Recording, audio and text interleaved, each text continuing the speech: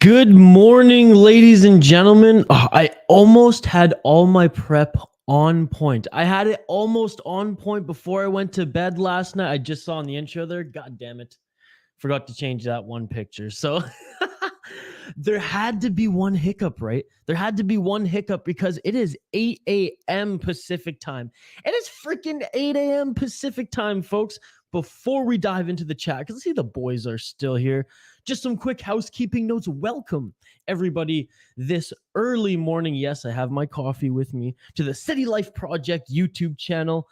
Brian Ortega versus Yair Rodriguez.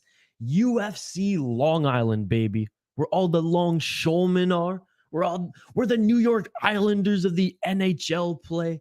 An amazing fan base and an amazing day of fights. Odd that it's so freaking early, I will say. But hey, I'm an early bird anyways. Despite not fucking with the intro, everything's set here for the next 6-7 hours. UFC on ESPN and ABC. Look at those beautiful, well, actually disgusting, but classic mustard tiger colored blazers. This is unbelievable. All right, let's get to the comments here. What is up, Icebox Baseball? Hey, Liam, thank you for joining. Hey, everyone, like the video. Share this to your friends if you dig watch-alongs. You know, my energy will rise a little bit. Not going to lie. I woke up 45 minutes ago. Thought I did all my prep last night. Looks like I forgot one little thing in the intro there, but it's all good. It's all good. What is up, Liam? But yeah, share the link. Let's get this humming. We have some contests throughout this stream as well. If this video gets to 50 likes, we're going to give away either, and you can choose based on their website, crypto.com or Venom UFC t-shirt.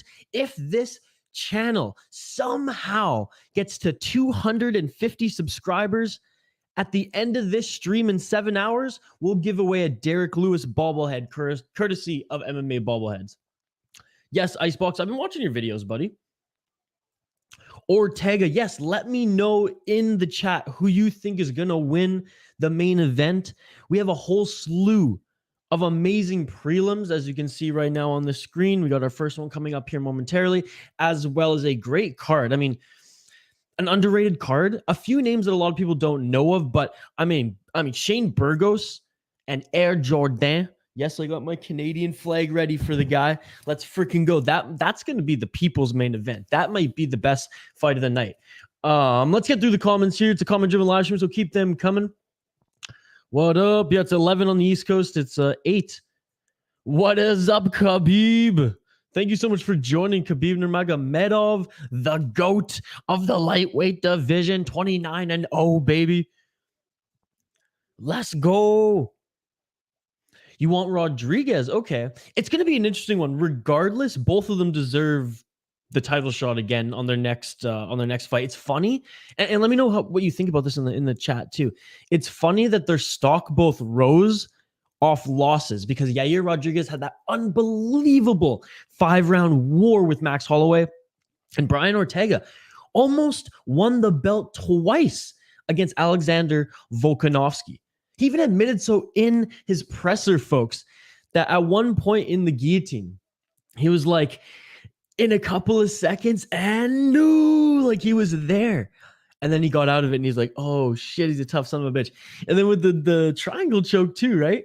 T-City, triangle choke. But no, Volkanovski, man, Volkanovski, the new pound for pound king in MMA. Thank you so much for joining, Khabib. I really appreciate it, as well as Epic Fishing.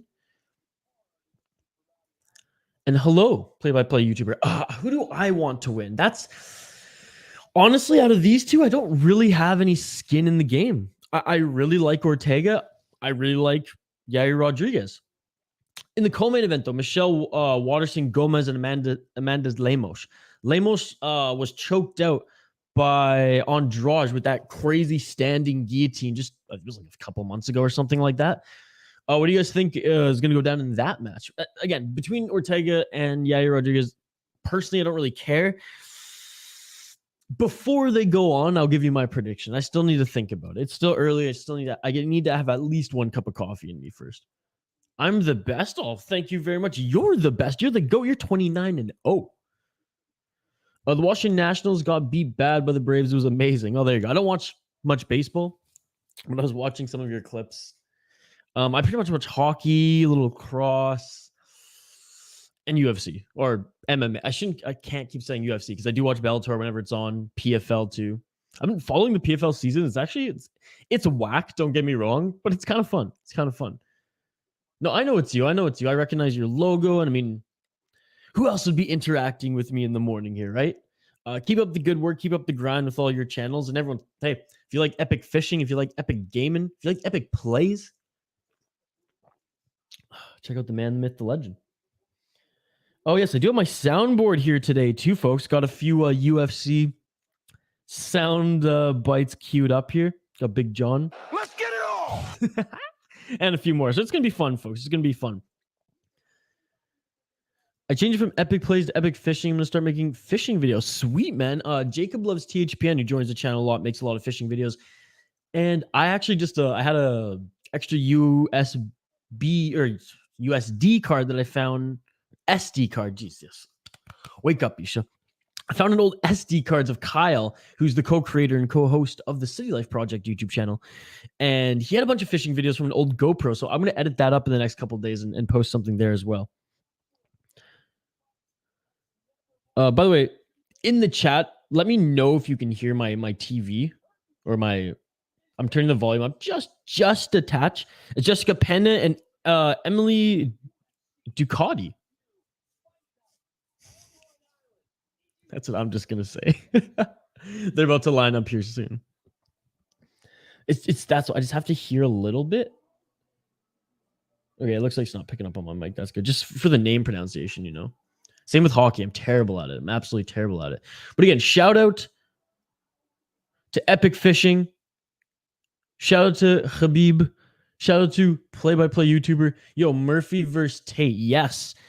Miesha Tate drops down to 125 to face Lauren Murphy. They were supposed to face last weekend, if I'm not mistaken. No, the weekend before. Lauren Murphy with COVID had to pull out. So, oh, sweet. Thank you, Epic Fishing. He's got headphones. He can't hear anything, so we're good. Yeah, who do you think wins that one, Habib? I'm thinking it's hard because like I want to give it to the Cupcake. She's the fan favorite. I love supporting Miesha Tate. Lauren Murphy coming off a title fight though, and a well-deserved title fight in that division, but she got absolutely mauled. So is Miesha Tate at this stage in Miesha Tate's career still a level above, you know, what a Lauren Murphy is in that division? Maybe. We're gonna find out. That's why I think this is a good matchup. I do think Miesha Tate, if she wants to wrestle, she will win this fight. If she brawls, Miesha Tate's a son of a bitch. So she can stand and brawl. She can take a beating. She maybe has some knockout power, but I don't know. Lauren Murphy, that's her thing. Stand and trade. She's hard as fuck. So, pardon me. I'm gonna say Miesha Tate based on the well-rounded game. But it could go either way. That's going to be a great fight, too. What about Jourdain, Jourdain and Burgos? Because I'm scared Jourdain's going to get knocked the fuck out because Shane Burgos is an absolute stud. But the resurgence of the young Canadian, man. Vous allez voir at the weigh-ins. Fuck, he's sick. Wish me luck, second grade. Good luck. Good luck, Habib. Avionics, what is up, Avionics? Thank you so much for joining. I'm sorry I missed a 6-hour stream. I was out with my dad getting a skateboard. Anyway, so you don't have to apologize. We're going to do it every single week, brother. So you're here now. I'm pumped. Let's go, because I'm going to be going all day. The prelims they've officially started, but the first fight hasn't started yet. We're probably like 5 minutes away from the walkouts, and then we have another up to 7 hours of streaming of fights here. UFC Long Island, Fight Night Long Island, Fight Day Long Island. Let's freaking go. Billy Quantillo. Right, by the way, I'm going to get the DraftKings odds up here.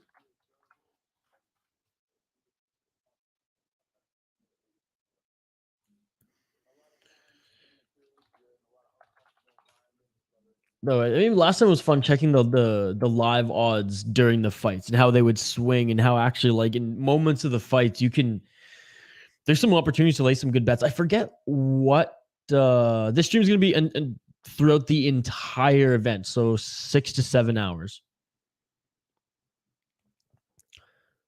So last week there was like a huge underdog. It was like a minus 850 or something like, or sorry, I'm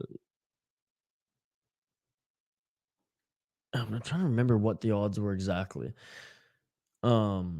Anyways, crazy underdog. And throughout the fight, throughout the, I think it was like end of the second round, and he's getting absolutely mauled. Don't like well deserved. But he got a takedown, and then he got some good ground and pound. And then he got up and he got a knockdown, and the odds didn't change yet. And I remember I was hammering that on the stream. So I'll get it up here in a second. It's just loading, and we can run that down, and I'll have it up throughout this entire stream as well.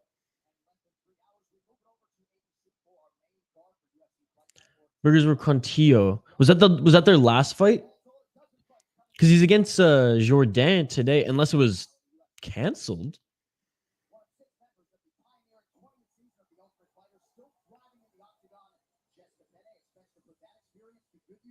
Jessica Penne against Emily Ducote. All right, here we go. The first official intro, John Anik. Oh, it's nice to hear his voice every Saturday. Every Saturday. It's just a beautiful thing. It's an absolute beautiful thing.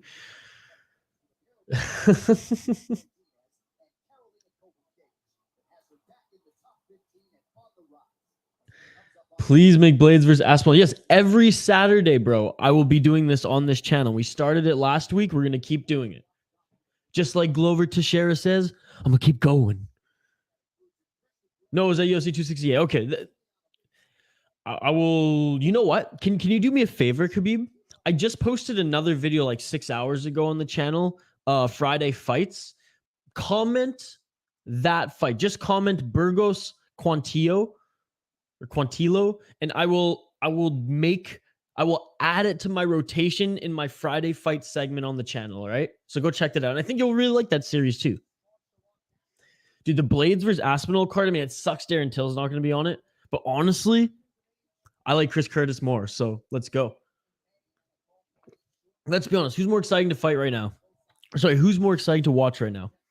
Curtis or Darren Till? Darren Till's a blob. Darren Till's fun to watch corner Chimaev, and apparently he's cornering Curtis too, which is hilarious.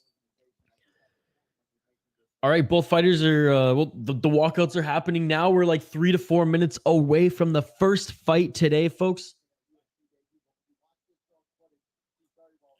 UFC 268. Yeah, okay. Well, do me a favor. Like I said, comment on that video. And anyone who wants to see me react to their fights of choice, and it doesn't even have to be UFC, MMA. We were reacting to street fights a couple of weeks ago. Check out the segment on the channel, Friday Fights. Again, reminders, we get started here, ladies and gentlemen. Like the video, subscribe to the channel, and drop a comment in the live chat. If we get to 50 likes on this video today, we'll give away either a Crypto.com or Venom UFC t-shirt. You get to choose. If somehow this channel gets to 250 subscribers today, we'll give away a Derek Lewis bobblehead, courtesy of MMA bobblehead. So there you go. There you go. A lot of love for the Ultimate Fighter veteran here, Jessica Penne. Emotional as she's walking out too. Interesting. 7th UFC bout for a veteran. Yeah, I guess that's not too many fights. I mean, Chimaev wants to take that many fights in one night. CB Quintillo versus Burgos, also Curtis versus Hermanson. Curtis versus Hermanson.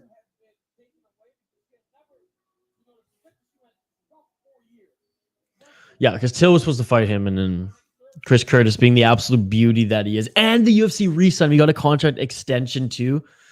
I mean, you got to love the guy. He was retired coming out of the PFL just a few years, or just last year.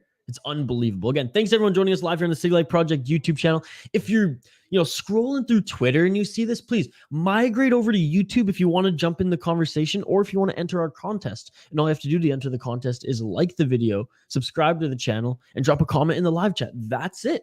So if you are seeing me on Twitter, please migrate over to YouTube, support the channel. We do UFC streams every Saturday, as well as music content, some hockey content, whiskey and beer tasting content, the whole 9 yards. Kyle actually just got back from the States for a 4th of July shindig last week, and he filmed the whole thing. So we're gonna post that in the next couple days too. So here we go. Tail of the tape, folks.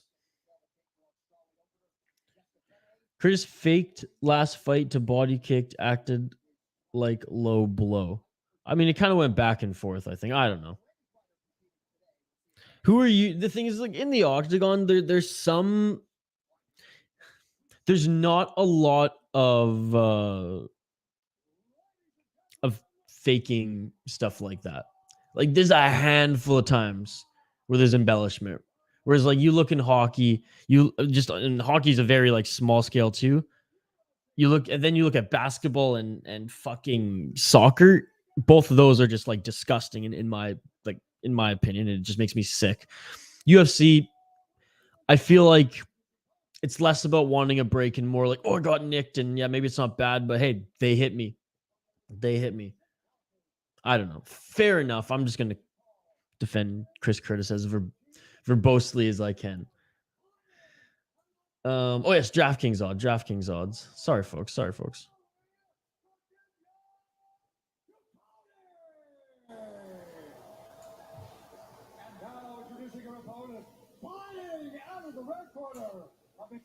Well, it's good to hear Bruce's voice back.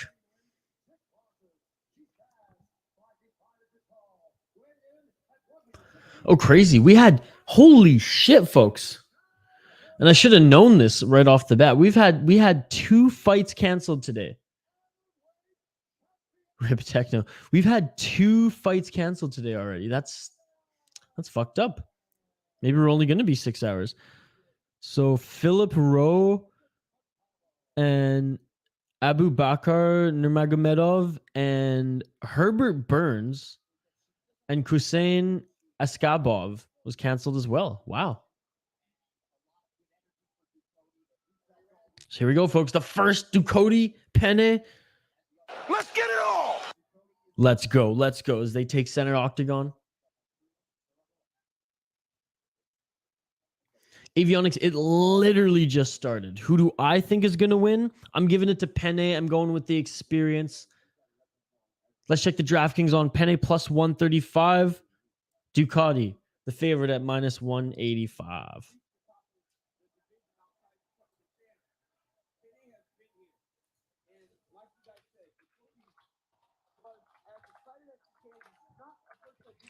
Both of them just feeling each other out.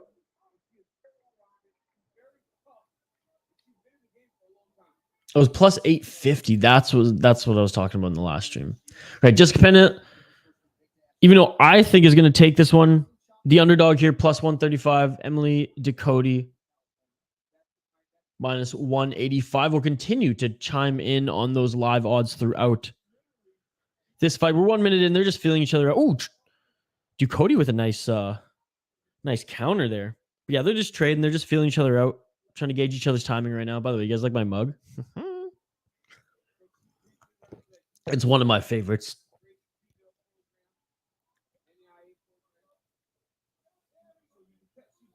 Ooh, Ducote looks just dialed in, dude. And, I probably just should have rooted for her or chose her in this one. That should have been mine that I locked in. Because Penne was emotional walking out. Sometimes that's good, but sometimes that can drain you. And Ducote just looks absolutely dialed in. By the way, like the video, folks. Drop a comment in the live chat. Subscribe if you haven't already. We're going strong here. The full 6 to 7 hours. Oh, it sucks that Burns fight was canceled. I wanted to see what he was made of. Dude, Volkanovski absolutely showed that he's the pound for pound, the number 1 pound for pound fighter in the world. He dismantled Max Holloway, which is crazy, which is absolutely crazy. Think about the wars that Ortega had with Holloway, the war that Yair had with Holloway. And don't get me wrong, there's wars that Volkanovski's had with Holloway. This was his third 5-round fight with him. But man, did he just make it look easy like he did with the Korean Zombie. Avionics, I mean, there's not much going on right now. But as you can see, even on the ESPN scores here, Ducote's probably winning this round if we're ending it right now. But there's still a whole half of a first round to go. Penne has the Muay Thai clinch here. Oh, a nasty elbow. That was nice. And some good kicks. So that was really good too. 7 leg kicks for Ducote.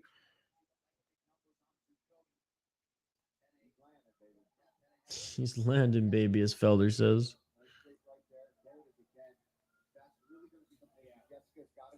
Okay. The experience in Penne is starting to like show a little bit now. Looks like maybe the cobwebs, the nerves are starting to get shooken off just a tad.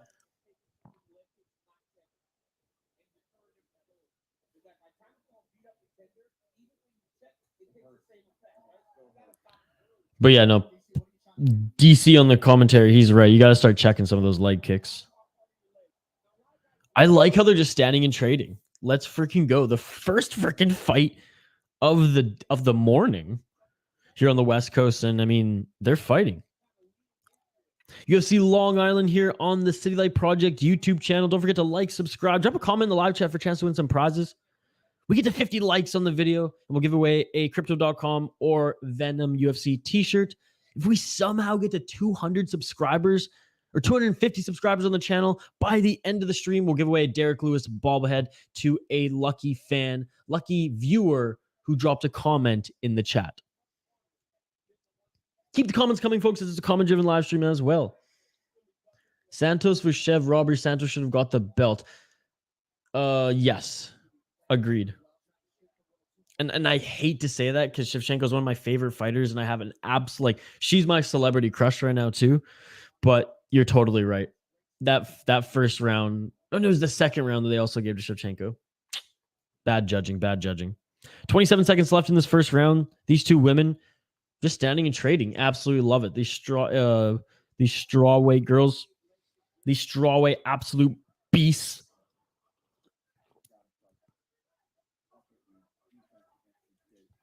Oh, the counters by Ducote have been excellent. A little bit of the smaller woman. Credit to Penne. She actually she looked pretty good. Took about 2 minutes to get going. The crowd's so loud, by the way. It's the freaking first fight of the day. 11 a.m. in Long Island, and I got like volume 3 on my laptop here, and I can hear the crowd. That's amazing.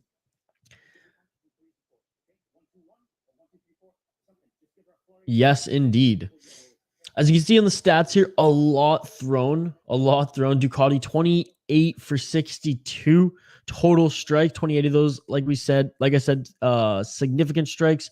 18 to 81 strikes flown by Penne were significant. 12 to the head, 6 to the body. 12 of 13 kicks landed for Ducote there. So got to start checking those leg kicks, or be aware of that if you're Penne. Thanks everyone joining, by the way. Again, live reaction watch party throughout this entire stream. Again, sucks that we had 2 fights already canceled here today, but hey, it is what it is. In this fight already out of the gate, Ducote with a kick to start it off. Round 2 is upon us, folks, and thanks everyone for joining. This is amazing. This is so much fun. Last week's was so much fun. I'm trying to keep my volume low a little bit. It is Saturday morning. The neighbors, the roommates are still sleeping. Ooh, and Penne, she showed that leg, her lead leg, that one hurt. Her nose might be just mangled too, as she keeps touching it, keeps checking it. Yeah, I can go for the level change there. Yeah, I mean, Ducote's starting to... She's looking pretty good.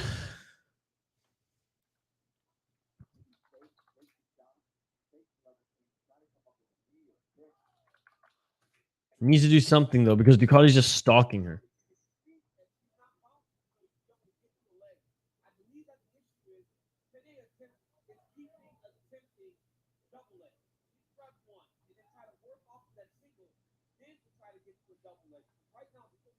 Keep the comments coming, folks. If you see me just like look at my screen for a second, it's either I'm watching the fight or just sharing the event on Twitter. Ooh. I'm also just gonna open this tab with it just has some other lists of stats that we can run down between rounds or if we're waiting for a decision. Plus 360 now is the live odds, how they have shifted from a plus, what was it, 180 going into this fight. Emily Ducote a minus 575 right now. So, I mean, in my eyes, on the judges' eyes, and DraftKings' eyes, Ducote is surely winning this fight. I mean, look at the stats too on the screen. Penne needs that. She needs some control time against the cage. She needs to dominate in the clinch, or she needs to get a takedown. Plain and simple. What is up, Jacob? Thank you for joining. Thanks to everyone joining us live here on the City Light Project YouTube channel. UFC Long Island Ortega versus Rodriguez. Very excited to be here for the next 6 to 7 hours with all you amazing people. We have a contest going on, so don't forget to like the video. Just and drop a comment in the live chat. If you do so, you're automatically entered into winning a Crypto.com or Venom UFC t-shirt of your choice. Stick around to the end of the stream or come join us at the end of the stream if we reach 50 likes to see if you have won, and so I can get your information to send you your prize. If we somehow get to 250 subscribers on the channel, we're going to give away a Derek Lewis bobblehead courtesy of MMA Bobbleheads.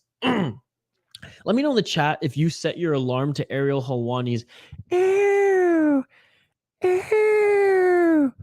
That's how I woke up this morning. Isha, mind if I go make coffee? Dude, of course. Just leave the screen going and go make some coffee. I have some coffee going in my double bubble mug. Huge coffee mug guy, personally. We might actually have a guest jump on the show as well.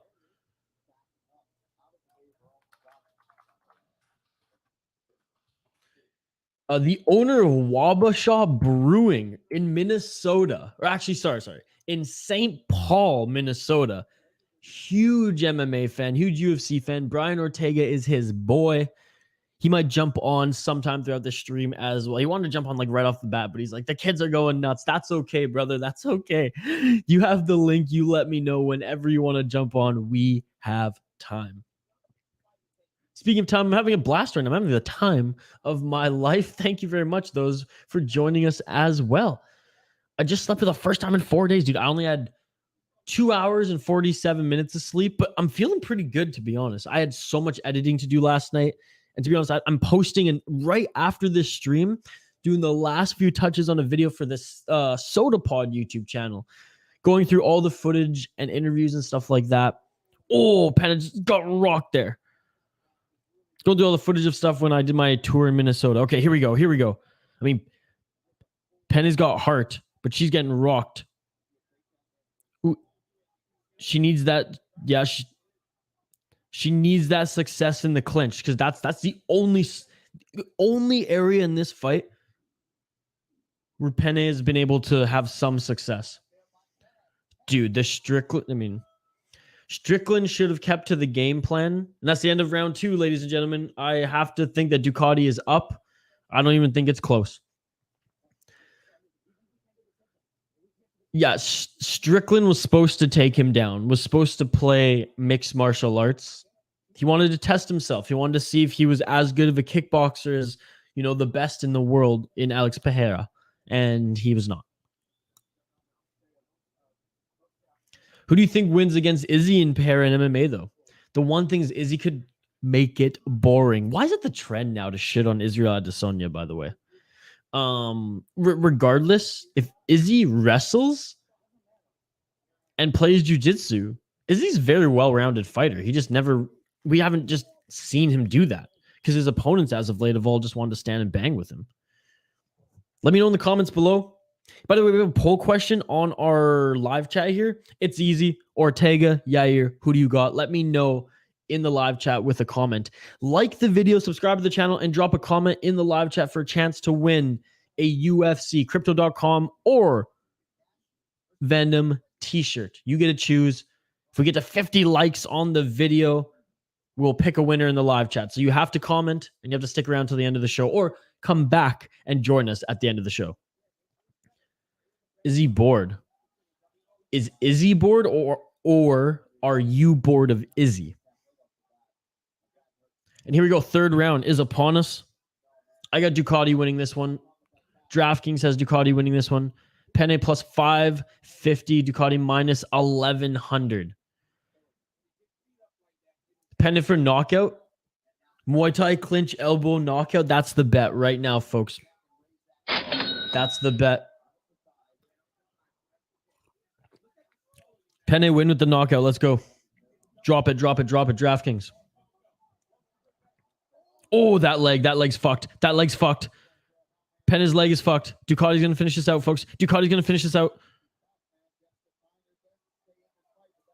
Dude, Izzy is beautiful technique. You say he does nothing. You are disrespecting the champion. You have no right to say that about him. Have you been in a fucking cage? Have you fought? No, you haven't.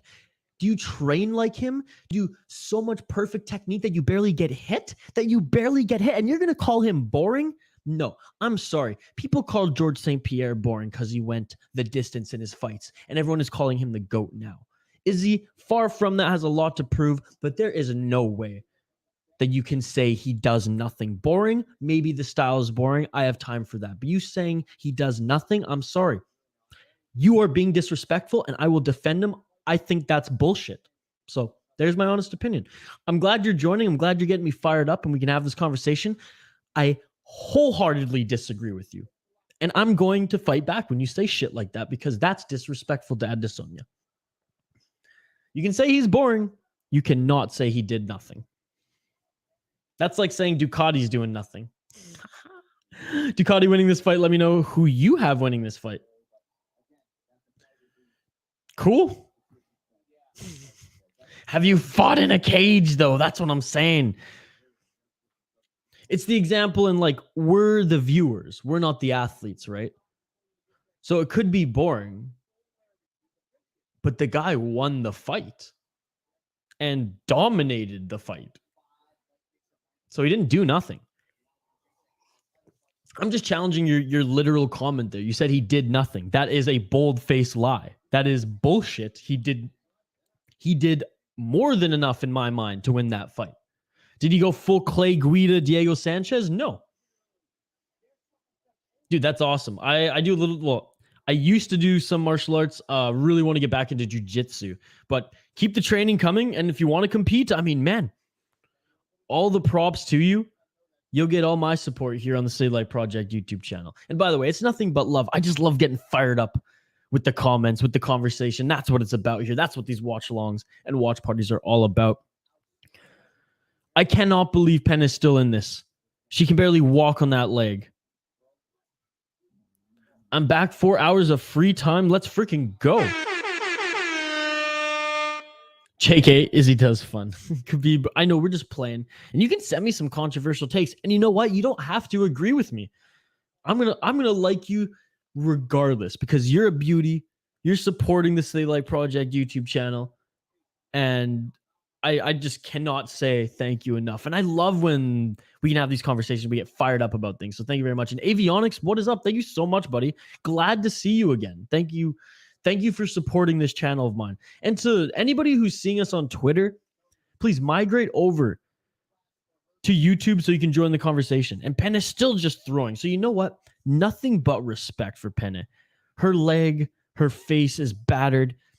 30 seconds left in this fight. And she's like, you know what? I'm just going to keep walking forward, standing in the middle of the motherfucking octagon. And I am going to trade punches. Elbows, still try to get the clinch. Nothing but respect. Nothing but respect. Best friends forever, buddy. Round of applause, folks. Let's fucking go. This has been What a great fight to open up this event. Oh my God, Ducote. She is good. She is fucking deadly. And again, round of applause. Round of applause. Looking to finish it. And it's all over. Penne had her moments. I'm saying that Ducote has this one, folks. I'm thinking Ducote has this one. What are your thoughts? I mean, look at the freaking stats here. 102 significant strikes landed. 102 significant strikes landed. That is unbelievable. What's going on? Thank you so much for joining me here on the City Life Project YouTube channel. I really appreciate it. Thank you so much. I'm glad to see you. I will be here all day, 6 to 7 hours until UFC Long Island is done. I will be live here on YouTube. So like the video, subscribe to the channel. You've dropped a comment in the live chat, so you know the drill. You're automatically entered into winning either a Crypto.com or Venom UFC t-shirt. You get to choose. You get to choose. We'll choose a winner if we get to 50 likes on the video at the end of the stream. We'll choose someone who commented in the live chat. If somehow we get to 250 subs on the channel, we will give away a Derek Lewis bobblehead. Official decision. Oh, I thought they were about to give the decision. They go to a quick commercial. You almost broke your hand yesterday training, or what happened, buddy? Thank you very much for joining. My roommates are sleeping, so I'll give a They kind of sounded like Helwani. All right, official decision is in.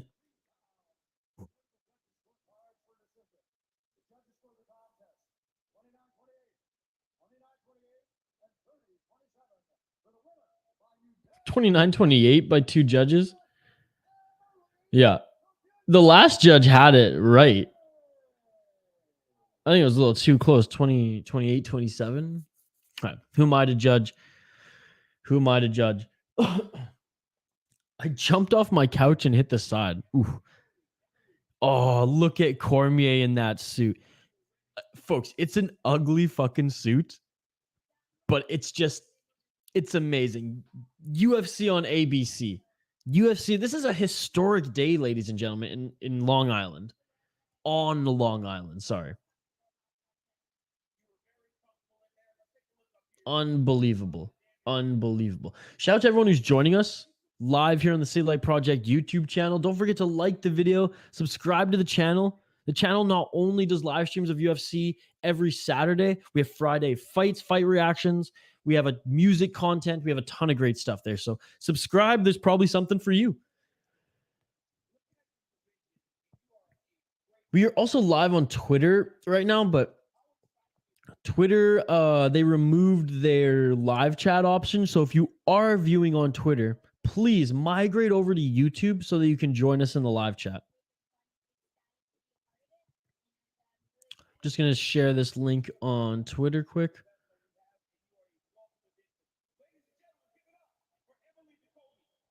Emily Ducote with a very, very impressive performance there.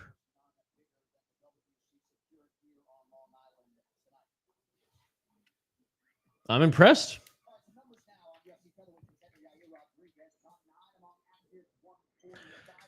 That's the thing.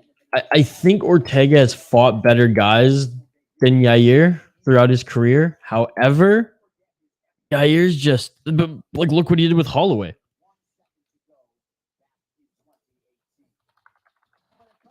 I mean, it was, we all knew Holloway won that fight, but it wasn't as decisive. I don't think.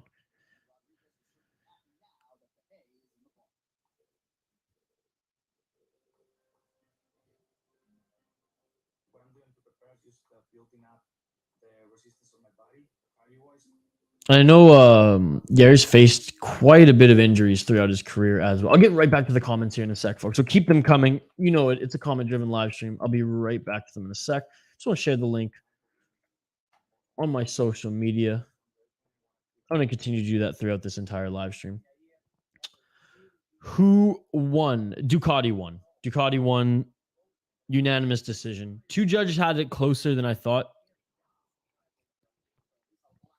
But yeah, clean sweep, clean sweep. Thanks everyone joining. By the way, like the video, subscribe to the channel, drop a comment in the live chat for a chance to win a UFC Venom and or Crypto.com t-shirt. Once we get to 50 likes on the video, we will announce a winner, someone who commented in the live chat. If somehow this channel gets to 250 subscribers by the end of this stream, and I know that's a long shot, but to reward someone who commented in the live chat, if we do get there, we will give away a Derek Lewis bobblehead, courtesy of MMA bobblehead. Comes in the box and everything. It's unbelievable, folks. So that's incentive to share the link. I mean, if your friends or family, brothers and sisters, or UFC fans, you think they dig this watch along, even just to enter the contest, share the link.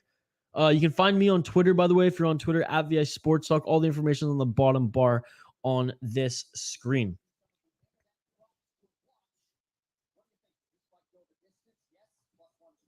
You really want Dustin Jacoby or Dustin Poirier?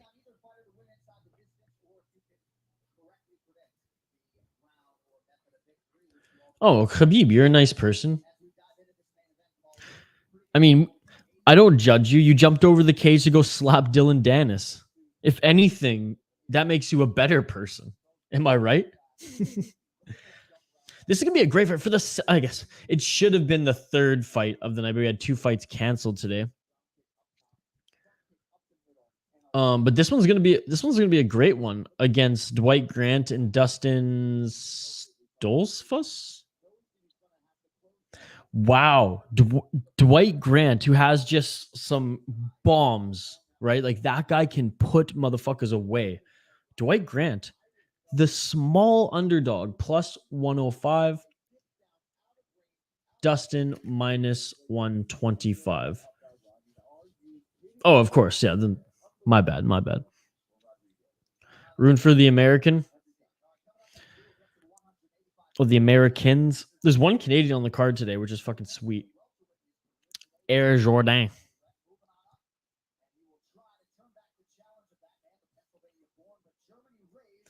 When is the Brian Ortega versus Rodriguez fight? Like 6 hours from now? 5 hours from now? It will probably be at... What do y'all think? 1 p.m. Pacific?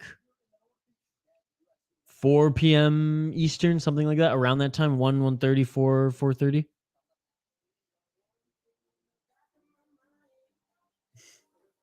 I will say that the government sucks. And some of the people. But I can't say that about everyone. And I'm not even going to put that on the screen because that's not nice. And you know what's funny? Is your name is literally, well, I guess Dagestan if you want to get technical, but if you really have that much hate, you got to change your name or username, right?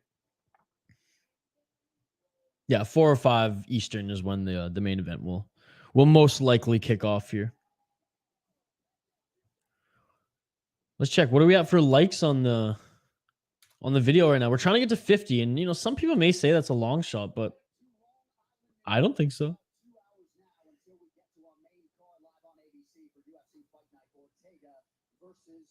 All right, we're slowly climbing the ladder.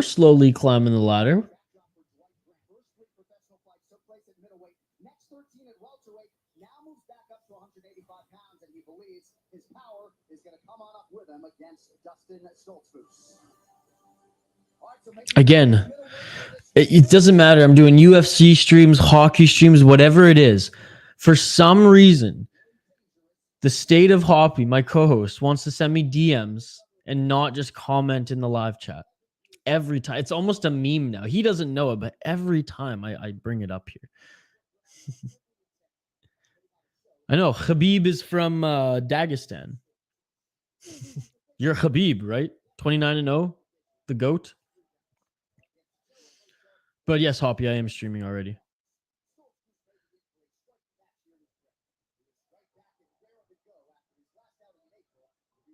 Got to get those watch hours. Got to build the community. Got to watch some fights. Dustin Stoltzfus. That guy's absolutely shredded. Holy crap. Man, these ABC jackets. I wonder if it was ABC. I mean, if it was like a collaboration, like, oh, we want to do something to stand out, or if this was just like ABC's thing. I think Grant will win, even though I know nothing about UFC. Grant has, what's his reach? Yeah, he's only, I guess he's 1 inch more, but he's got reach and he's got some knockout power, but I've seen him get dropped a few times.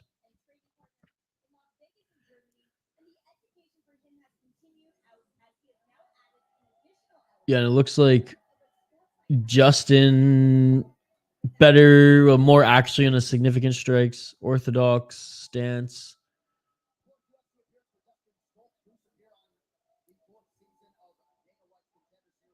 Yeah, I'm excited for this one. This one should be good. These guys are going to stand and trade. I doubt we're going to see too much wrestling in this one unless Justin really does not want to stand and trade with Grant. But I mean, I can't imagine Grant's going to be that much more superior in that category. Well, we'll see. We'll see, folks. Like I said, Grant the slight underdog, plus 115. Stoltzfus minus 135 on DraftKings. Again, like the video, subscribe to the channel if you haven't already, and drop a comment in the live chat to enter our contest. We're trying to get to 50 likes on the channel. If we get to 50 likes on the channel, then we will give away Crypto.com or Venom UFC t-shirt.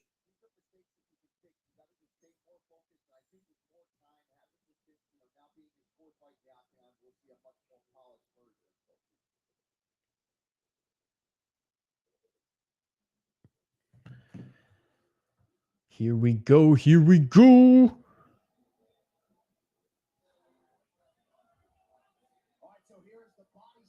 The Body Snatcher. What a nickname. The Body Snatcher. Dwight Grant. Yeah, he's been fighting since 2011. Yeah, I knew I've seen this guy fight quite a bit.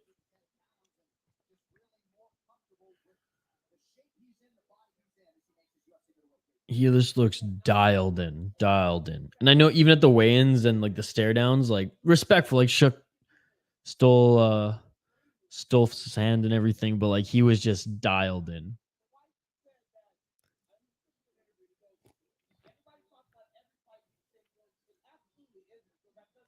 Shout out to our partners and those helping to make this happen today. Northland Vodka, Waggle Golf, and 7th Avenue Pizza. Get your waggleon.com whether you're in the United States or Canada for the best damn golf apparel. Hell, I don't even golf. I just look fly as shit when I wear their gear. If you're in the Midwest, Northland Vodka by former NHL player Mark Parrish, and 7th Avenue Pizza by the man, the myth, the legend who probably could have made the NHL, CFL, or even NFL. Our boy Matt at 7th Avenue Pizza. Those three partners of ours are making this happen. So shout out to them. You can see their logos on the bottom of the screen here. Go support them because they support us. Russians do not suck. Just their government. Their government sucks. They're assholes. YouTube, don't shut the stream down because I said that. Not the people. The ones calling the shots. But anyways, this is a UFC stream. 37-year-old Grant against a 30-year-old Dustin Stoltzfus. I hope I'm saying his name right. And Bruce Buffer now giving the announcements. We're about to start our second fight of the day. Well, the morning.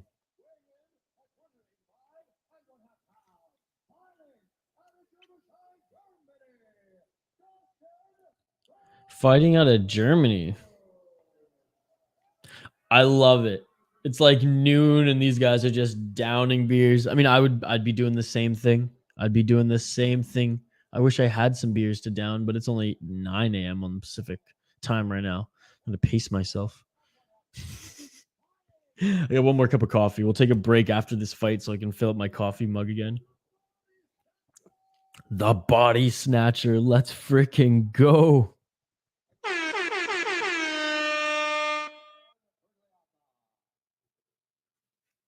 I play Gang Beasts. Okay. I don't know what that is. All right, folks, here we go. You ready? Give me your predictions in the live chat. Bout number 2. Let's freaking go. Let's get it on. Let's get it on. Grant Stoltzfus.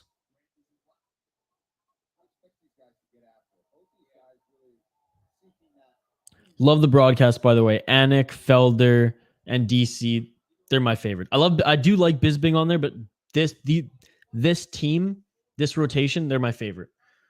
Tell me your favorite UFC commentator rotation and you know, your ideal 3 in the comments. All right. Gaining some range here, Grant's always like he's jumping around. He always moves quite a bit, at least in the first round. Honestly, he's always kind of moving. Even if he's not winning the fight, even losing, he's always kind of moving, looking active. Kind of like that Ricky Tercio, who's been heavily criticized coming off his loss from last weekend. Oh, no worries, buddy. I'm always going to give you a shout out if you support us here in the channel. And I love having you around here. This is awesome. Someone to talk to. Oh, and they're trading bombs. A couple uppercuts landed by Stoltzfus. Holy shit. Oh my God.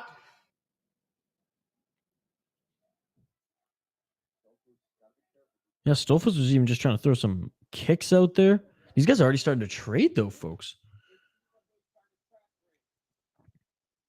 Grant has to be the one that applies pressure. He can't just move side to side and just like bob around, because this Stoltzfus guy looks like an absolute beast. And he's just throwing bombs. Dude, yeah, Stoltzfus looks big. Oh, he got the leg. If that left hook would have landed, that might have put him out. If Grant's left hook would have landed. The body snatcher. I can't get over that nickname. That's unreal. Live odds at DraftKings plus. Oh, where are we at right now?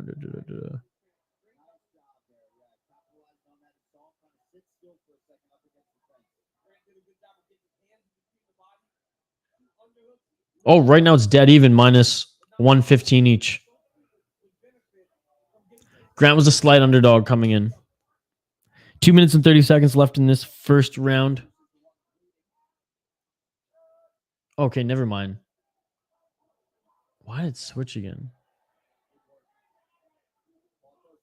Okay, never mind. It went back to normal. Plus 110 for Grant. I think that was just DraftKings site just bumblefuck there for a second. Minus 150 for Dustin.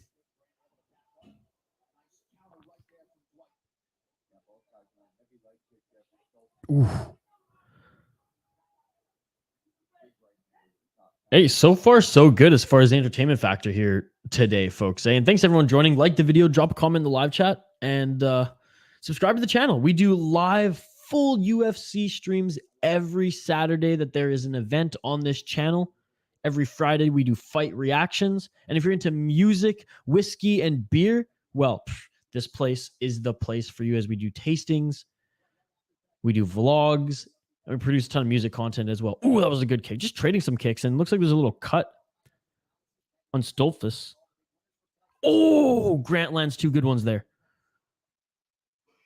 Grant still looks dialed, folks. He looks dialed. He took some big shots early. He's got a tree trunk for legs, though. Holy shit.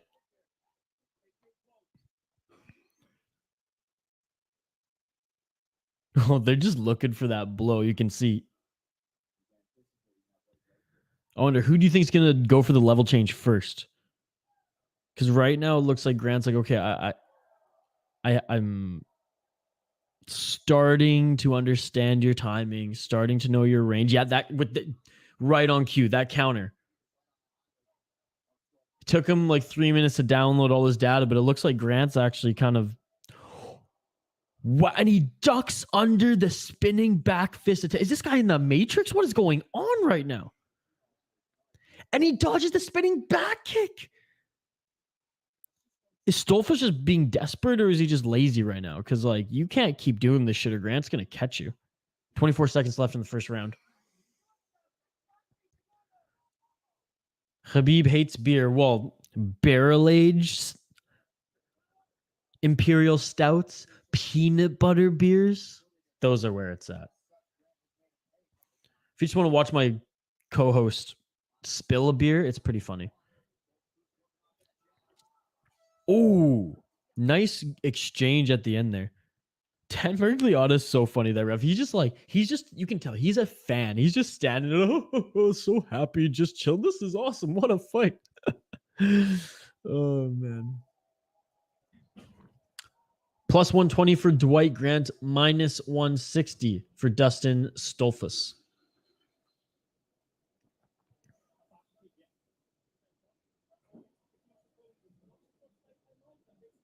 I was just thinking that Tommy Tohold on Twitter, Dustin would 1,000% be played by Tom Hardy in a movie about Dustin Stoltzfus' life. I'm just retweeting 1,000%. Again, we might have a special guest join us sometime throughout this stream. The owner of Wabasha Brewing Company from from St. Paul, Minnesota. He jumped on my podcast, the Soda Pod, got to visit him. He rolled out the red carpet for myself and my co-host of the podcast, State of Hoppy. We went out there. Huge UFC fan, so I gave him the open invitation to anytime throughout the stream to drop by. So, hey, we might have a guest later in the show. Round 2, folks.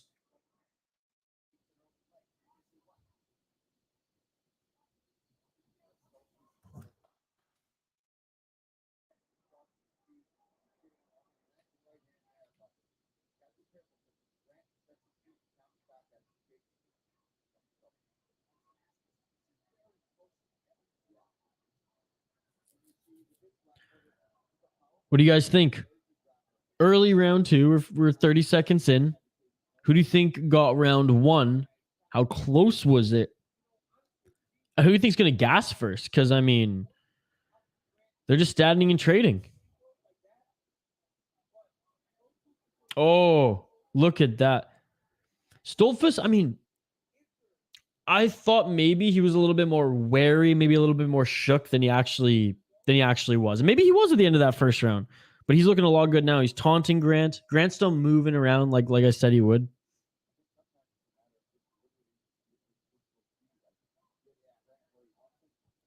Plus 155 for Dwight Grant. Minus 205, the live odds, courtesy of DraftKings for this fight.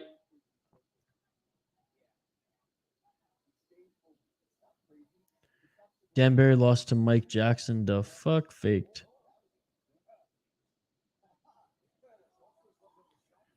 Yeah, Grant, he moves side to side, back for. He's always moving, which is good. I mean, you got to keep your opponent on their toes.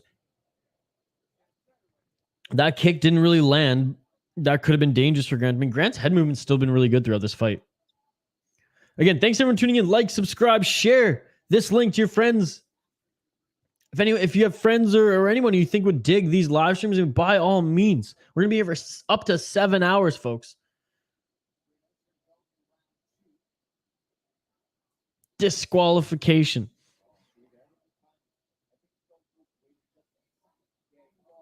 What do you think about the O'Malley Munoz poke? Khabib, since we're talking about, I guess that was no contest, but still. All right, 2 minutes and 35 seconds left in this second round. Pretty even bout. Folks.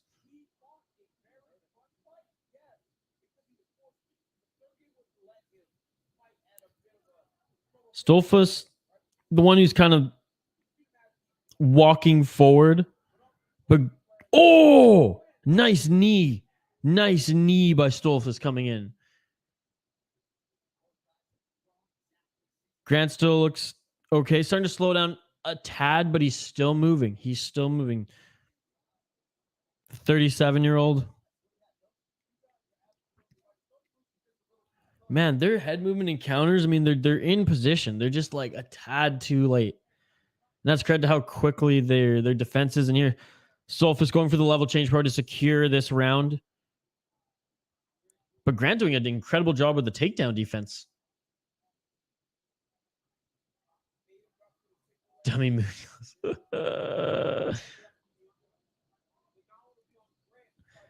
Yeah, I wanted to see that fight go the distance. I'm I'm interested in what Sean O'Malley can do as a fighter, okay? Antics aside, which some of them I like. I listen to his Bro Malley podcast. Actually, I like his trainer. He's awesome. I listen to his podcast. But anyways. Oh, and there we go. Gets the takedown. Stoltzfus gets the takedown. That's huge for this round. That's huge for this round. He looks tight wrestler too. Position just he's just mauling him right now. Oh, these are big shots. Could he? He's got the hooks in. He's got the hooks in. This is bad for Grant. This is really bad for Grant. There's 45 seconds left. He's going to get the choke. Yep. Oh, fighting the hands is Grant. Fighting the hands. There's 35 seconds left. If Grant can stay calm, cool, and collected, this is the experience factor. Fight the hands. You have time. Or you don't have time, which is a good thing. Just survive. Just survive. Just survive. 20 seconds. It's on the chin. It's not yep. All right, he's got pretty much full mount on the back now. 8 seconds left. And Grant's doing a great job of defending, getting in close with those hooks. The slams by Stoltzfus. I mean, that's great wrestling there, but props to Grant getting out of that round. I mean, if you think the first round was close, this second round, that's all Stoltzfus because of the takedown and just the dominance that he had on the ground. I mean, credit to Grant. The experience factor was there. Wow. Again, keep the comments coming, folks. I want to interact with you. I want to have conversations about what's going on right now during the event, UFC Long Island, Ortega, Rodriguez, or anything else in the world of sport. 1-1. The first round was tough, man. I would give the first round to Grant too, so I'm going to agree with you, but I'm not critical of any of the media members who were saying that that Stoltzfus got got that first round too. 1-1. Whoever else is in the chat right now, let me know. Who else do you think? Or let me know your predictions going into the third.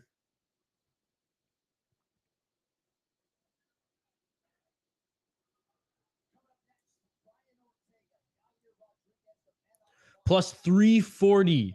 The live odds coming out of DraftKings for Dwight. Grant minus 525 for Stoltzfus. Grant for a knockout, folks.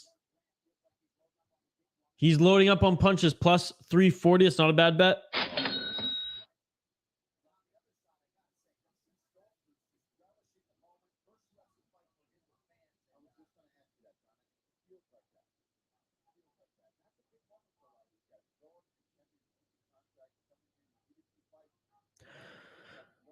Well, and you can see, if you're watching on ESPN or ABC, ladies and gentlemen, they just showed the DraftKings odds as well. Just going up. Dwight Grant now plus 400, Stoltzfus minus 700. They just changed as we were talking. Johnson versus Malarkey robbery. I agree, because it happens way too much to Michael Johnson. And it was a great fight. No disrespect. But yeah. I agree with you 100%. Keep the comments coming, folks. It's a comment-driven live stream. Thank you, everyone who's tuning in. Like the video and drop a comment in the live chat for a chance to win some prizes. Once we get to 50 likes on the video, we're going to give away a UFC t-shirt. And if we get past 200 subs on the channel, we'll give away some more prizes as well. So there you go. There you go. Incentive to join us here today. We have a poll question going on as well in the live chat. Who do you think is going to win the main event? Ortega, Rodriguez. Ortega leads right now 94%.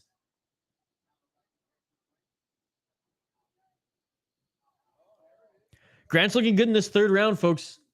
Stoltzfus a dominant second round. Our boy Khabib thinks that Grant got the first round. What do you think? If you're just joining us right now, do you think Grant got the first round? If Grant keeps showing strong in this second, can avoid the takedown, do you think that Grant can narrowly pull this one out? I think this is Stoltzfus' fight to lose. I think he's up. He's doing enough. He's strong. He's a tough motherfucker. No disrespect to Dwight Grant. 37 years old with 11-5 record. That's legit.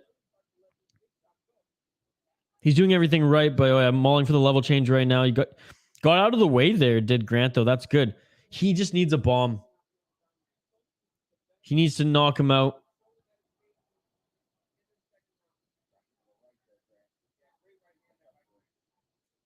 Winning who? Huh? QYI.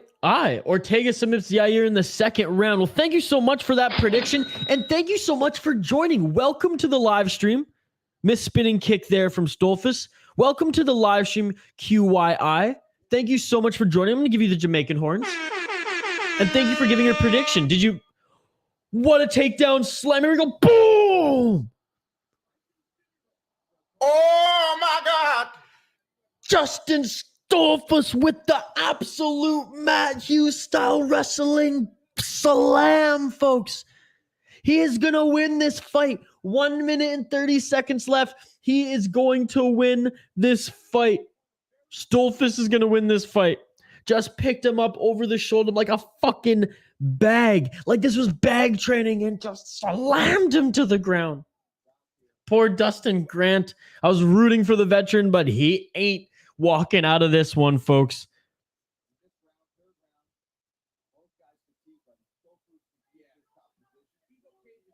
Yeah, Stoltzfus is just going to stay on top and just hit him a few times. Just keep hitting him with some shots there. 141 shots. 51 of those significant. 87 landed for Stoltzfus. Wow. Again, QYI, Khabib, Avionics. Jacob loves THPN. Thank you so much for joining thus far. Share the link on social, friends or family. Trying to build the channel, build this sweet little fight community here on the Save Light Project YouTube channel. I did upload a video last night before I went to bed, folks. Friday fights reaction. We have some Yair Rodriguez and Brian Ortega highlights in there to view before the main event. And also let me know if there's any fights. It could be street fights. It could be freaking like hick-ass motherfuckers yelling at each other, McDonald's scrapping. If you want me to react to a fight, comment on that video. Avionics, I was wrong. And there it is. There it is. Look at the finish it! It is all over! Great fight. Great fight. That slam is going to be on UFC highlights forever. MMA on point. I'm calling it right now, so lock it in. MMA on point. Their next list is going to be like top slams in UFC. The UFC YouTube account is going to do best slams in the UFC. In the Pocket, he's going to, share his video. By the way, shout out to In the Pocket, one of the best YouTube channels out there, my fellow Canadian brother. He's going to do one best slams. Amazing. A high school fight. This was a high school fight? Avionics, by the way, thank you so much for joining and supporting my my new little venture here. You're the man. You're the man. All right, next is Dustin Jacoby, folks. Plus 100 is the Dustin Jacoby is the underdog right now, the veteran. Plus 100. Jung minus 120 favorite. It's narrow. It's narrow. Dustin Jacoby in our next fight, the slight underdog. There hasn't been a knockout yet. We have 2 fights go to the distance, so I'm not going to take a break yet. When we do have a knockout, we have some filler. I'll take a break. I'll refill my coffee, but don't go anywhere. If I do take a break, we'll have some music in the background. I'll have the stats up here. I'll be still interacting with you on my phone via the live chat in case, anything happens. Not that there'll be a fight going on, but maybe there's some breaking news or whatever. I'll jump right back on. But keep the comments coming, folks. I want to interact with you throughout this entire live stream. Official decision. Let's take a look. There it is. Exactly that. That guy's an absolute beast, dude. Yeah. Unanimous decision. And props to Dwight Grant. It was a good fight. It was a good fight.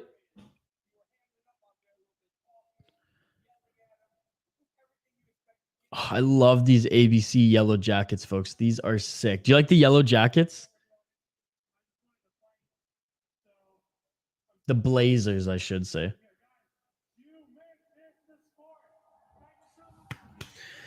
Avionics, I've been doing my vlog, the City Light project with my co-host and co-creator Kyle Mudge for about 7 months now. Just started, well, we just rebooted a hockey streaming channel, which I'll be really starting to ramp up during the regular season. And then my podcast, the Soda Pod, has a YouTube channel. We're not super active on it, but we do post some content. We're going to be posting more beer content on the YouTube channel. Interviews with brewery owners and walkthroughs and stuff like that.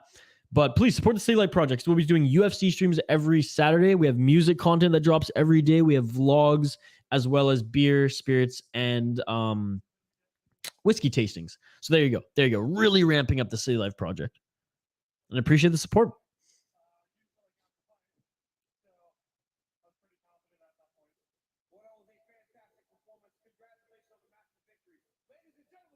All right, here we are. We're next. Dustin Jacoby against Jung, ladies and gentlemen. A 205 light heavyweight bout next. As we have the stats here up, courtesy of ESPN. Love the layout that they have.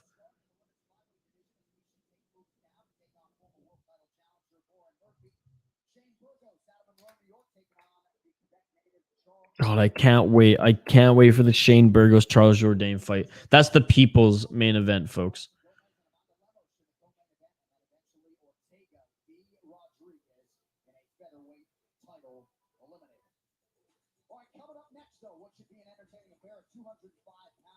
Yep. Dustin Jacoby, always an exciting fight. Jacoby been around forever. Haven't seen Dutton, but solid record. Hey, thank you for the comment, Jason. Really appreciate you joining. I'll give you the Jamaican horns. Welcome to the community, sir. I don't think I've seen Jung either, to be honest. Hey, if we know anything about Korean martial artists, he's probably a fucking stud. Jacoby has been around forever, kind of a fan favorite. 17-5-1 is a very respectable record for someone who's been around as long as Jacoby. 15-2-1 though for Jung. I mean, I'm excited. Is this the first fight where we see a knockout, folks? Jason, I'll ask you too, and the rest in the chat. Is this the first fight that we see either a finish, TKO submission, or knockout? Let me know. Huh, you started City Life like a month before I found THPN. Well, there you go. My channel's been around for a while because it was just like my emails YouTube channel. But yeah, I think it was October of 2021 is when we started posting on the City Life Project YouTube channel. Used to only post like once or twice a week, but now we post every single day.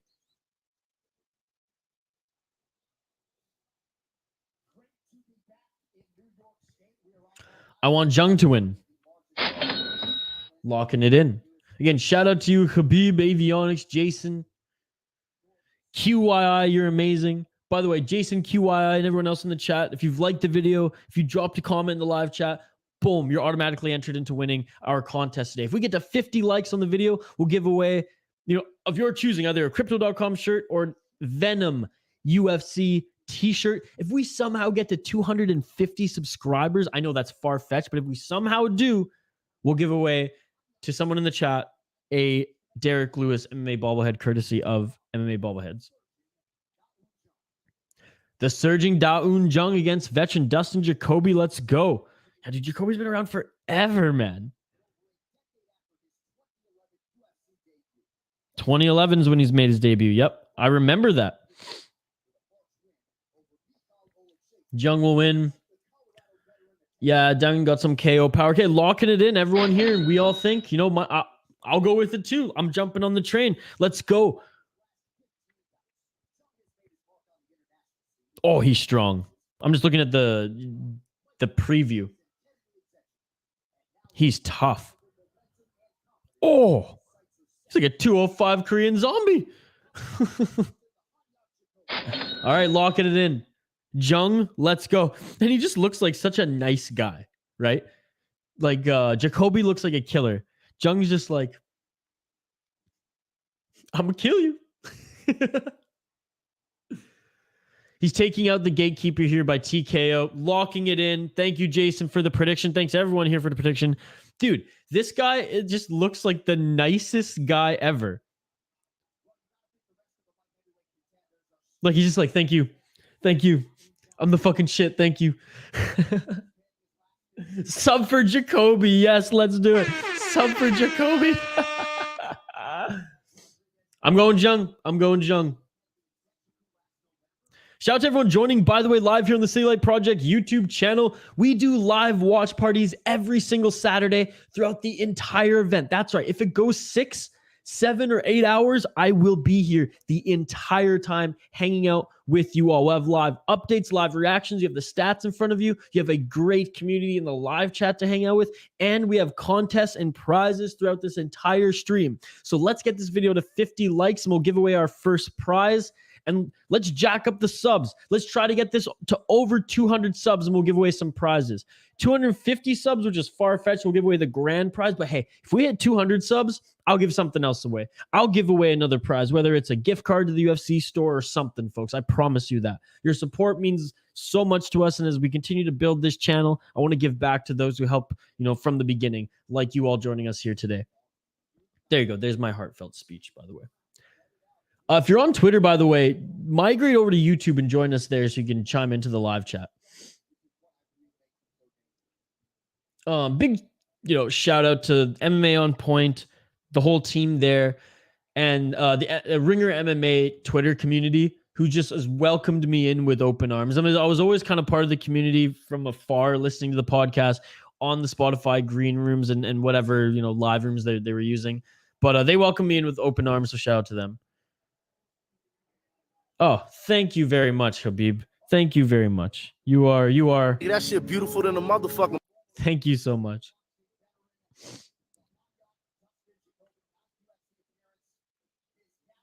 Nine UFC appearances, yet being around for 10 years.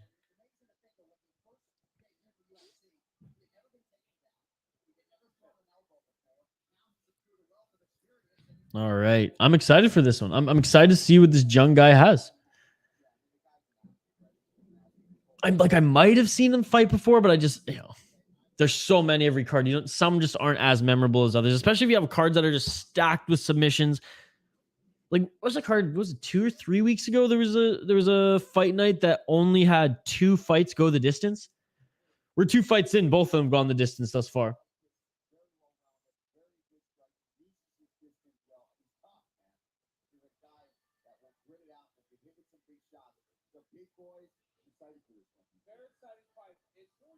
Yeah, I'm excited. This one is going to be sick.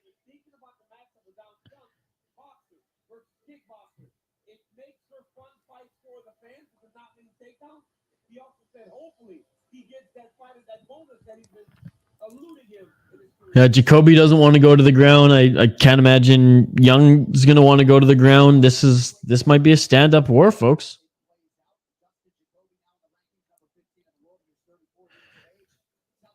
Jacoby number 15, the 205 division, light heavyweight division. Plus 100 underdog, like I said, for Jacoby. Minus 120 favorite for Jung. 78.5 inches in reach for Jung. Damn. Oh my God. We have our... Look at that. Look at that right before the fight. I told you all we might have a guest.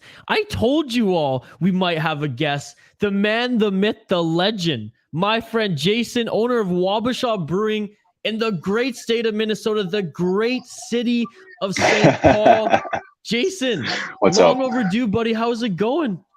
I survived it was a 4-year-old tantrum to be able to watch the UFC today. Yeah. The 3 young kids, but I made it. I'm here. Hanging out in the basement. Is it easier for you when it starts early, or is it harder? As a parent, as a brewery owner, someone who serving beer today. Yeah. No, late at night when I can just chill out and watch it on my own is the best way to do any of the MMA these days. Otherwise, before streaming too, I usually just had a bunch of shit going on, and then that's the great thing about Fight Pass. As long as you stay off Twitter, You can just, Fight Pass, ESPN Plus, whatever. You can watch them right after. You can, if there's a knockout, you can skip all the filler, and you can, a 3-hour event turns into, an hour and a half. But yes, excited to start this one. Jason, we can talk about anything and everything as this stream goes on, but obviously we're both watching this. We're going to give our live reaction as this starts out. Let's get it on. What are your predictions, by the way? Jacoby, Jung. The chat says Jung's going to knock him out. Jung. Yep. Knockout. He's got that KO power. He's knocking people out with elbows. I don't know if he's got judo and takedowns. He's the 205 zombie, the way he stalks his opponent. He's got the last name. He just looks like the nicest guy, too. He's just smiling away. But props to Jacoby. Finally in the rankings, number 15, true veteran, 10 years in the UFC. Looking for He's been in and out of the UFC. He's been there, out Bellator for a while. Now he's That's back. right. Yeah, just a 10-year career thus far, and the highest level, anyways. But I remember watching him when he broke through. Never went for a takedown. Never did a clinch. Just went in there and just threw bombs. Something tells me his game's evolved. Yeah, just a bit. Oh, I like him throwing the. No, you can't just keep throwing leg kicks. Yeah. Checking everywhere though. Shout out to the chat too, and everyone giving us some predictions. Second round is where everyone's kind of leaning where this fight's going to end here. But I mean, Jung just is just right away stalking him going in, and he's huge, man. Jung's a big 205er. Seems to be enjoying himself. Jung has no ground game. Okay. I haven't seen him before. First fight on ABC too, which is pretty exciting. First fight in a long time, anyways. I believe they had over 10 years ago. Wait, did ABC have Strikeforce back in the day, or did you watch CBS? CBS had Strikeforce, yeah. Well, this is exciting for ABC then.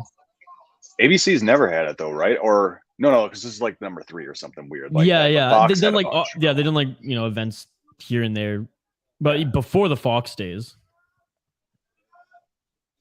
Okay. Yeah, this camera. They're both just smiling out there. So, what's the weakest division in the UFC right now? Not MMA, but just UFC. That's a good one. I mean, the lightest division in the men's class is always kind of thin. At the top, it's really good right now. I mean, Kai France, yeah, Moreno, Figgy might leave, but you know what I mean. Like there's good guys at the top. I mean, Shevchenko's division. I was looking at light heavyweight, and I was like, who? I don't know. Not impressed with light heavyweight right now. Light heavyweight, John Jones. Light heavyweight's getting better though. I mean, look at Yair, right? He came out of nowhere, 3 fights, and boom, we have a star. The fact that I'm a big fan of Rakic. Rakic. Whoa. That's it. That's it. How you calling that? Oh yeah. Okay. Oh my God. Okay. That is the New York fucking athletic and referee for you right there. I gotta watch. Jacoby just walked that off. I want to see the walk off. Did he bat flip? I gotta watch that again. I mean, total opposite. Khabib, good job, Khabib. Most deepest divisions. Jeez. Wow, that was unexpected. Okay, here we go. Temple. Just straight fucking right. Right on the temple.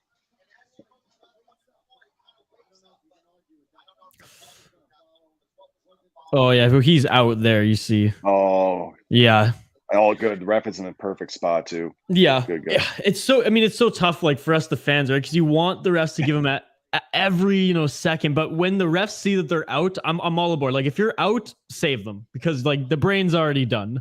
If they're not out and they're just like they right away do like the cover, okay, that's one thing, No more of like the Dan Henderson, Michael Bisping hammer fist from so death. brutal. Oh my God. I love how no, that was like Vitor loved to give in a couple extra shots too. he was so fast. Like he would hit guys 3 times though. Who was the guy that just did that the other week? Last week. Fiziev, man. Yeah, hit him Dude, like 3 times on the way down. I'm like, whoa. Fiziev, do you see him? He fought Brad Riddell a few months ago. I think it was like in December of 2021, and that was unbelievable. A spinning back kick knockout. Unreal. And there we go, the first knockout of the day. And it was an exciting one. I mean, Jacoby better get a bonus for that. Because I was hearing in the pre-fight talks, he hasn't gotten a bonus in the UFC yet. So this is just perfect. Absolutely love it. I mean, the chat was going a little nuts too here. Jason saying, despite Jung having the KO power. Jason Jr. over here. Jason Jr. What's going on?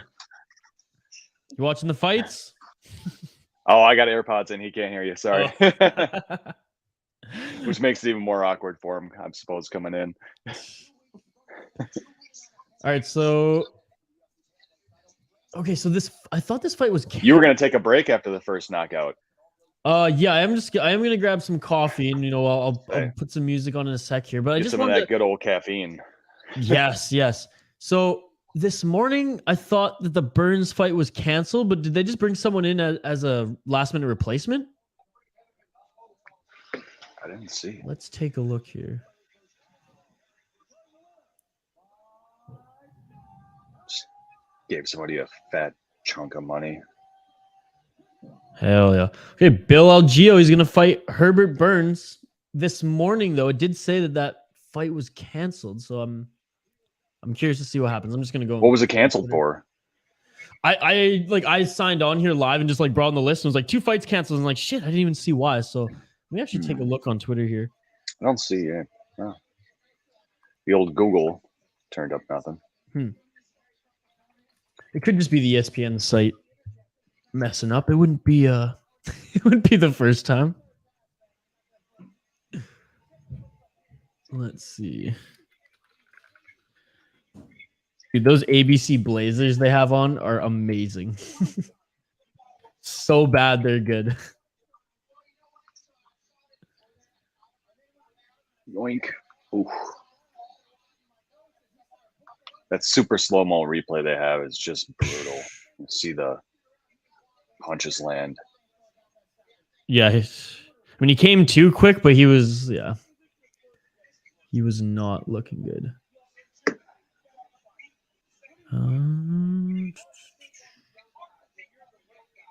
Oh, DC. I see now that. Yeah. That old school, wide world of sports.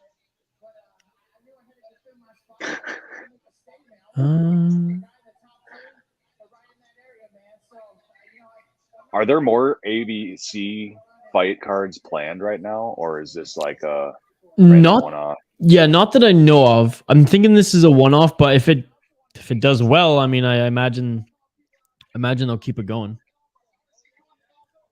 Khabib is sad. The GOAT.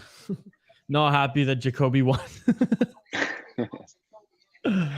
Oh man. Yeah, actually I can't find anything on Twitter either that any bout was canceled, but when I went on ESPN this morning it said, but anyways, that's just a good thing because I wanted to see Burns fight actually. 11-3. You got Burns in this one.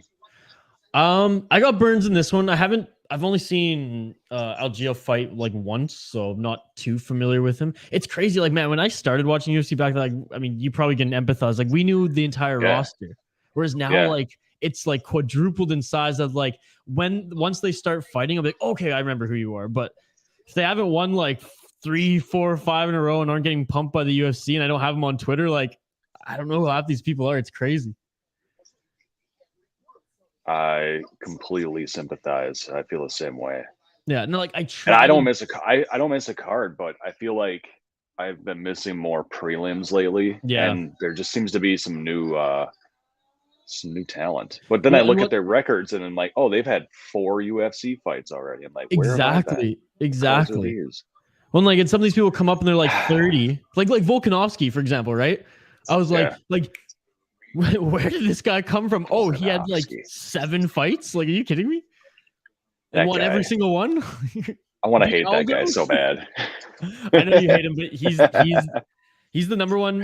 He passed Usman. He's the pound for pound number 1. No. Yeah. Dude, you have to give it to him. You look at the guys that he's fought. It's unreal. Yeah. And I make no disrespect to Usman either. You know, like Usman wins one more fight, I'm about to say that he's better than GSP as far as the greatest welterweight of all time, and I'm Canadian. Like, it's gonna take a lot for me to say that, but I don't know. I think I don't know. I think MMA is honestly like a little bit weak right now. Usman even included, like that those two are at the top. I just don't like Volkanovski, I guess. Something's just because he beat your boy Ortega. You're gonna be so salty when Yair knocks him out in the second round with a front leg kick. Touche. And Holloway, you know, that hurts. I really love Ortega too, though, dude. I really think he's as close as we're gonna see to someone who can replicate Charles Oliveira's game. And Charles Oliveira right now is, in my opinion, the scariest MMA fighter.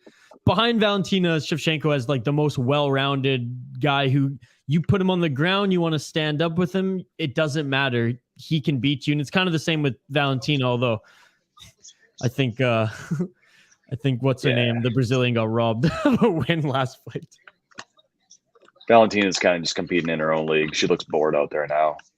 Yeah, well, she got worked the last one. Like I said, that Brazilian beat her.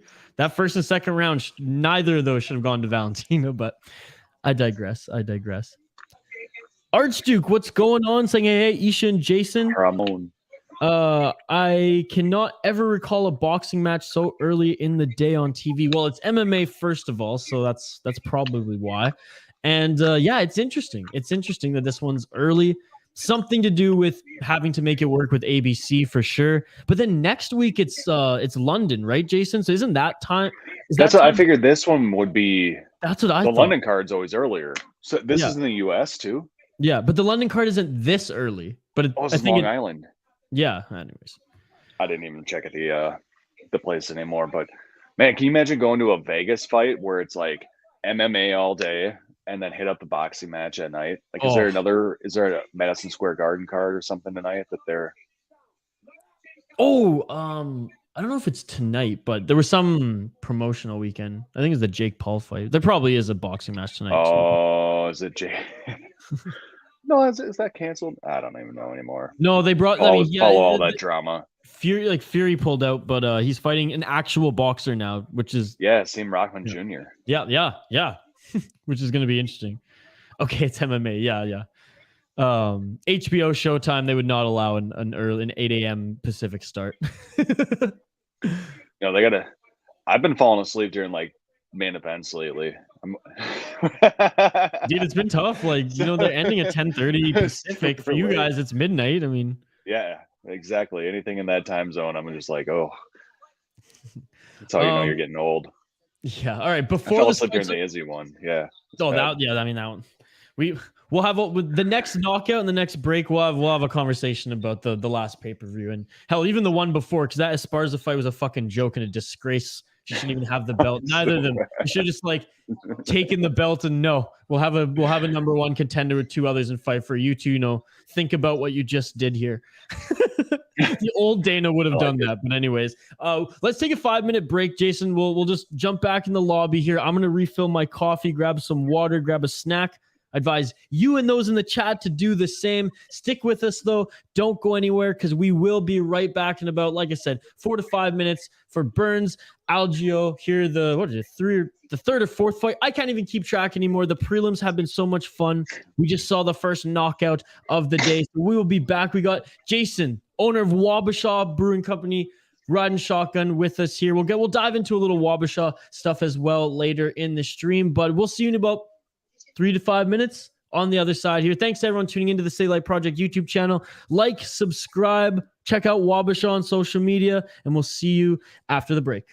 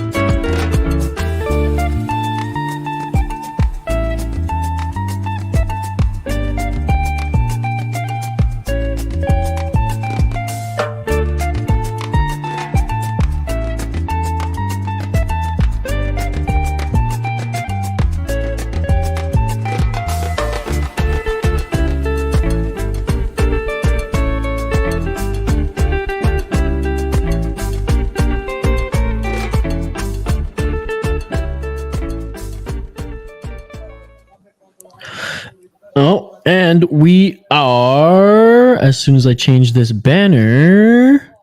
Back.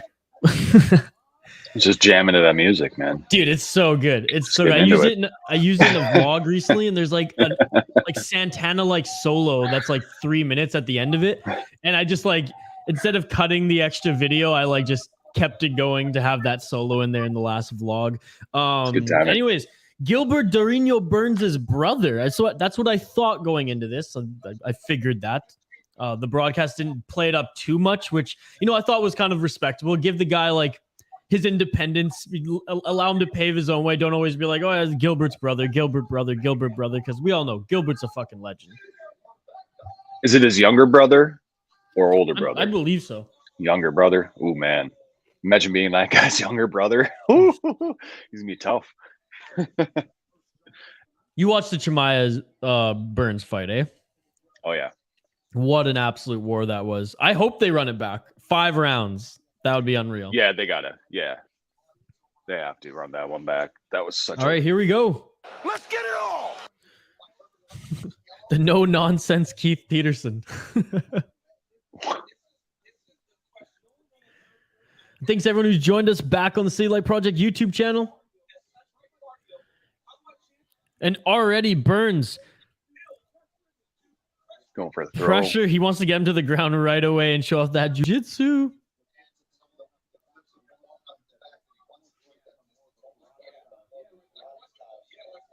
Khabib, it's okay. It's okay. There's a lot of fights to come. Who do you got in this one?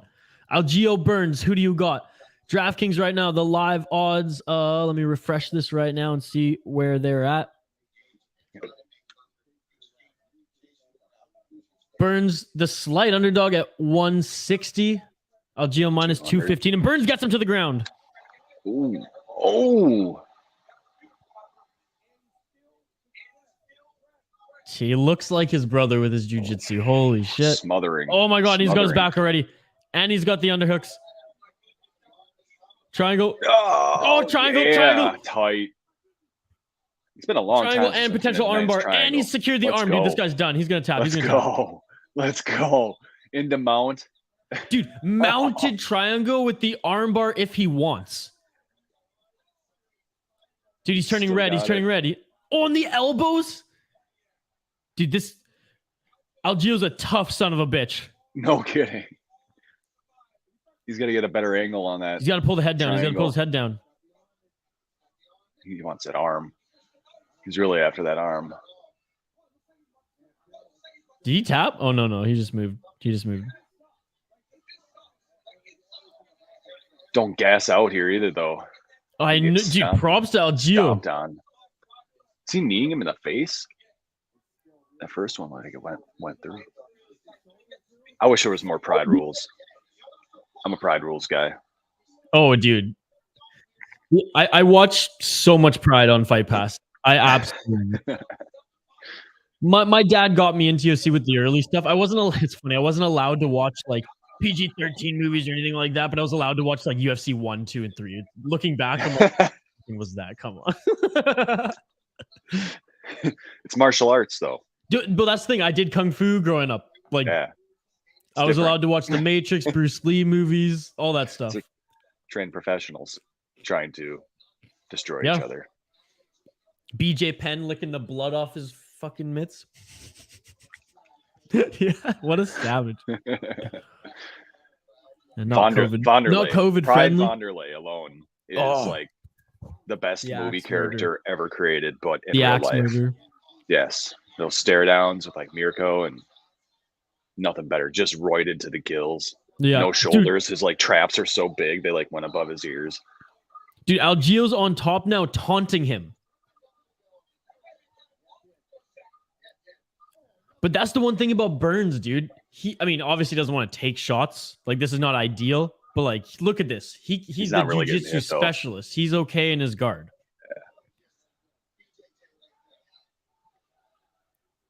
Some guys are comfortable in their guard. I mean, no one wants to get hit in the face. Don't get me wrong, but what's up, Jacob? Thank you so much for joining. Ooh, that one. He wants that arm. You're right. Could roll for a leg here if you dude's posting his leg out there, just waiting for it to get chomped on. Oh, Burns is hurt. Burns is hurt. Yeah, he's getting beaten on the ground. That's why. That elbow was nasty. Bruce, there it is. Jacob loves THPN. All right. Ran to McDick's. What'd you get? Is that a Canadian place or a McDonald's? That's how we say McDonald's. I forgot about that. What'd you get, Jacob? He wants him up now. Yep. And Burns is, come on, man, get up, get up, get up, get up, get up. Oh, this is not good. Oh, looked like he was gonna just flying knee him. Oh, buddy. 20 seconds, 20 seconds. Oh, okay. If he wasn't gassed, he probably could have set up another triangle with that. Yeah, he's gassed, man. He's gassed? Oh, man. Oh. Let's see if he can recover. Let's see if he's got some, got some good cardio and can recover. But like, he looks like he's just. Fuck, he looks literally like a mix of Overeem and his brother. Like if he face smashed. You have poutine at McDonald's? Oh yeah, and it's really good. Poutine, large root beer, and McChicken. Don't judge my order. Honestly, that's a unique order, solid. But I respect that order. I like that. That's as Canadian as it gets, in my opinion. You're double away from it being the most Canadian McDonald's meal you can get. It's a criminal act that we don't have poutine at McDonald's. It's because Tom Reed's has a hold on everybody. I can't imagine how good McDonald's the gravy is. I mean, it's honestly really good. Like, it's better than any fast food poutine. However, I'm lucky that I lived in Quebec for a summer and was able to hit up every specific poutine fast food chain, and there's like 4 of them. Oh my god, dude! Like, even just the traditionals to die for, and then you have like 13 other, like from like the works to whatever. Oh my god, that's worth going to Quebec alone, is just for the poutine. Is he giving up? Oh no, it's the doctor's looking at the eye.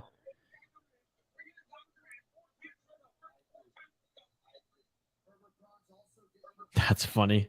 Like the doctor did not need to come in there. I can't think of any fast food poutine in the U.S. right now. And I'm in like the most Canadian U.S. state here. Burger King probably has a nasty ass one that you don't want to go near. No, I'm good on that. Burger King even sucks in Canada. Like it's a joke.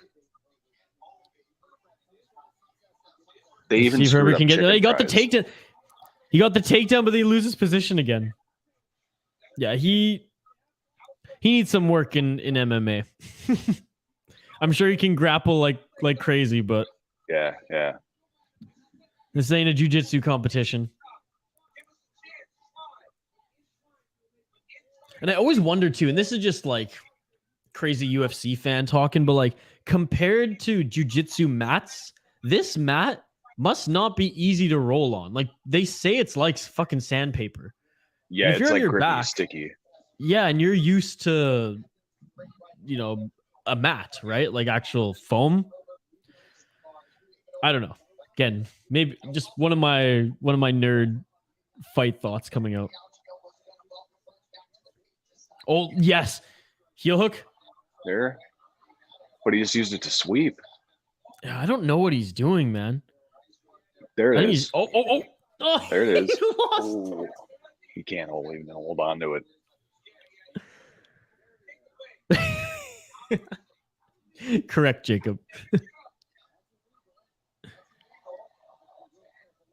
Oh, he landed there. Again, those watching your comments, reactions to this fight, it's been an interesting one to say the least. Get up, man. Get up. Call it right there. Okay, done. Yeah, something's not right. Let's do it. Oh, honestly, that's a little embarrassing, man. And I mean, the poor guy, he's an emotional wreck right now. But like, that's I hope he's all right. The UFC. That's the pros. You can't drain the gas tank in the first round. Yeah, that's. Or he's I don't injured. know if Yeah, he's shit. gas. I don't think he's gas. I think something's wrong. Oh, the knee? Interesting. Yeah, I mean, I didn't see where or if it was, but I mean, if so, then I take back the embarrassing comment.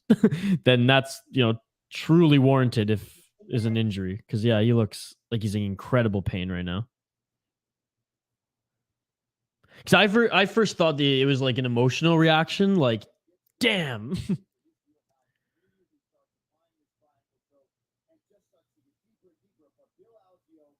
I've not been to McDonald's for over 5 years.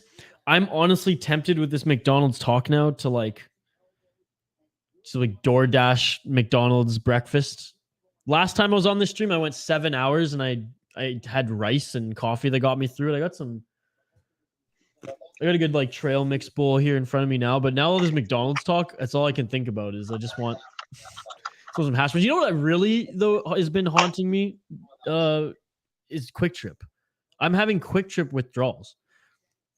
That's the reason why I'm going back to Minnesota, honestly, is to drink the jalapeno popper cream ale at Wabasha Brewing and to have breakfast every day at Quick Trip. The ESPN is not updated. That's weird. I'm sorry about that. Give me 1 sec. I just noticed that too. My apologies. Okay, I'm sorry, Jacob. Thank you for pointing that out. I think I fixed it. Hey, if you guys notice anything with the stats too, because I mean, I'm watching the fights first and foremost. The stats are up there for your guys' viewing pleasure. Just let me know, like Jacob. Avionics saying what's up to Jacob. Yeah, we got to stop the poutine talk. I'm going to die over here. I know. I need to get some fast food. I'm looking at DoorDash right now. Yeah. I might even just do. I just got Dash Pass, so I was like, let's go. Isha, order a poutine and eat it. So this USA guy can know what the real poutine looks like. I can do that.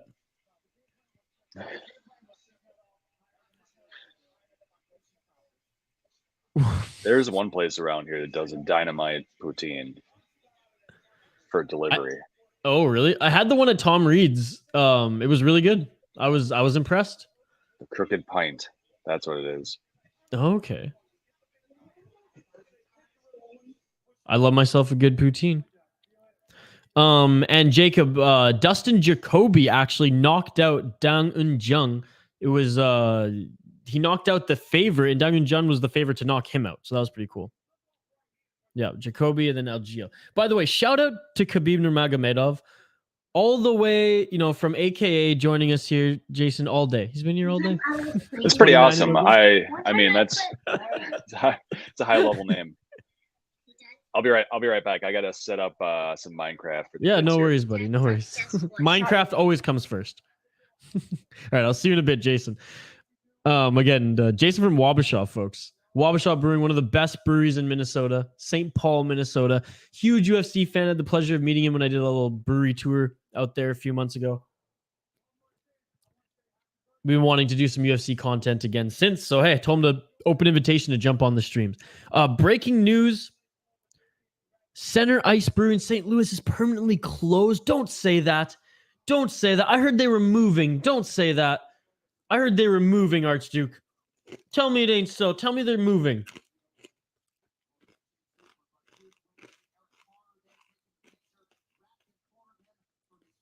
You guys have cheese curds. It's a fast food spot. We don't even have that in BC, man. God, I love cheese curds, though. Sorry if I'm munching into the mic. That's rude, but breakfast time.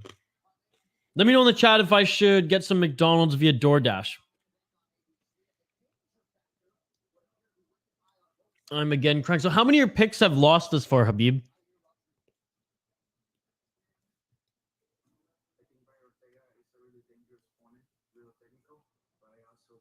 I still can't believe we just saw that from Burns. Poor guy. That's according to Google. Okay, well, I have to talk. I know one of the guys who works there. I mean, we've had him on the Soda Pod podcast a few times. By the way, Archduke, if you just go on Google and look up the Soda Pod Center Ice Brewing, they've done 2 podcasts with us and have And yeah, and they were great interviews as well. As we bring back Jason here. I never Thanks, personally played a lot of Minecraft, Jason, but like even in college, I had some friends who went deep. Yeah, they're just learning to play together, but I haven't played a ton of Minecraft either, but it's good. My friend tried to build the Millennium Falcon in Minecraft. It's a lot of work. That's Yeah. what I realized. Like I was trying to figure out the other day. I'm like, why is that brick? It's gray, but it's a different shade of gray, so it does different things. I finally learned how to like craft things, basically. Yeah, it's really it's embarrassing. I actually watched, and I'm kind of a nerd, Jason, but I watched this thing on YouTube of a guy who built a computer within Minecraft that ran other functions within the Minecraft. Yeah. I was just like, what? Like, are you kidding me? We are living science fiction, dude. Like, it's just as simple as that. Like, I reread Ender's Game. I don't know if you've ever read that book. Love it. Love it. You should. It was written, I think, in '79. It reads like today. Oh, yeah, Ready Player 2 sitting right next to me. I love all that stuff. All that stuff. Okay, Ender's Game. I promise you, it's it will be one of the best books you ever read. But when you're reading it, just remember it was written in '79, and it's like they talk about iPads in it without the name iPad. But it's crazy. It's so good. It's like Brave New World-esque. It's so like on point. There's a game on the Oculus Rift, but it's the Ender's Game that you're playing in there. Oh, they play in that, but you're playing like ultimate frisbee, so you're like moving. Oh, it's awesome. It's a ton of fun. Really you, cool. Punch the other player, and you're like floating through space, playing ultimate frisbee in this like giant arena. But it always reminds me of that Ender's Game battle game that they right. played. Oh, so you've seen the movie? Oh yeah. Oh well, that sucks because the movie is terrible. It's terrible. The book is so good, man. And I know that that's people who say that about pretty much everything, except for like Lord of the Rings. But it's cool because the book came out, and then one of the like main characters in the second book actually is called Ender's Shadow, and it's literally the first story front to back again, but through the other character's perspective. And you feel, and then so you get like, oh, this happened because of him, or this didn't happen, and it's just like it's a very cool way of digesting the story again through like literally different eyes. And I thought that was incredible. It's actually through Bean's perspective. I don't know if you remember that character in the movie anyways, but I could go off about that. I digress. As a MMA live stream, but if anyone's a sci-fi nerd and wants a sick story, Ender's Game, don't let the movie be the judge of that. No. Bruce there it is. Jacob loves T-Pain. Should Isha order McDicks? What do you think, Jason? I'm going to say yes, just so I can live in effigy. And then, and if it gets here and Jason's still hanging on, then I'll order a poutine just so I can show you. Yeah, my 7-year-old plays, he's like 7. So like he plays a little bit of Fortnite, but he's more like hides. He survives a very long time because he'll like find a house and just hide in it. It's a great strategy, right? I play a little bit of Fortnite though, sadly. Oh, nice. Speaking of geeks, yep. I don't know if you're familiar with the brewery in St. Louis, Center Ice Brewing. Jason, it's an all like St. Louis Blues hockey inspired brewery. Archduke's from St. Louis, and he actually just said that they're closed right now. According to their webpage, they're looking for a new space, but they've not mentioned anything else. And that really sucks because I know they probably got priced out of the space. It was a very big space, but they customized it, which is what really sucks. And Jason, like you're a brewery owner, you know how hard it is and what goes into renovations. I know you're currently working on trying to do some expansions as well, with planning with this city to just building it yourself, and physically making the changes. It's a lot of work top to bottom. These guys did so much work in their brew. I mean, you look it up on Google, what they've done with like the wall, all the hockey sticks, the taps. It's basically like walking into a Tom Reed's, but a very craft brewery type of setting with there. So it really sucks to see that they're struggling right now. I hope they find a space. I hope they can recreate the magic. Is it downtown, like a downtown space? I've never been there. Archduke, is it downtown? We've interviewed them twice on the Soda Pod, so they're friends of the show. It's been almost a year. I've just been hearing this news now, which is devastating because they're awesome there. And Hoppy, he swears by their beer. Yeah, the brewery space is challenging. Challenges abound. Tap room.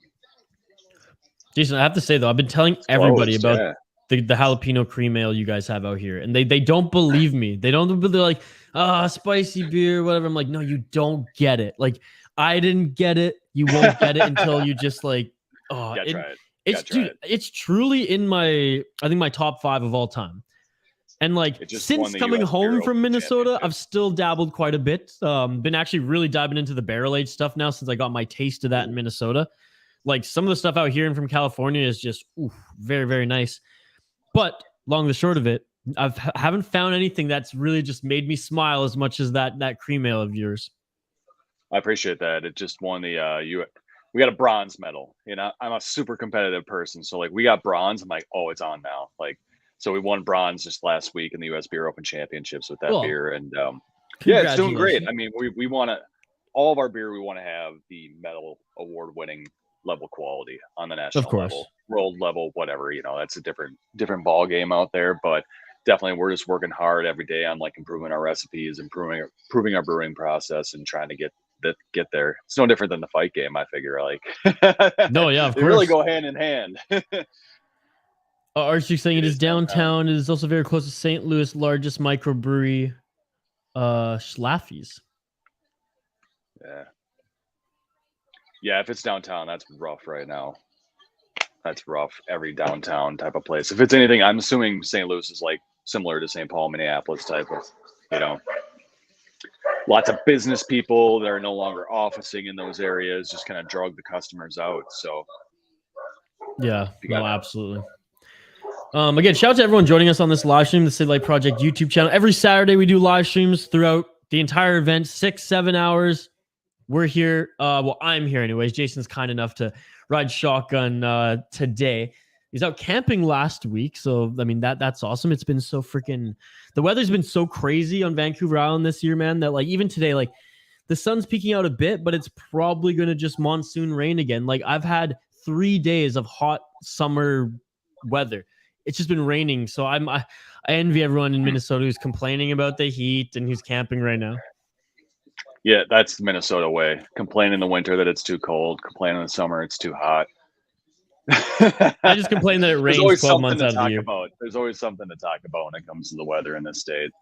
So Jack Shore's undefeated. Yes, dude. This fight. This is the fight I'm looking forward to. You were talking about the Shane Burgos fight, and Burgos is always going to throw awesome fights. But this fight, I think, was like on paper the one that I was like, all right. Jourdain, baby. Let's go, Jourdain. Air Jordan. That's my fight, because it's the only Canadian. Got it. No, but this one is going to be sick. I mean, Simon has a great record too, 19-3. He's making the walkout. Mm-hmm. He's like a stocky, strong fighter, man, and his wrestling is on point. Great wrestling, yeah. But Jack Shore, 16-0 is unbelievable. And his last fight, he ended it pretty quick, if I'm not mistaken, or one of his last fights, anyways. Like he's got some bombs. And you look at his significant striking, actually 64%. I mean, that's pretty awesome. Pretty good on the takedowns too, just under 50%. And 135s, man. It's a great division. It's so much fun. Yeah, I love watching these guys fight. The energy level, and I don't know, watching those light heavyweights and lumber around sometimes anymore. I mean, the heyday when you had like Jones and Cormier going at it's one thing, but even these the last few fights, it's like, geez. We just need Reyes back in too, because Reyes has been off. Remember when like Reyes Prochazka, they fought. That was an unbelievable fight. I think light heavyweight, it has been like since Jones and DC kind of left, it has been meh, but I think it's on the up and up now.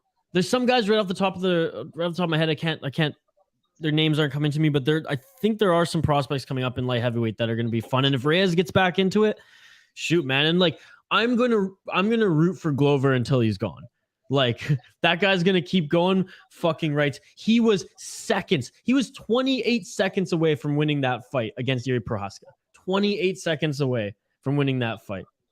Just one wrong move and gets choked out. I'm a Alexander Rakic fan. Oh, Rakic too. He's sick as well. Anthony Smith is still actually doing really well. So at the top, anyways, the top 10 is is at least competitive, which, hey, that's okay. That's okay for me. Jamal Hill's coming up. Yes. Johnny Walker kind of there. Jimmy Crute. Okay, I forgot about Jamal Hill. He is a stud.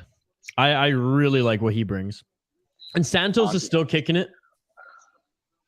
Yeah. He's got, I mean, he's had some good fights. He's lost a few, but his fights have been good.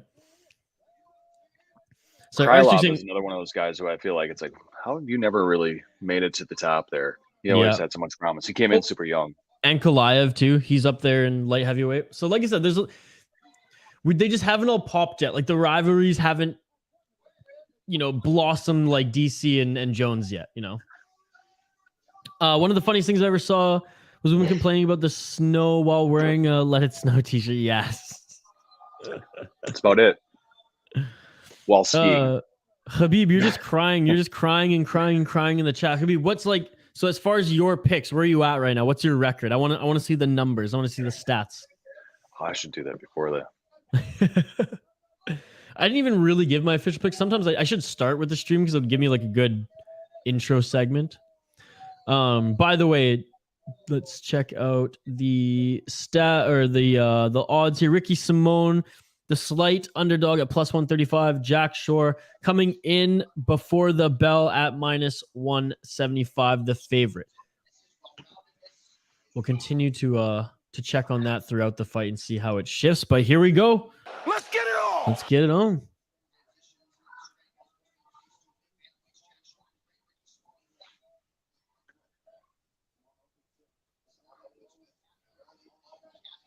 Already the calf kick. Yeah, I was gonna say what? No, go ahead. Go ahead. I think I was gonna say the same thing. What's the percentage of fights right now that start off with calf kicks these days? I was just thinking that, like, compared to the UFC we watched in the mid 2000s, that really like the UFC that took off. Who the hell threw a calf kick then? Nobody. Mm-mm. Now every fight, take out the calves. Nice takedown. 75-80%, I'd say. Get that range. It's a good range finding kick, so I understand it. Well, and Gaethje perfected it. The way he just like it almost swung in and out, and it was like, yeah, it was a good way to test range, and it hurt. And realistically, you kick the calf 3 times, you've tore it. So it's like it really takes 3 to 4 hard kicks, and if you're Aldo in his prime 1, and you have torn that muscle, it's a very, very soft muscle, right? Nobody had the leg kicks that sounded like Aldo. Oh, that Faber Aldo fight in the WEC. You remember that one? Oh, Faber couldn't even walk, dude. I'm pretty sure it was in the WEC. Yeah. Every time I guess wrong, I feel like a dumb dude. Don't guess wrong. I mean, I have friends who work in setting betting lines and making picks and selling picks, and UFC is the hardest. Like I'd say, next to hockey, UFC is like the hardest sport to bet on. Because it's just so quick and anything can happen.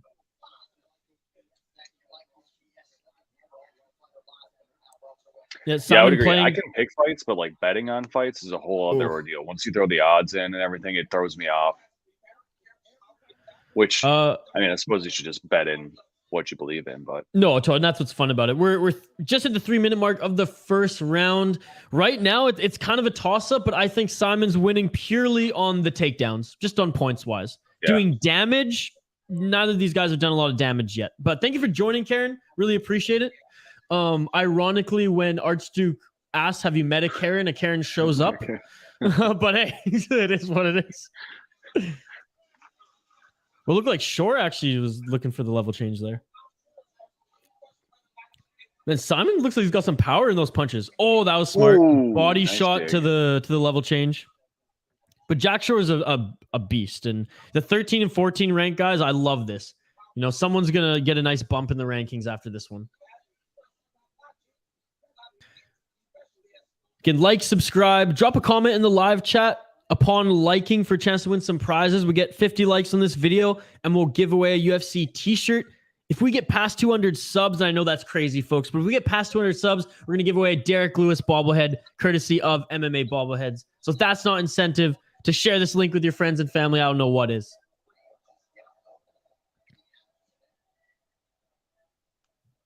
Simon with the control time for sure in this round.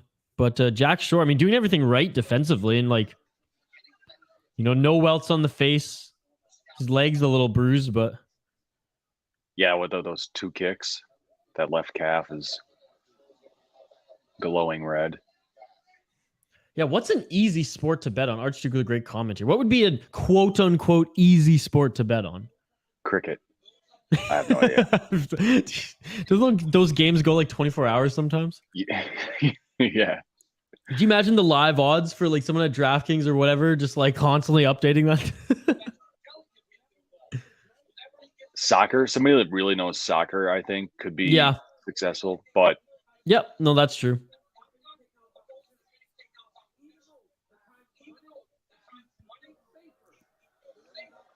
Thought it wasn't low. Hey,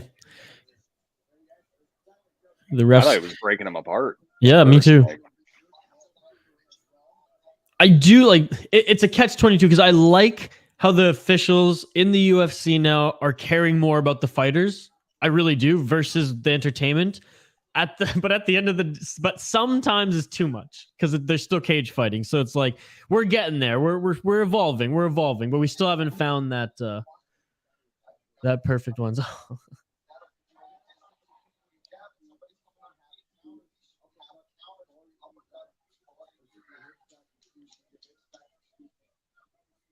Oh, nice straight jab. He's finding his range.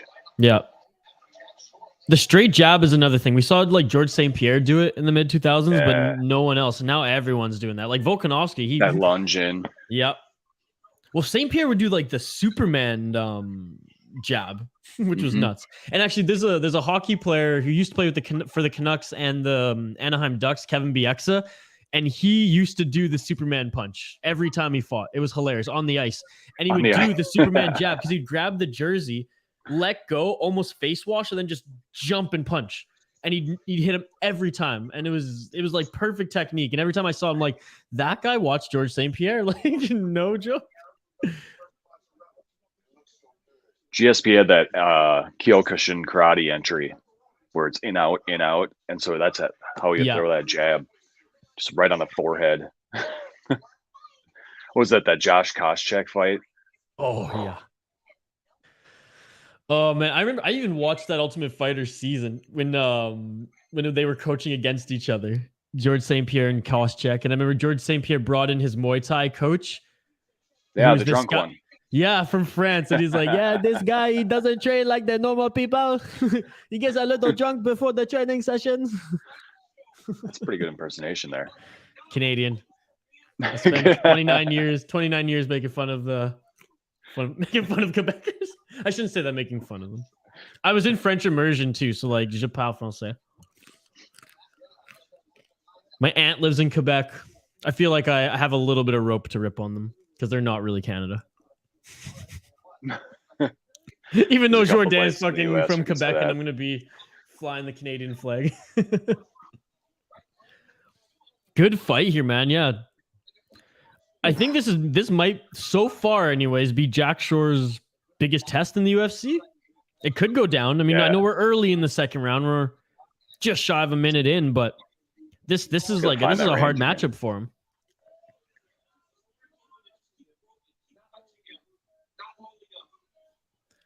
Ricky Simone plus 135, Jack Shore minus 175. So line doesn't move much, folks.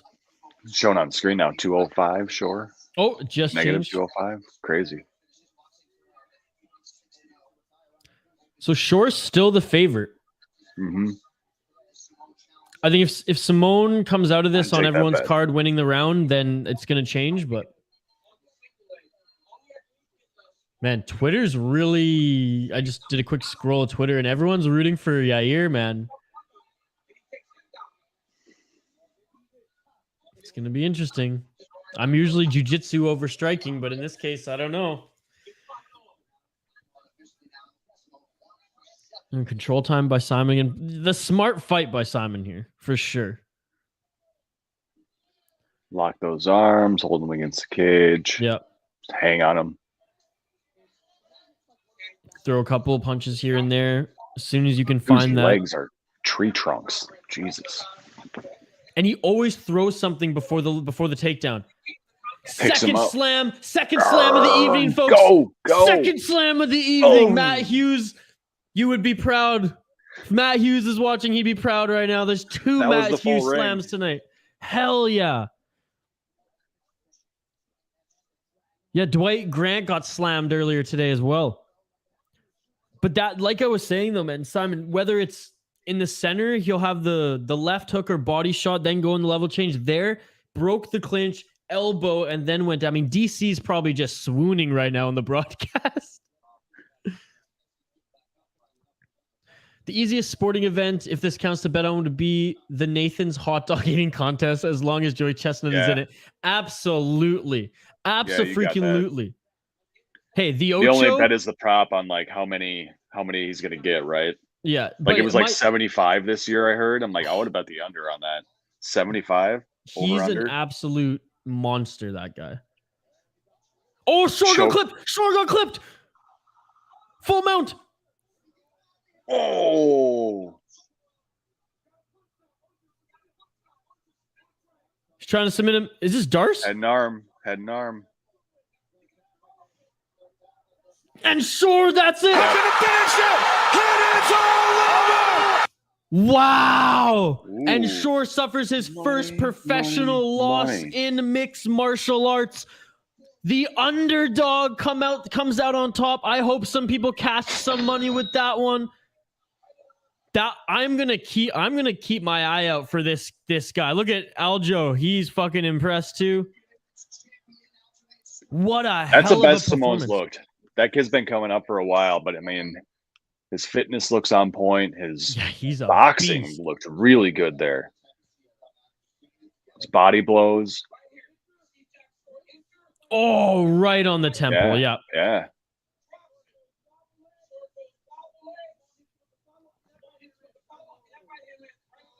Oh, he is sick. He missed that parry bad. Oof.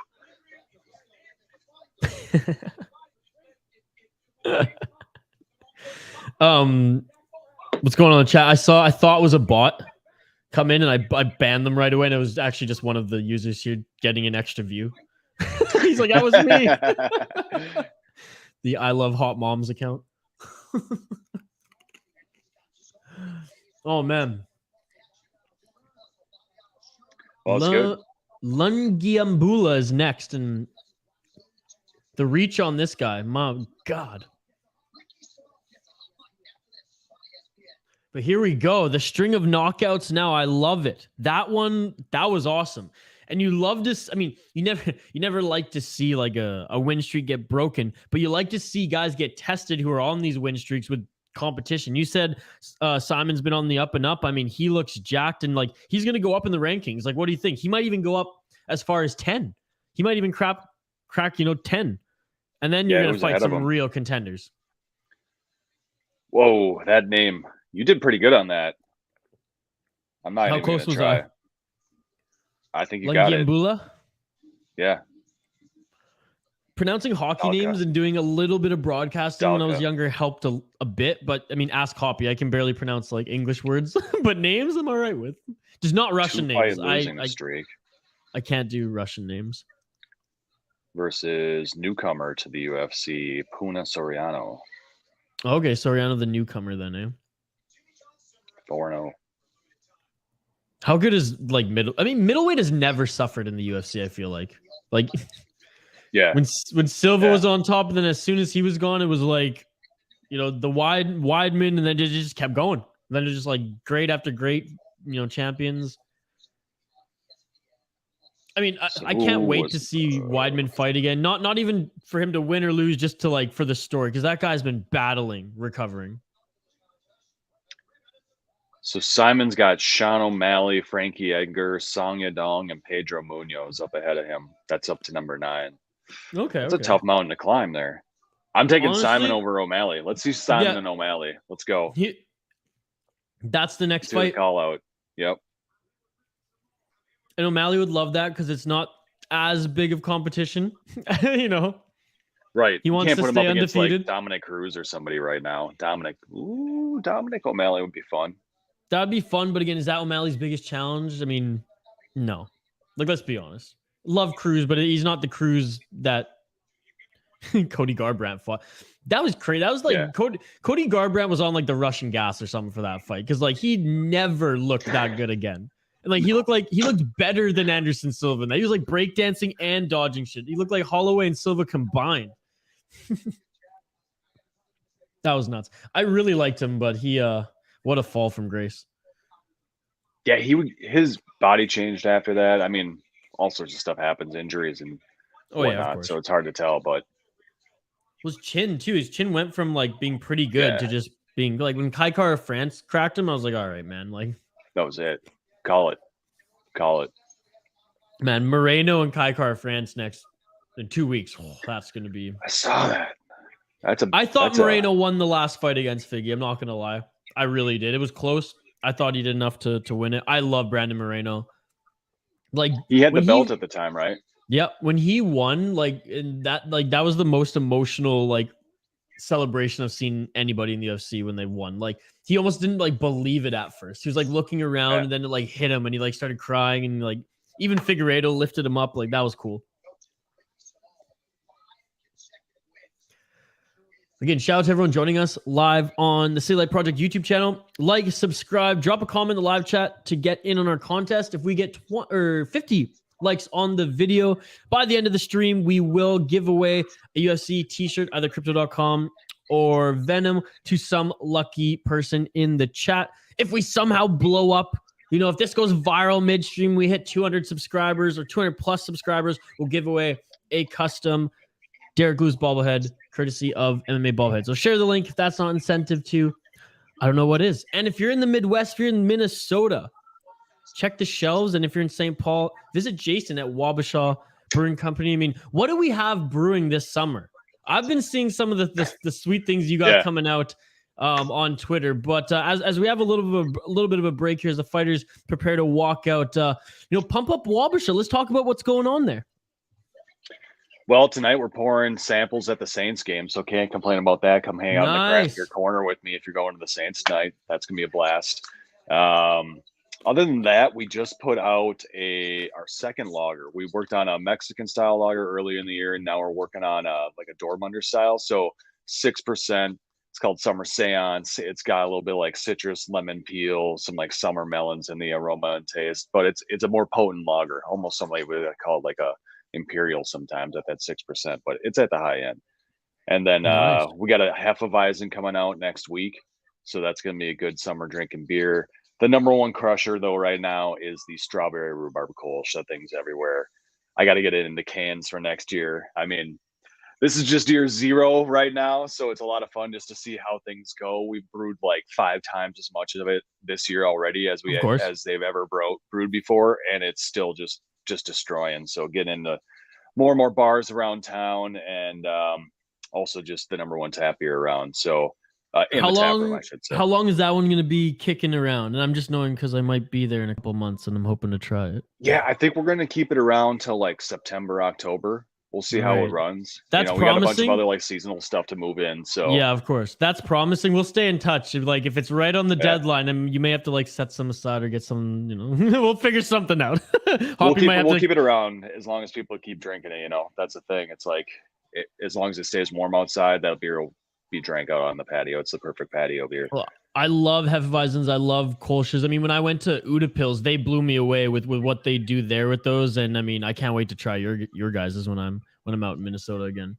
I love the traditional stuff because like you can make it funky or you can keep it simple and it's always going to be good. So it's great to like play around with like what you're doing. Like the rhubarb Kolsch, like, yeah, I'm sure Udapils would roll their eyes at that, but we're the new age. We're laughing. And that sounds like something that I would love to try. Yeah, we want to keep it simple if we are, flavoring any of our beers, we want it it's beer. So it's not fruit and beer, it's beer and fruit. Yeah. So we really practice that, like finding that right balance and things. And then we are also working on a hazy IPA finally. We are we're like the late to the dance brewery, but in a lot of ways, we've got such a wide variety of styles, and we're really trying to brew the highest possible quality in each style, have one beer kind of lined up across those styles, and then obviously rotating seasonally. But So we haven't brewed a true hazy IPA before. So we've been developing that kind of behind the scenes. Got some stuff we're going to roll out into bigger batches here this fall. Probably drop like 4 different variations of this same hazy IPA recipe as we kind of start down that path. It's not a passing trend, you know. We're not brewing like smoothie sours or anything like that either. But actually, I say that, and we just put a smoothie sour on tap last week as an experiment. But it's not your passion project. It's not your bread and butter. And you know, I respect what you guys are doing in regards to like not rushing. Like, why rush a hazy IPA when every other fucking brewery, and not just in Minnesota, in all of United States and Canada has one? Like, we have people Black are gonna Stack and Barrel Theory in town. That's the by thing. us, they brew world-class hazies, and so we wanted to really do it well. For all the other great stuff you guys have, not necessarily. Oh, I'm gonna come here just to have a hazy IPA. You're not known for that. That's not what brings. That's not what packs your house. Whereas you can get a hazy IPA anywhere, and like you said, 2 phenomenal ones just up the road. Yep. So that way, we're the complement to those. I feel like we're the complement to like the Barrel Theory that has 2 styles of beer usually on tap. Come across, we're about a mile away. Come across the river, and we got a peaceful little tap room, great patio, surrounded by trees in this little neighborhood. It's great. Different vibe for sure. I absolutely love the vibe. I can't wait to sit out on the patio and smoke a cigar when I'm out there. Because that, I mean, it was that's the story of Wabasha, right? It used to be the cigar shop, and you guys have kept that vibe there for sure, but added that craft beer element. And yeah, I absolutely loved it. And when I was there, it was absolutely packed. So we were Hoppy and I were really pumped that you were able to give us some of your time, because everyone wanted a piece of Jason. And I love it. Jason walks in, he's like, "No, I'm not drinking today." And he's like, fuck, I gotta have a pint with the boys. It's been a ton of fun. Awesome. It's been unreal how busy it's been, and like through the summer here as we're doing tastings and everything, it's like just gotta like conserve energy some days. It's funny, the brewer will make fun of me. He's like, "Well, man, you're kind of slow rolling." And I'm like, "Yeah, I'll be working till 10, 11 tonight. So just gotta do what I gotta do to work 7 days a week and not burn out. Burnout's a big thing. Been there before. Burnout is a big thing. Don't burn out. No, but part of it is learning the tools on how to deal with it, and stay fresh. Yeah. Avionics, we'll see you in a bit. Like I said, we're only 2.5 hours in. I'm streaming this entire thing, and I gave the open invitation to Jason to stay on as long as he wants, and it's awesome. And Jason, obviously, I'm doing this pretty much every Saturday that I can. Yeah, this is great. Camping trip myself, so I'm just gonna send you the link every Saturday, and if you jump on, you jump on. We'll just do that. If you're watching it, you might as well come say hi anyways. If you have anything to promote at Wabasha, by all means. If you have any like assets, if you have any like video commercials or anything like that, you send it my way. We're slowly growing. Fancy, man. We're slow. Well, maybe I'll come and film some commercials for you. I'll come film some commercials for you. I'm bringing I'm bringing all my film gear. There you go. There if you want to do that type of thing, I'm just saying we're not that fancy. It's just all about the beer for us right now. Trying to hone in on that. We gotta get really good beer, and we have good beer. We have really good beer. Oh, it's good. But I want to brew world class. Like, my passion is in lean manufacturing and continuous improvement tools, and actually running a business on that. So we have a full lean operating system in our business, and it's awesome. We got, Toyota Tate going on, working on like the color of our beer right now. We switch grain providers. So like all scientific based thinking and experimentation going on. That's why we put this like smoothie sour on tap. The brewer hated it. And I'm like, put it on tap. Let's see what people say. Just put it on tap. We're not going to like lose any money on that line or anything. And so it's been really good getting that feedback from the consumer that's drinking this beer in the tap room, and what they want to see, what direction they want to go. And the beer's changed over the last week too. So we sample it every day, and we're like, okay, here's what it's not, where it's at now. And people really like this. They didn't like it day 1, day 2. So we're always, always listening. Like when I'm sitting in the tap room, those conversations going on, like that's just input into the machine. We take that feedback back, and we take it to heart. And I say take it to heart, more so take it to like paper, and just start rapidly experimenting through different ways we can make improvements where we need to best deliver value to the customer. See, and that's what I love about you and Wabasha, Jason. And that, okay, fine. You guys don't provide me stuff. I'm gonna film you some cool social media assets. I need to practice anyways with the gimbal. So you give me a pint, and we'll work something out. When are you coming to Minnesota? Hopefully October, Okay. early. Hockey season then. Yeah, well, I bought Kenny versus Spenny tickets out here to watch those guys do a stand-up show, so I don't want to miss that. But yeah, coming in the fall, the last little wave of summer. We will be working on our indoor patio. We have that whole other side of the tap room, so we're trying to figure out how to expand. And everybody's like, "Oh, you need to tear down walls and build this and like make this imagine it like awesome thing." And I'm like, "How's it?" Like, no, I need tables, chairs, and stuff. And so we're actually just it's kind of divey, but we want to keep like two different vibes to the room. You know, we wanted to tie the rooms together, and now we're like, no, whatever. Like, let's have an indoor patio style vibe during the winter. Yeah, man, for sure. Be ridiculous. That's gonna pack the doors, man. We have a bag, like a cornhole bags league. They'll come in and pack up at least Wednesday, maybe even 2 nights based on like the number of teams. So it's nice. Like there's enough. The ceiling's vaulted, so there's plenty of room to play I love bags inside. It's going to be a blast. And, you know, we'll throw the projector up on the wall for sporting events. Sundays will be all about, you know, football. Of course. But that's, I can't UFC wait. on Saturday. UFC on Saturday. Exactly. We just opened up the Airbnb upstairs this week. So no way. Cool. That's up and running now. Yeah, I haven't advertised it at all. I've like literally posted it, and like the first month and a half booked out. I was like, oh my God. Wow. Like, yeah. So I'll probably do some promotion over that over the next couple of weeks. It's not even on our website. It's just out there on like the Airbnb right now. And who doesn't want to stay above a brewery? It's a nice apartment, 2 bedrooms, can sleep 6 people. It's yeah, I'm looking forward to like seeing that thing develop over time. Oh, me too, man. That's awesome. All right, we're in it. Soriano against Lungiambula. 2 big boys here. Middleweights, but I mean, Lungiambula, I wonder how much weight this fucking guy cuts. Holy shit. This guy looks like a light heavyweight. He looks like Jared Cannonier. I know Jared Cannonier is a middleweight too, so bad example. He cuts a tremendous amount of weight, but I was going to even say Cuban dude. What's his name? Oh, no. He's not in the UFC anymore. Yeah, Yoel. Oh, I love you, Mike. Dude, Yoel, he knocked someone out in Bellator last month. He's 43 years old. Now. Oh, not human. No.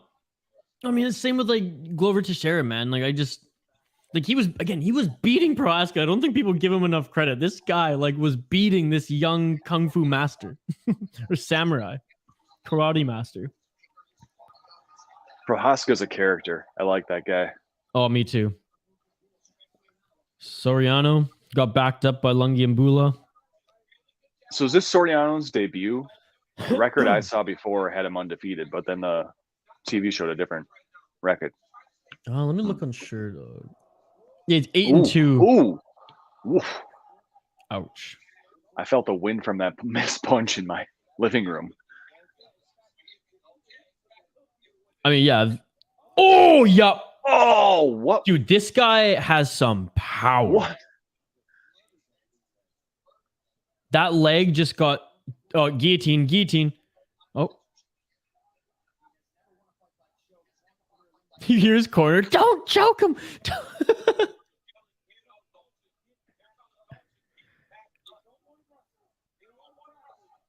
Yeah, I imagine like Lungiambula, if he's not a grappler first and foremost, you don't want him to waste his energy doing that. You just want to have those punches available. Packed all that muscle on, you know. Always worry about the cardio with those folks.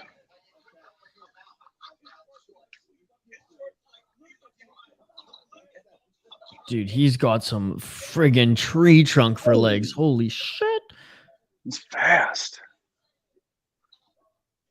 Soriano, show us you can do something here. Dude, now his face. Oh, he just doesn't even want to, Dude, his head just went into the shoulder. Like that almost was like an unintentional kind of like, not headbutt, but as he went in, you can see on the right side of Soriano's head, there's a little welt. That's from the shoulder.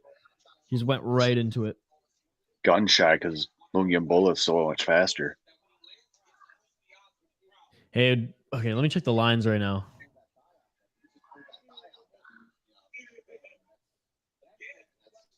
Soriano minus 140. How is Lungiambula the underdog? Lungiambula was the underdog going into this fight, so some people are going to make some money tonight. Oh. Or not? As Soriano now bring in the heat. Soriano now bring in the heat. Lungiambula with the takedown.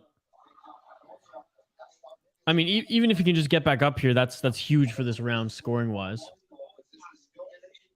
Hold him down. Soriano still the favorite. Close round at this point. Close round Yeah. right now.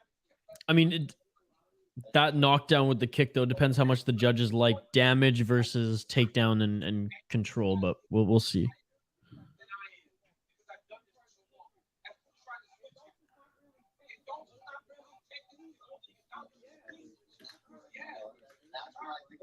Again, thanks everyone joining us live here, in and out on this live stream. We'll be here all day, so drop a like, comment. We're totally interactive too, by the way, so please, if you want, you see our reaction, we want to read your reaction. If you have any questions or topics in regard to the UFC or MMA, I mean, by all means, throw them in the comments. Oh, nice slam. Lungiambula getting the points.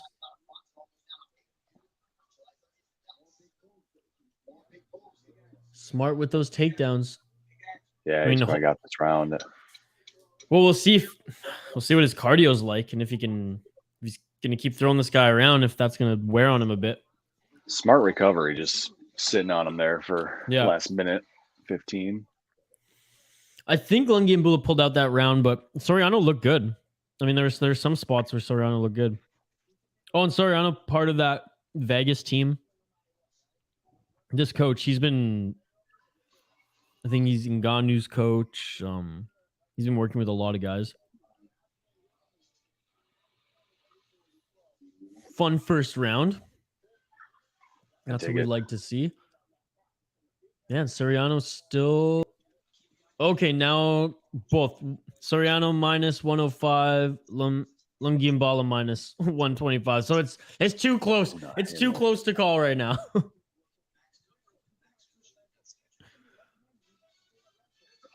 Another like a 2-fight losing streak, though. Soriano? Yeah. In UFC or where did he fight before? D3 wrestler. Yeah, in UFC. Oh, shit. Lost to Maximov and Brendan Allen. Those are his first and only losses. Oh, shit. Huh. Maximov is pretty good. I mean, he lost his last fight, but he's like that Diaz prodigy. Okay, well, I mean, he really needs a win here, because you got to imagine, Uncle Dana, you're not a star. If your name's not Tony Ferguson or Michael Chandler, you can't lose 3 in a row. Oh! Well, that's it. That's it. Oh my God, dude, that was insane. Well, so this is why he's in the UFC. No kidding. Wow. Unbelievable. I'm blown. This is why we watch the sport, man. Oh my God. Unbelievable. Well, for those 150. He wants that bonus money. Oh yeah. I mean, you know what? Give it to him. Give it to him. This guy's still going. I love it. Well, fire, because he was arguably losing the fight. I'm sure that first round. Bam. Oh, I'm sure he was not happy about that first round, and so he came out with a vengeance. Oof. Oh, he is fired up. Boom! Right on the chin. Right as I said it, I know. Hey, sometimes it works out like that. Connor Bolo punch. Yeah. And then that uppercut on his way down, just That was it. I love Murgiata, is that the referee this one? No. Yeah. Okay, yeah. Dan. Look, Dan's What so is funny. this guy doing? Dan's just as much of a fan of the sport as we are. So even when he's like calling off fights, he's like smiling, like, great fucking fight, boys. Great fucking fight.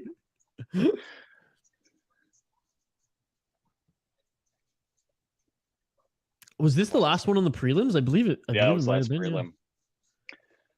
That's gonna be it for me, man. I gotta go make lunch for the kids. No, thank you so much for having joining me. We'll definitely do this more. is so much fun. Yeah, I can't wait to be able to do this in person in Minnesota at either at our studio with Hoppy, because we're getting Hoppy into this sport, or at Wabasha we'll do some like watch parties or some things like that. So yeah, thanks again, man. Can't wait to feature you again here on these live streams, and yeah, have a great day with the kids.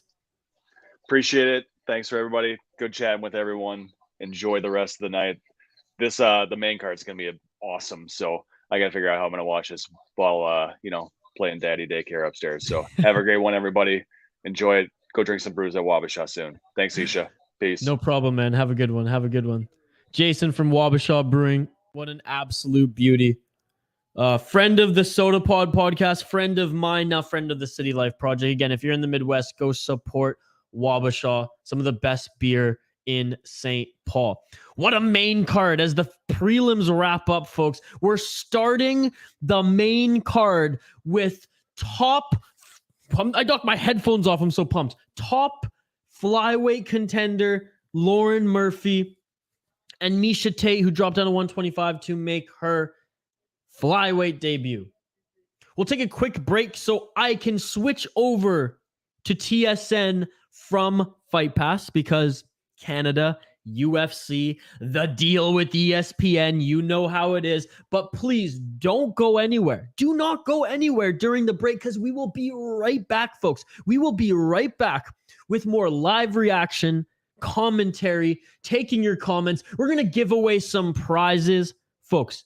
Habib Avionics, Archduke, Bruce, there it is. Jacob loves Teach Pin. You all are amazing. I love Hot Moms. I know that's Jacob now. I won't ban you again. You all are amazing. Thank you for making this so much fun today. Yeah, let's take a break. We'll do it now. We'll take a 5 to 6 minute break. I'm going to switch things over to TSN off of Fight Pass. I'm going to order some food. I'm going to make some more coffee. And we're going to run down the prelims, and we're going to talk about this main event, because it's going to be an incredible main event. UFC Long Island, ladies and gentlemen, live here on the City Life Project YouTube channel. Like the video, subscribe to the channel, and drop a comment in the live chat for a chance to win some prizes. Okay. We'll be back on the other side. Don't go anywhere. UFC Fight Night Long Island, live on the City Life Project YouTube channel.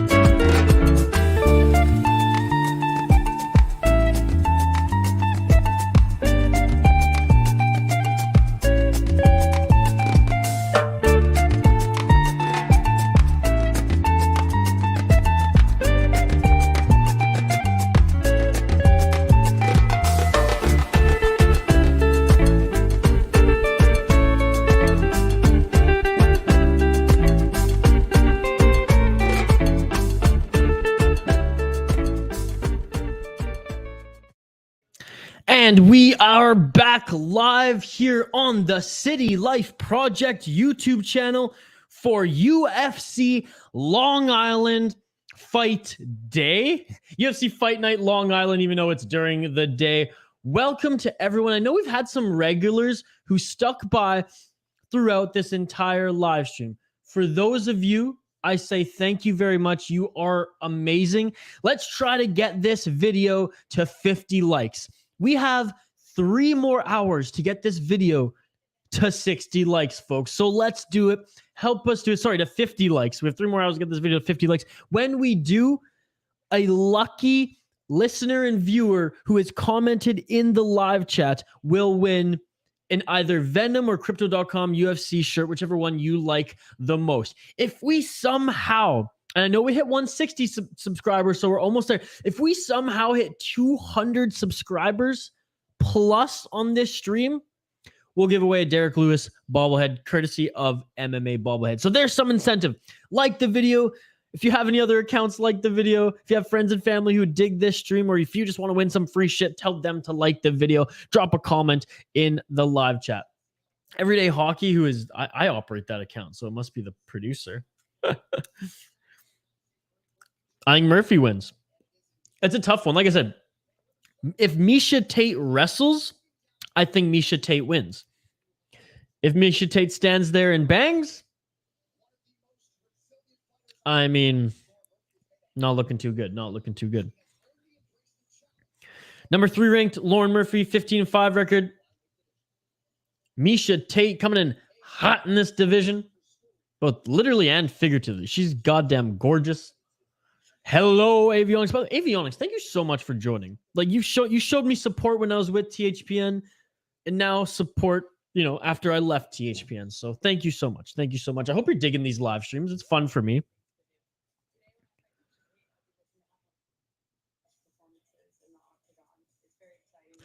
I'm excited because, I like how scrappy Lauren Murphy is. She got destroyed by Shevchenko, but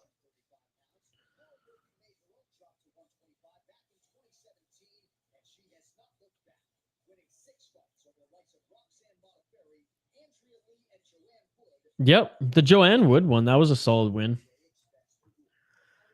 Avionics, shout out to you. Like, subscribe, like the video if you dig these. We're going to do UFC watch along and live streams every single Saturday.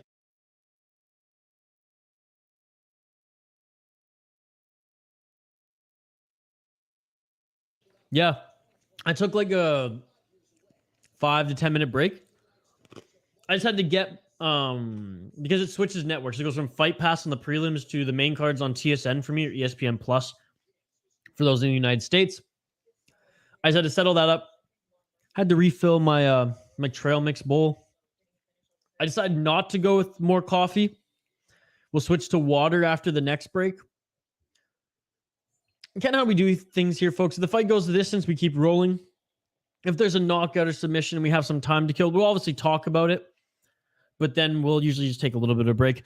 Cupcake Miesha Tate looking really, really just solid. Like, it didn't look like her weight cut gave her any trouble. I mean, Lauren Murphy always comes in just jacked, ready to go at 125.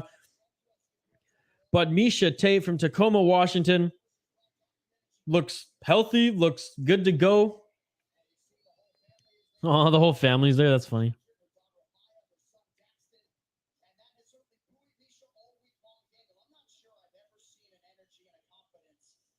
Yeah, she's confident. Like, she wants to get past Lauren Murphy and fight Valentina Shevchenko. How cool is that?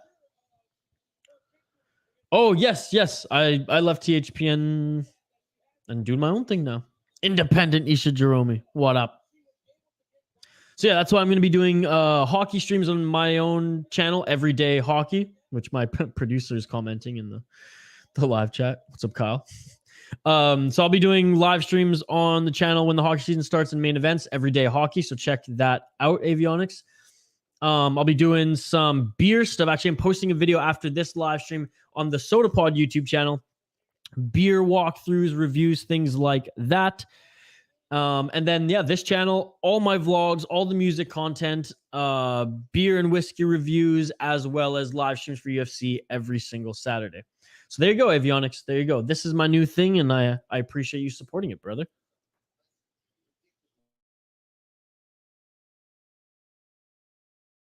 Yeah, there's just something about her right now. Like, she just looks like Miesha Tate was like, she's ready to go. Looks healthy, like good shape cut, healthy, smiling, and just seems pumped. There's some sort of like, glow. It's the Cupcake is such a good nickname for her too, because it's like she's so happy, go lucky, blah blah blah. But it's kind of a beast when push comes to shove. Whereas like Lauren Murphy, she's serious. She's there to knock your fucking head off. I love her walkout music. Bad to the bone. That's awesome. All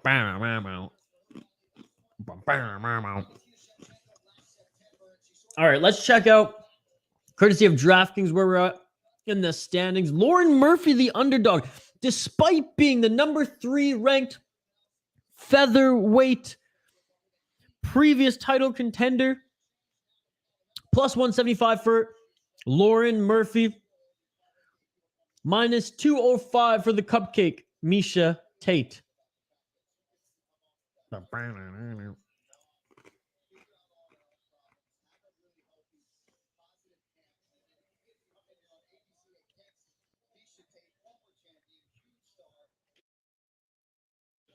What do you folks think? Hit me up in the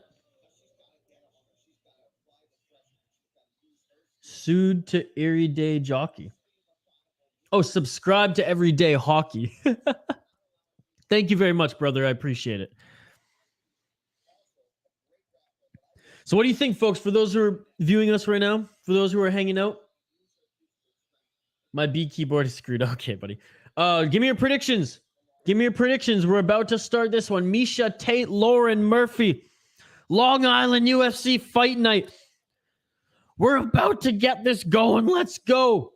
The main card starts now on the City Life Project YouTube channel. Let's frickin' go, ladies and gentlemen. DC, Felder, and Anik, the greatest commentators.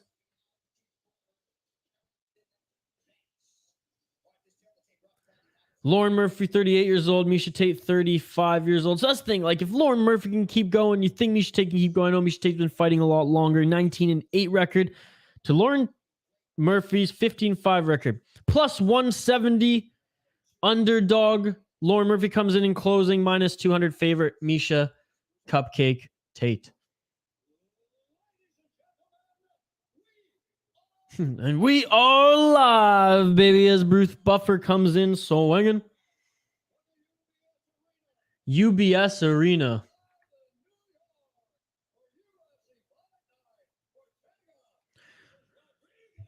We have a poll question in the live chat too, folks, so hit that up as well. Let me know who you just think is going to win the main event flat out, straight up. Is it Yair Rodriguez or is it Brian Ortega? I would love to know.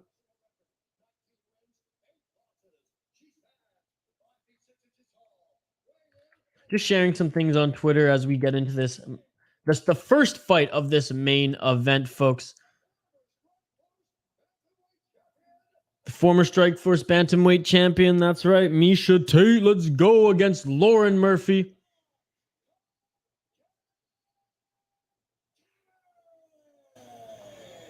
I want to see your comments in the live chat, folks. I want to see your reaction to this. Starting off this UFC Fight Night Long Island with a banger. Top flyweights.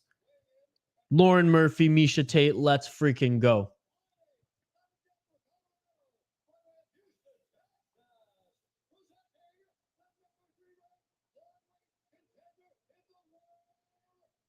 Lauren Murphy. All right. I'm pumped, folks. I'm pumped. I like the early UFC start. It's different. I'll give it that.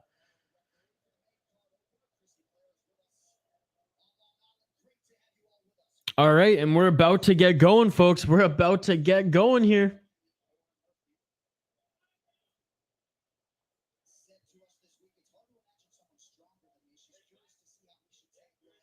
All right. Let's get it on. Let's get it on, baby.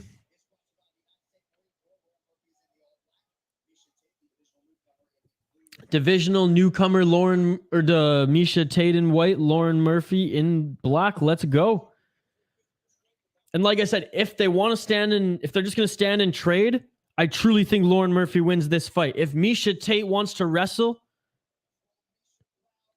because I truly think Lauren Murphy's the faster striker. I think Miesha Tate's the better MMA fighter. Oh, Lauren's looking really good. Miesha looks slow, man. Miesha looks slow.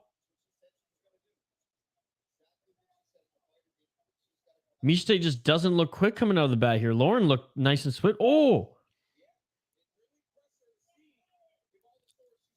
Miesha's gonna have to take it to the ground. I'm telling you. I know easier said than done, but she's going to have to wrestle Lauren Murphy.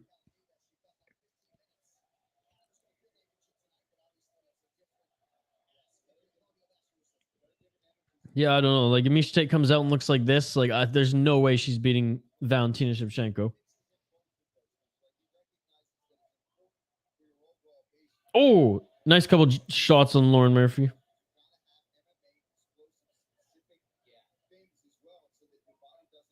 What do you think, folks? Hit me up in the live chat. Like the video, by the way. Subscribe to the channel.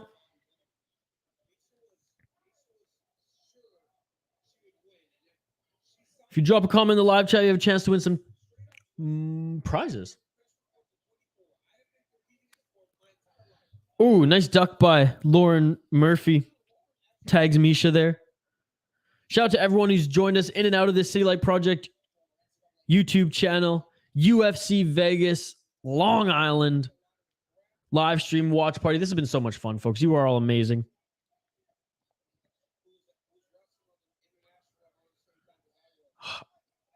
Like, Tate's getting some shots in, but if she's gonna stand here and just strike with Lauren Murphy, she's going to lose this fight. She has to wrestle. She has to find a way to take her to the ground.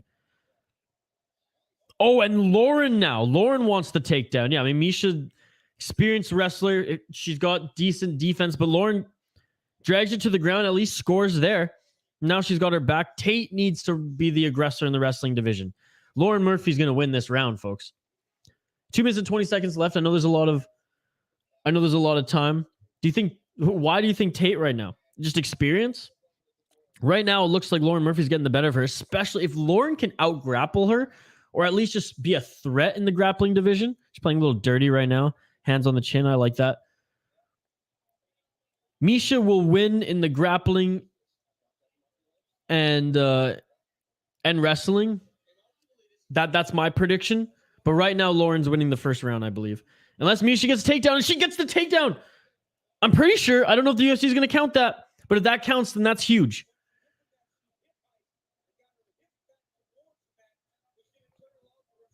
Lauren Murphy 0 for 2 on takedown. No way. And Miesha Tate 0 for 2. I guess neither of the takedowns have counted for either of them. Interesting. The stats may look even, but I don't know. I feel like Lauren's winning this round. I mean, Miesha Tate right now is having some control. If she can get a takedown, whoever scores a takedown first wins this round right now, I think. Miesha needs to grapple. By the way, everyone joining us right now, like the video, subscribe to the channel. If you like the video and drop a comment in the live chat, you're automatically entered in winning some prizes. We're trying to get to 50 likes on this video. We got 3 hours more to do it, folks, so let's go.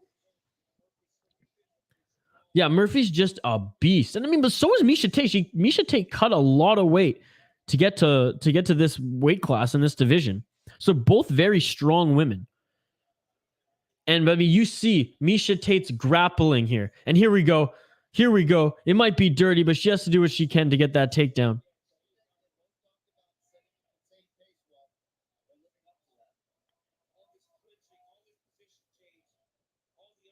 Avionics, I appreciate you joining, by the way. Absolute beauty. Lauren Murphy with the elbow attempt. You know, Miesha's going to need the level change. She needs the level change. 13, I guess 13. I mean, still, if you can score a takedown, we might as well just keep your gas.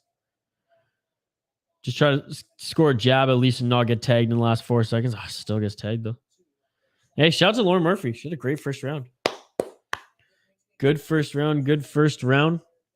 Avionics, you got it for Miesha Tate, I'm guessing. Let me know if you're viewing us right now. End of round 1. Who do you think won that round? It was close. It was close. UFC says Lauren was 0 for 2 on takedowns and Miesha Tate was 0 for 3 on takedown attempts. That's huge because if either of them got a takedown, then those are huge points. As we look, let's get a better breakdown of the stats of this first round as I bring up UFC.com. Total strikes 32 from Lauren Murphy, 38 Miesha Tate. Significant strikes 25 Miesha Tate, 21 Lauren Murphy. 0 takedowns apiece. Miesha Tate, 52 of her strikes were to the body, whereas Lauren Murphy, 71 were to the head. So if you're a judge, how do you score that? What is more significant? Both throwing from distance. Miesha obviously throwing more from the clinch, neither from the ground. So there you go. There's a breakdown of that first round. Checking in on DraftKings and these live odds, folks. Let me refresh it quick and see where we're at.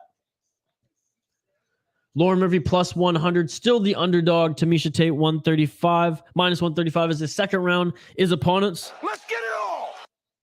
Let's get it on. Again, I'm going to say this until she does it. Miesha Tate is not going to win this fight standing up. I truly think the judges are going to give it, even if the strikes are the same. Like, Lauren Murphy's picking her apart a little bit more. She's doing more damage by the looks of it. And that's just me. That's just me commentating on this fight. I love your personality. That's why I watch ESPN and now always hockey in this. Well, thank you very much, Avionics. I really appreciate it, buddy. Seriously, it means a lot. Thank you so much. Yeah, like I said, who is doing the most damage? It's Lauren Murphy. She's picking Miesha's face apart and now striking to the body as well. Miesha Tate has to take this fight to the ground. She's not doing as much in this second round. So far, it's all Lauren Murphy. Yeah, Lauren Murphy winning round 1. I would have to say the same. Tate needs the takedown. Stop trying to box with this chick. Oh, wow. Oh, my God. Nice takedown by Lauren Murphy. That is huge. That is huge, ladies and gentlemen. But I mean, Miesha Tate, she's great at wrestling. She knows what she has to do here, but she's not looking good. Lauren's picking her apart. She's got her back. Miesha's up. 1 for 3 now on the takedown for Lauren Murphy. Miesha needs something huge in this round. A knockdown, some significant strikes, control time. I mean, oh, nasty elbow by Lauren Murphy. And Lauren was like muscle and bony. Yep. Miesha's nose is bloodied up. That crypto.com shirt is going to get nice and stained. Hesitant on the level change there. Just commit. She's not going to knee you. Commit. Well, she might knee you.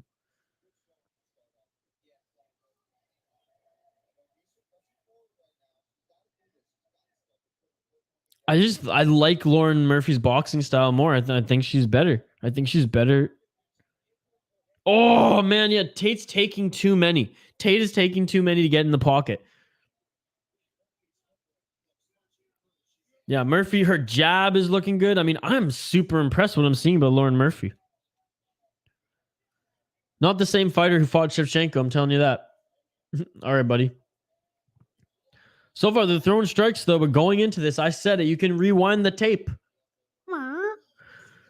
I said, if Miesha Tate stands with this chick, she will lose the fight. Look what's happening. Miesha Tate is losing this fight because she's standing and striking with Lauren Murphy. Miesha Tate needs to take this to the ground, needs to get on top and lay down some ground and pound.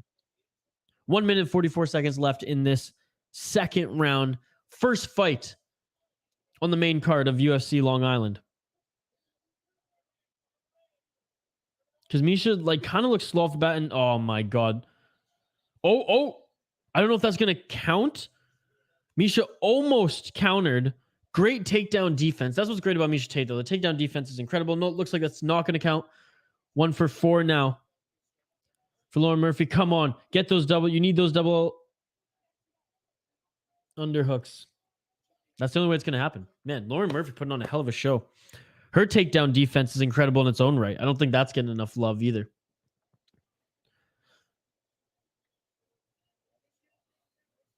Reminder everyone who's just tuning in, we stream the entire UFC event. If it's a pay-per-view, the early prelims all the way to the end.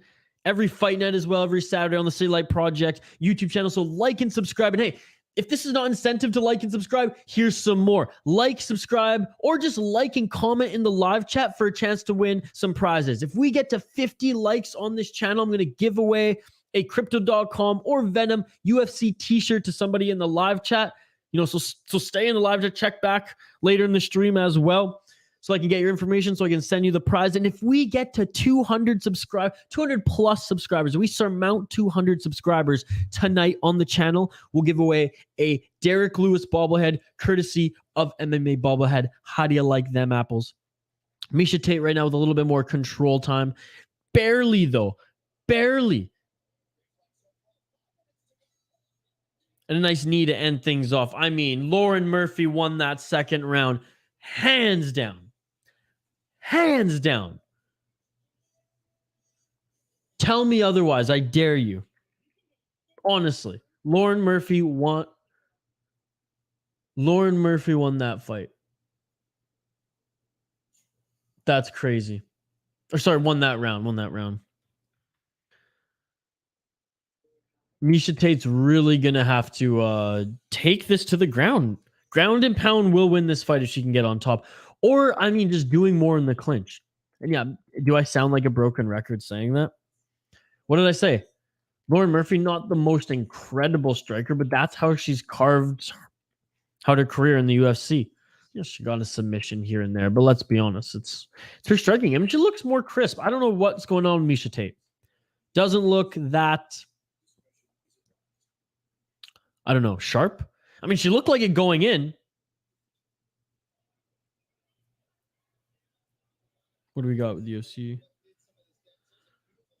Okay, shoulder strike. I mean, doing some smart things. She's a veteran. It's not a bad fight by any means. It's actually a very entertaining fight. And here we go. Third round, last round. Let's get it on. Let's get it on, baby.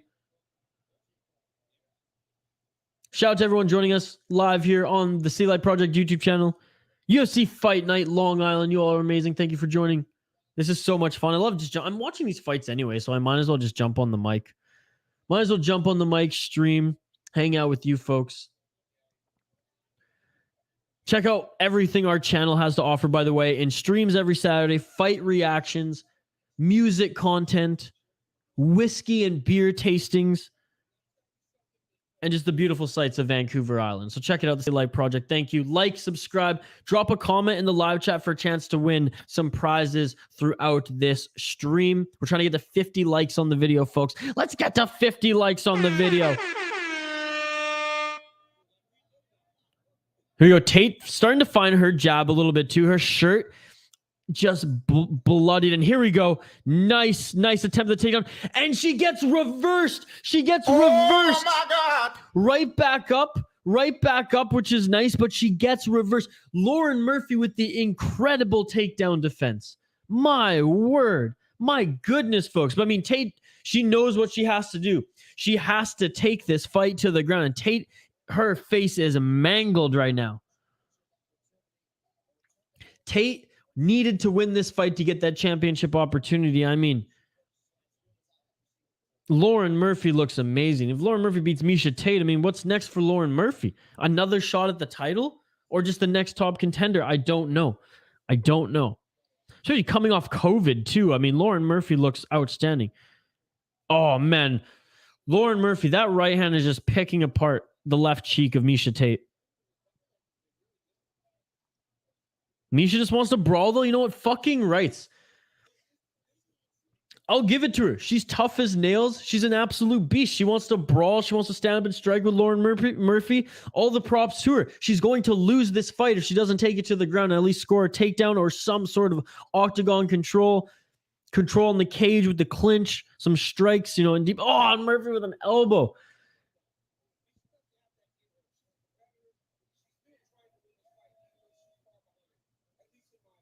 Yeah, I mean, Daniel Cormier just said it there. the first round was tight. So if I was Miesha Tate, I mean, instead of just trying to knock this chick out, you don't have the energy to do it. Just try to be smart and just try to win this round and roll the dice in front of the judges. 0 for 6 for Miesha Tate on the takedown. Props to Lauren Murphy and props to Miesha Tate. I mean, Miesha a little slow, a little sloppy on the striking, but she was never a tremendous striker anyways, right?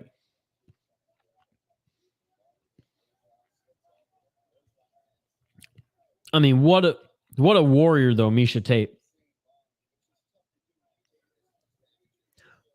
60, I mean, both each, again, the stats, significant strikes landing for each, but you look at the damage, you look at the two for 5 takedowns for Lauren Murphy. The reversal was beautiful.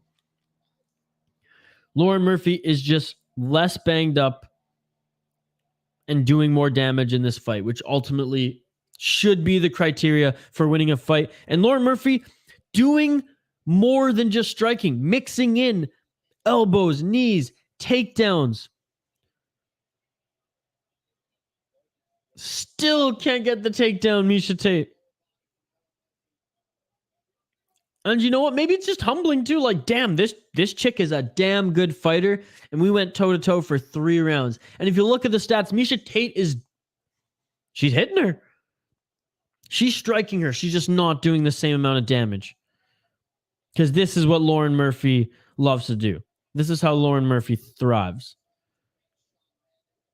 40 seconds left in this third round. It's been an absolute bloodbath. It has been a hell of a fight. It looks like Lauren Murphy, though, is coming out on top. First round, questionable. Lauren definitely won the second round. And I don't know. I would give it to Lauren Murphy in this third round, too, folks. Disagree? Let me know in the comments. Or the live chat. And if you like the video and drop a comment in the live chat, you're automatically entered into winning some prizes.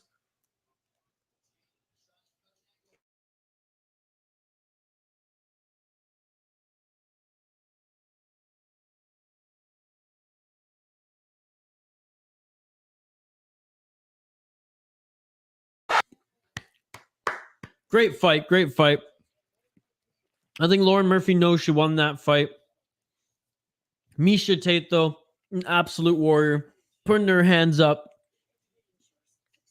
Hands up with pride. Let's take a look at some of the stats here as the broadcast goes to commercial break. Total strikes. 111 for Miesha Tate, 110 for Lauren Murphy. 82 significant strikes for Lauren Murphy, 79 for Miesha Tate. 2 takedowns for Lauren Murphy on 6 attempts, 0 for 7 for Miesha Tate. 76% of Lauren Murphy's strikes were to the head.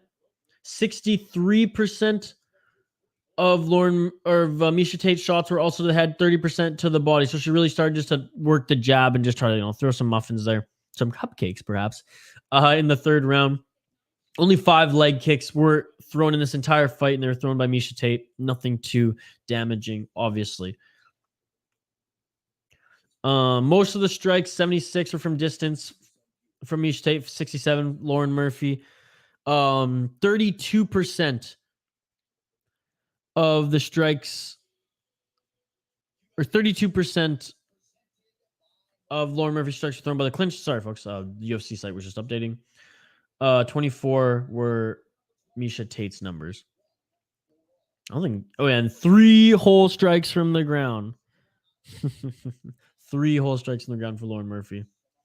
So there you go, folks. There you go.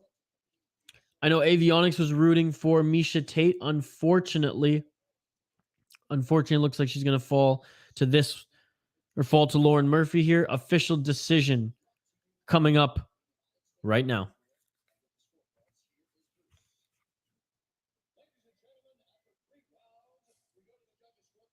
Oh, that eye is banged up.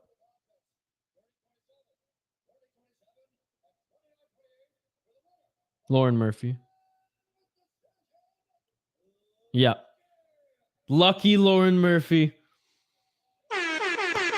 Great performance. Great performance. One judge gave it close. 29-28. Great fight. I mean, tough for Miesha Tate, who did a lot of work to cut down to 125 and looked pretty good. Looked a little slow, to be honest, but she's getting up there in age and it's a flyweight debut. Hope she comes back stronger.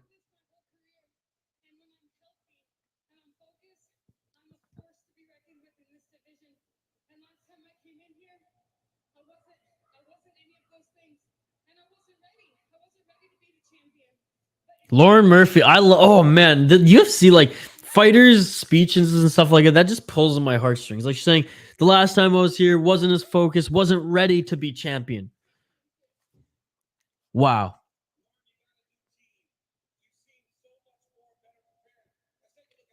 These ABC jackets are unbelievable.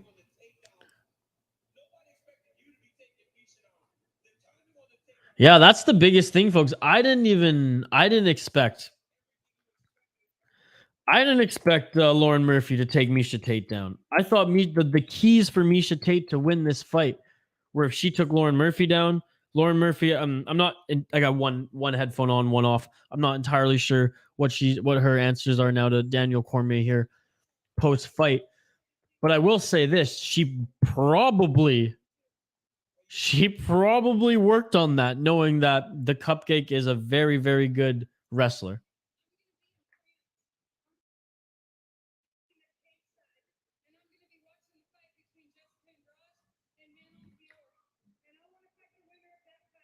Oh, there we go. Lauren Murphy with the call out. She's going to be cage side in France.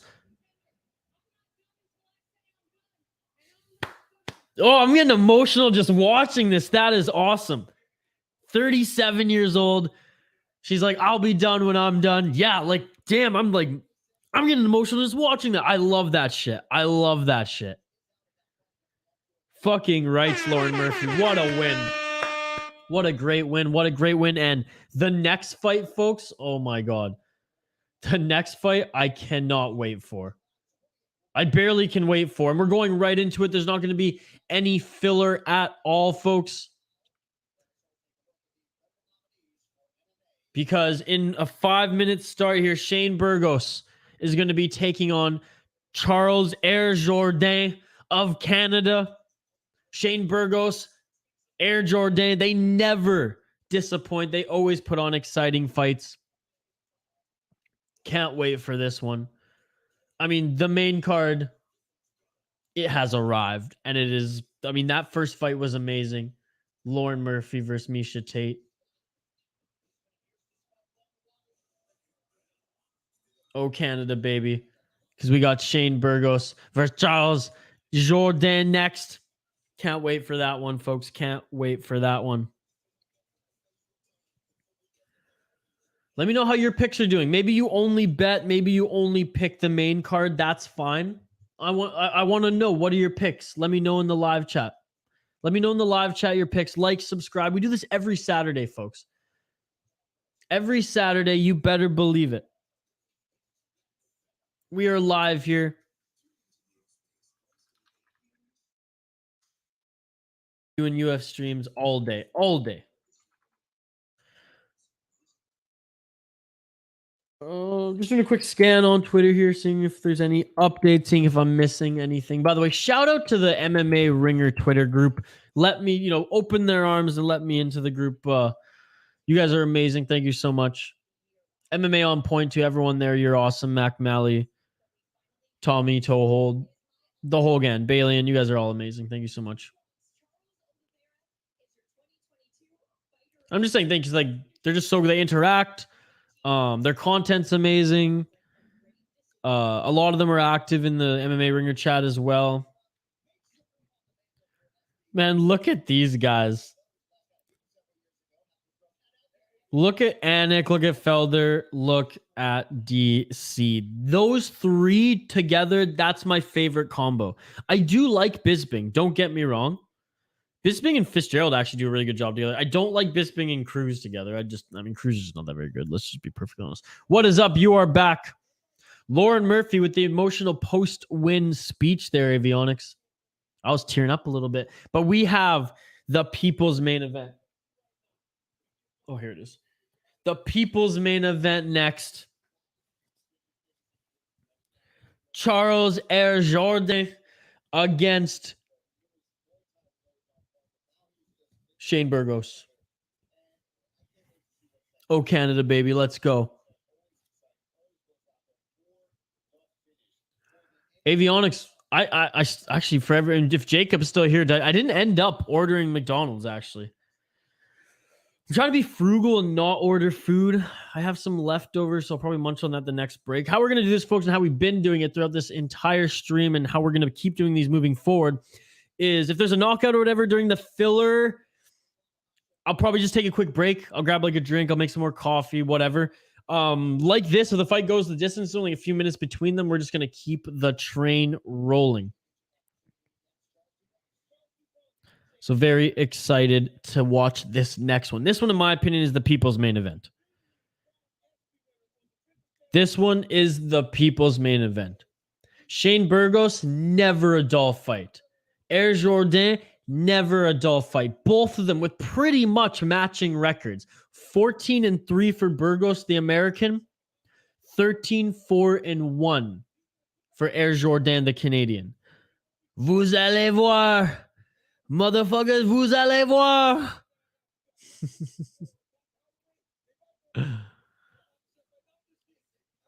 Let's check. Shane Burgos, the favorite, actually. Charles Jourdain, the underdog at 150. I'm hammering the Canadian. If you're Canadian, you're in this chat, and you can bet on Jourdain. He's the underdog plus 150. I mean, someone's lights are being shut out tonight. Someone's getting knocked out. Someone's getting submitted. Burgos, that knockout power. Jourdain, he can stun you, then get right on your neck or get you in a nasty submission. Very excited to see this fight. Both of these guys relatively young as well.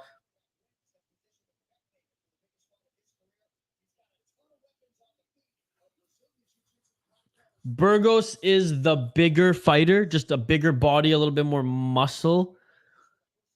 Jourdain, though, I mean... Yeah, here I have their like actual matchup stats in front of me. Height 5'11 to 5'9 in favor of Burgos. Burgos is did Burgos miss weight? The UFC website says Burgos is 162 pounds, while Jourdain is 144.5. So I mean, if this morning Burgos weighed in at that much, then that just shows he's the bigger guy. Reach 75.5 inches for Burgos, 69 inches for Jourdain. So yeah, Burgos, the Hurricane, is the bigger fighter. Ranked 14 in the division. Jourdain, you got to imagine if he wins this one, he'll be in the UFC rankings. 4 first-round finishes for Charles Jourdain, ladies and gentlemen.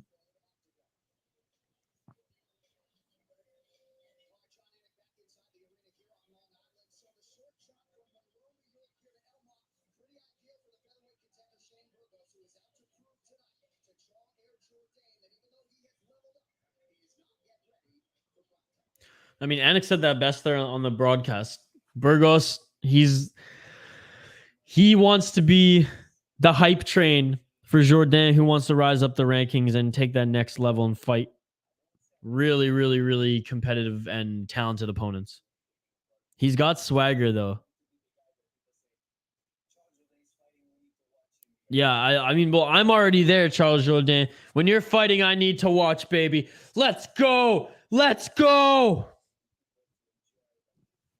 I'm pumped for this one. I'm pumped for this one. What other independent UFC streamer out there is bearing their flag? Oh, Canada. Don Cherry's here. Let's go. Let's freaking go. He's just smaller than Burgos, which is what I'm a little scared of.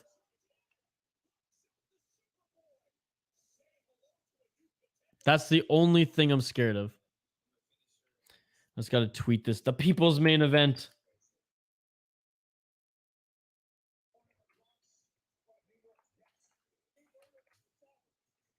Savage indeed.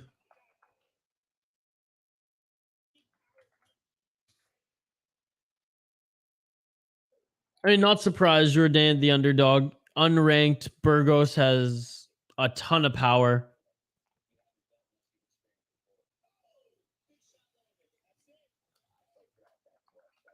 But imagine how high Jourdain's stock is going to rise if he wins in this fight, or if just they put on, you know, a Sanchez Guida type fight of the year. It could be an absolute barn burner brawl for 3 rounds, or they just go out and someone's getting knocked the fuck out. We'll see. We'll see, right? I can't wait, folks. I cannot wait.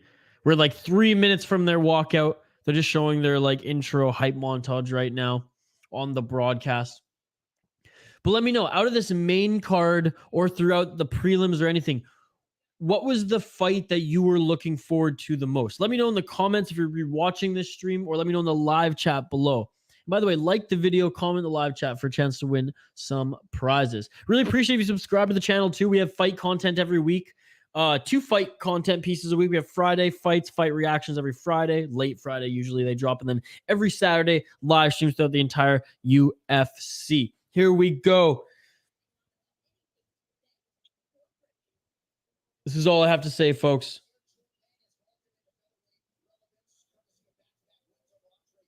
Let's go. Air Jourdain, oh Canada. Let's go, baby. Even though he's the underdog, even though I'm a little scared now looking at freaking Burgos' weight and everything and just how much bigger he is, I'm still rooting for the Canadian, and I think this would be huge for Air Jourdain's career if he's able to beat Shane Burgos. Regardless, I want this to be fight of the year.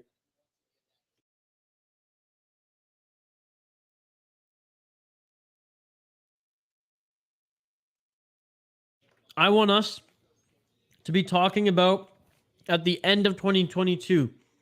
Burns Chimaev, I don't remember that fight. What I do remember is Burgos Jourdain. That's what I want. Now that's a lot to ask, but still. If you're new to the channel, if you're just watching us, if you're viewing on YouTube, if you're viewing just on Twitter rather, migrate over to YouTube so you can chime in the live chat, and so you can have an opportunity to win some prizes. We really appreciate the support on our channel as well as we continue to grow it. Air Jourdain with the black trunks. Interesting. I wonder because he's the non-ranked that guy, if Burgos wanted the red. Because you'd think the Canadian would wear the red, right? Right, Avionics?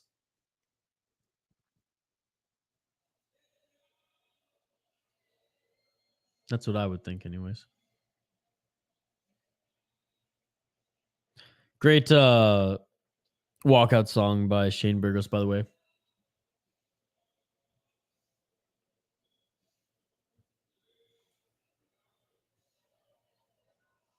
Absolutely love it. What a great event thus far.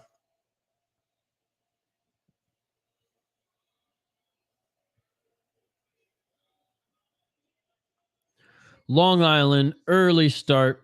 Burgos just no shirt, no nothing, just ready to go. This guy's a savage, folks. And he is huge. He's a monster. Yeah, no shit. Of course he's 162 pounds. So the UFC obviously weighs the day of the fight and entering after, after weigh-ins and whatnot. Jourdain says it's still listed at 144.5. I'm sure he's bulked up a bit. This must be wrong. There's no way Burgos is 162. But he looks like it. He looks like it. Again, closing on DraftKings. Shane Burgos, the favorite, minus 175. Charles Air Jourdain, plus 150, the underdog.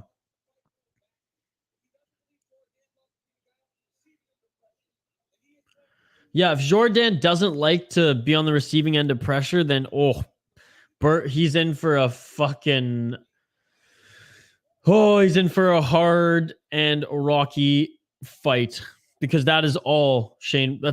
That is what Shane Burgos does.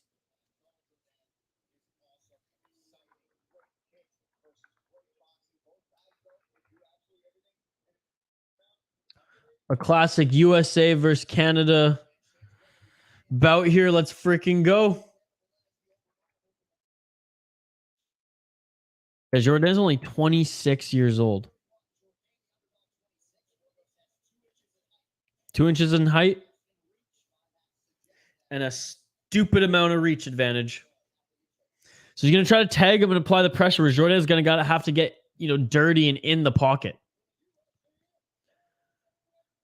And here we go. We're pretty much underway. The walkouts are done. Bruce Buffer is in the arena. I'll refresh ESPN here. Make sure you folks get all the stats here. Don't want you to miss anything. It should change from walkout. Oh.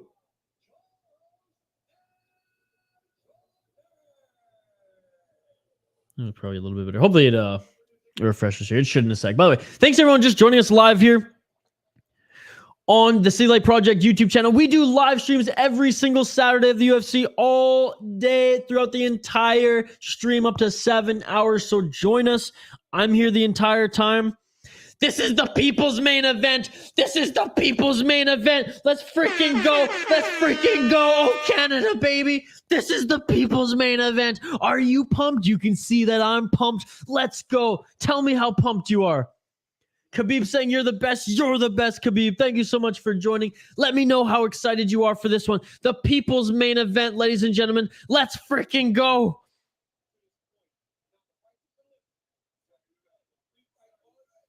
Let's get it on. Let's get it on. The people's main event. Let's go. Let's go. Yeah, Burgos wanted the red, so Jourdain didn't get it. You can see Jourdain, the slider. He's just a smaller guy. Burgos is just a bigger human. Jourdain, let's see what you got. Burgos is just walking him down. He's huge. Jourdain, though, he's a stud. He's a stud. If Burgos attacks those legs, though, that's going to suck. Let me know who you think is going to win this one. Burgos is the favorite. We'll keep an eye on the live stats on DraftKings. Don't you worry. Burgos already... I don't know if he rocked him, but he had a good shot on Jourdain. He already caught the leg, too. I mean, Burgos is just stalking him down. He's making the Canadian look human, dude. Jourdain's just going to have to get a little crazy here and kind of maybe throw game plan and technique stuff out the window. Not out the window, but you know what I mean. Because Burgos just looks like he's manhandling this guy right here. But it's on the ground. And is he in a guillotine? It's not tight. It's not tight. But Jourdain, very, very good jiu-jitsu specialist. I've been good, man. I've been streaming. I haven't left you. I haven't left yet. Burgos gets Jourdain's back, pushes off the cage. That's smart there. That's smart. Body triangle on Jourdain. This is not looking good for the Canadian. This is not looking good. And he has the choke. He has the choke. This is not looking good. This is not looking good. Oh, I think this is it. I think this is it. Jourdain's still in it, though. He's still in it. Wow. That was close. Jourdain was still in it. Yeah, but the Canadian's getting his fucking ass handed to him right now. Burgos, just so much size and healthy experience here, exposing Jourdain.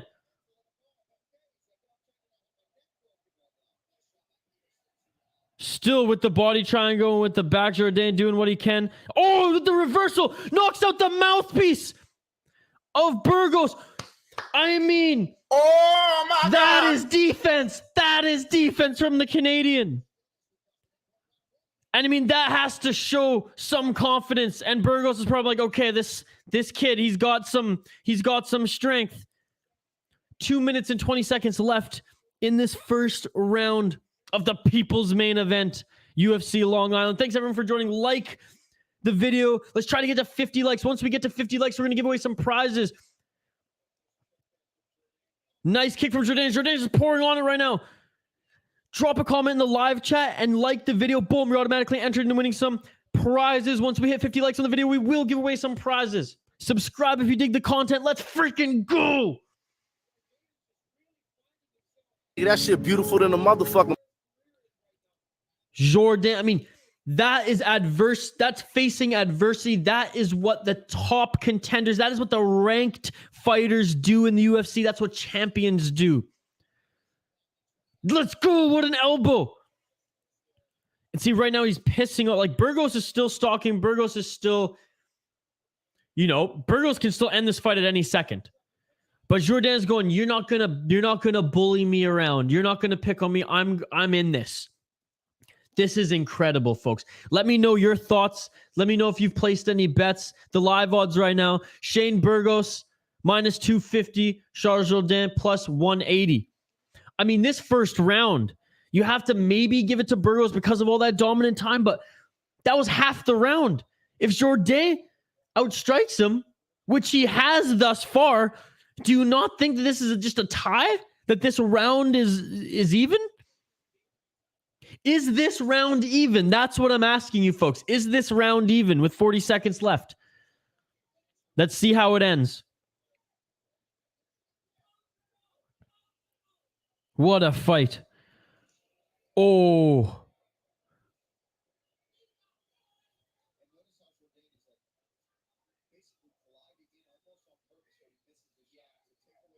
Yeah, Jourdain just has to take away all space. This is the game Jourdain wants to play because Burgos is taller and has so much more reach on him, and he's going to tag him. But the flying knee from Jourdain. What a round. What a round. What a round. How good is this? I mean, no disrespect to Burgos, but how good is Jourdain, dude? I mean, wow. Wow. What a first round. Neither took too much damage. I mean, let's take a look at the summary right now, folks. Let's take a look at the summary. Live now. Total strikes, 37 from Jourdain, 23 of those significant. Shane Burgos, 19 total strikes, 14 significant, 1 takedown, credited with 1 takedown.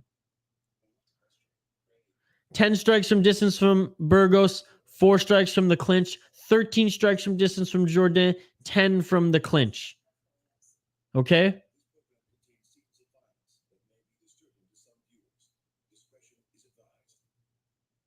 Burgos really attacking the legs of Jourdain, 43% of the shots hitting Jourdain's legs, whereas Jourdain's the opposite, 43-43 for the head and body. So there's your stat report. Minus 145 for Shane Burgos. Burgos going into this second round. Jourdain a plus 110. Let's freaking go, baby. Let's freaking go. Give me your live reaction. Who do you got money on? Who do you think's going to win this fight? You know who I'm rooting for. Oh, Canada, baby.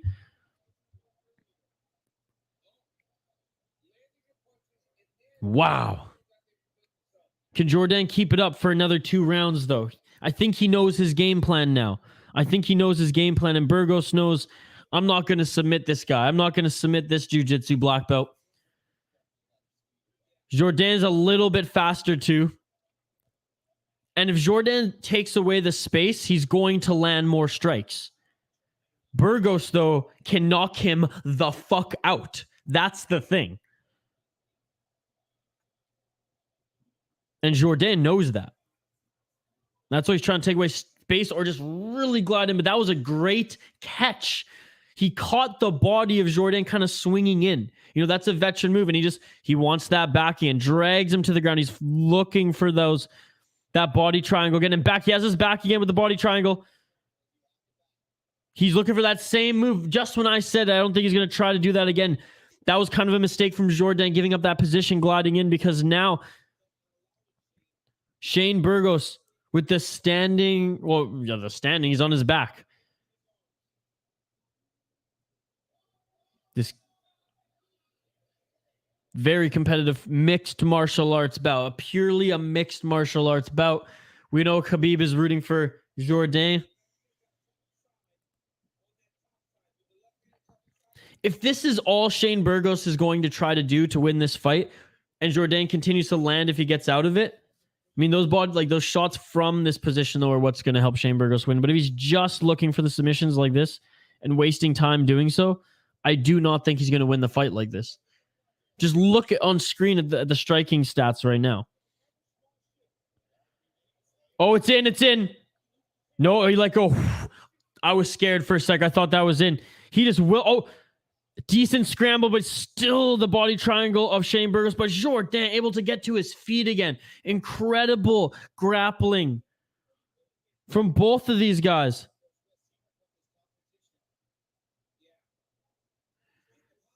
Two minutes and 20 seconds left in this second round. Jourdain doing everything he can, kind of like that first round, to get the hell out of this position so he can start feeding some strikes back to Shane Burgos. Now, this isn't looking good for Jourdain either. Burgos using the cage to help him out here. Jourdain, practicing patience, still doing what he can. Good grappling defense. I mean, you have the number 14th ranked guy in your division on your back right now. The same position he's at in 2 rounds now, just trying to lock in that choke. I mean, you have to do everything you can. 1 minute and 40 seconds. Oh, it's in. Oh, again, every time he looks like he's going to lock it, my heart freaking sinks.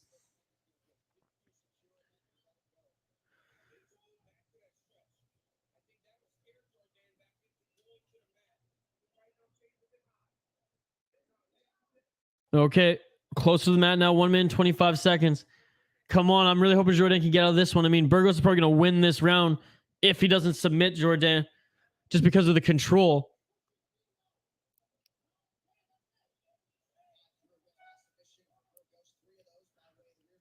Yeah, four minutes of control time, but I mean, not doing much with that. Just really, really trying to get this choke. Oh, Jourdain, it's in.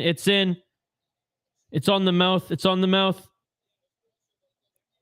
It doesn't mean he can submit him, though. If he can breathe, if Jourdain can breathe, he can get out of this. If Jourdain can breathe, he can get out of this. Oh, my God. Wow, he's still in the position. There's 30 seconds left, but he got out of that. He's breathing. Khabib has it 1-1. Jourdain's probably a little bit gassed right now too, but Burgos, he's just been trying to get this submission. 22 seconds left. Burgos isn't getting the submission, but he's going to win this round for sure based on the control. And the body triangle, Jourdain's just looking completely gassed right now.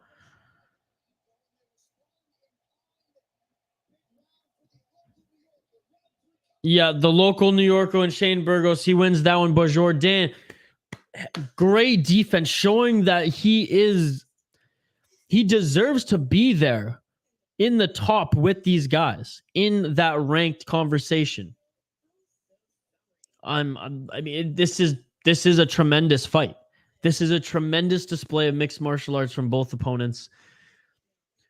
It's funny that that was almost Jourdain's fault. He went in, and that's what's been giving Jourdain success thus far, is kind of gliding in with these weird, almost pouncing shots to get in close, take away the distance. But with that one, Burgos, with the experience, kind of read it, went with the flow and grabbed his body and was able to get his back, right? So if Jourdain can somehow not do that and give up his back, going to the ground isn't really an issue. We saw Jourdain, he's been the worst position you can be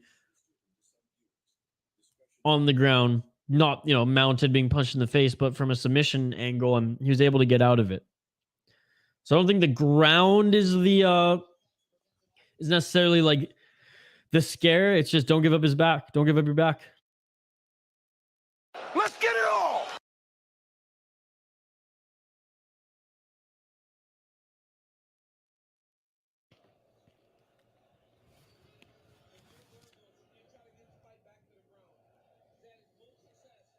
A lot of people have it like Khabib, 19-19 round apiece. If that's so, then let's freaking go, boys. Let's punch it out. Come on. Burgos obviously looks a little bit more fresh. Jourdain was in a compromised position pretty much this entire second round. That inside leg kick too. You see that welt of on Jourdain there from that inside leg. Or no, that's a tattoo. I thought that was a welt. Jesus Christ. 4 minutes left in this fourth round. We're a minute in, or into this third round rather. We're a minute in. If they stay striking, Jourdain is still faster than Burgos. Burgos still could knock him the fuck out. But if they stay standing here, Jourdain could maybe grind out this round and win this fight. I don't know who won that first round. I have no idea. The second round was clearly Burgos, but Jourdain, he's just going to box this one. He has to score. He has to score points, and he's doing so right now. Let's go. Oh, Canada, baby. What a fight.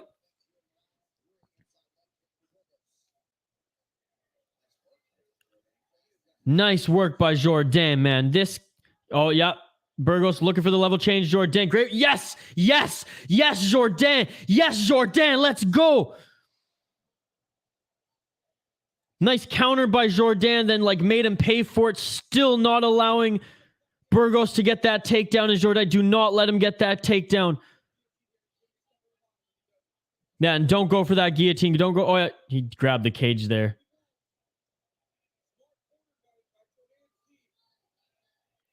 That fence grab might have saved him a little bit too. I don't like that, but props to Jourdain doing everything else.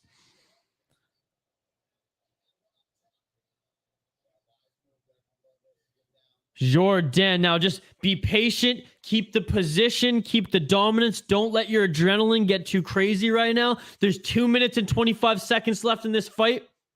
Jourdain is winning this round. If Jourdain wins this round, I believe he wins the fight. It could be close. Let me know in the comments. If Jourdain wins this round, does he win the fight? Jourdain's getting the better of Burgos right now. Let's freaking go, man. This is the people's main event. This is the people's main event. This is unreal. He had to do this. Jourdain had to do this.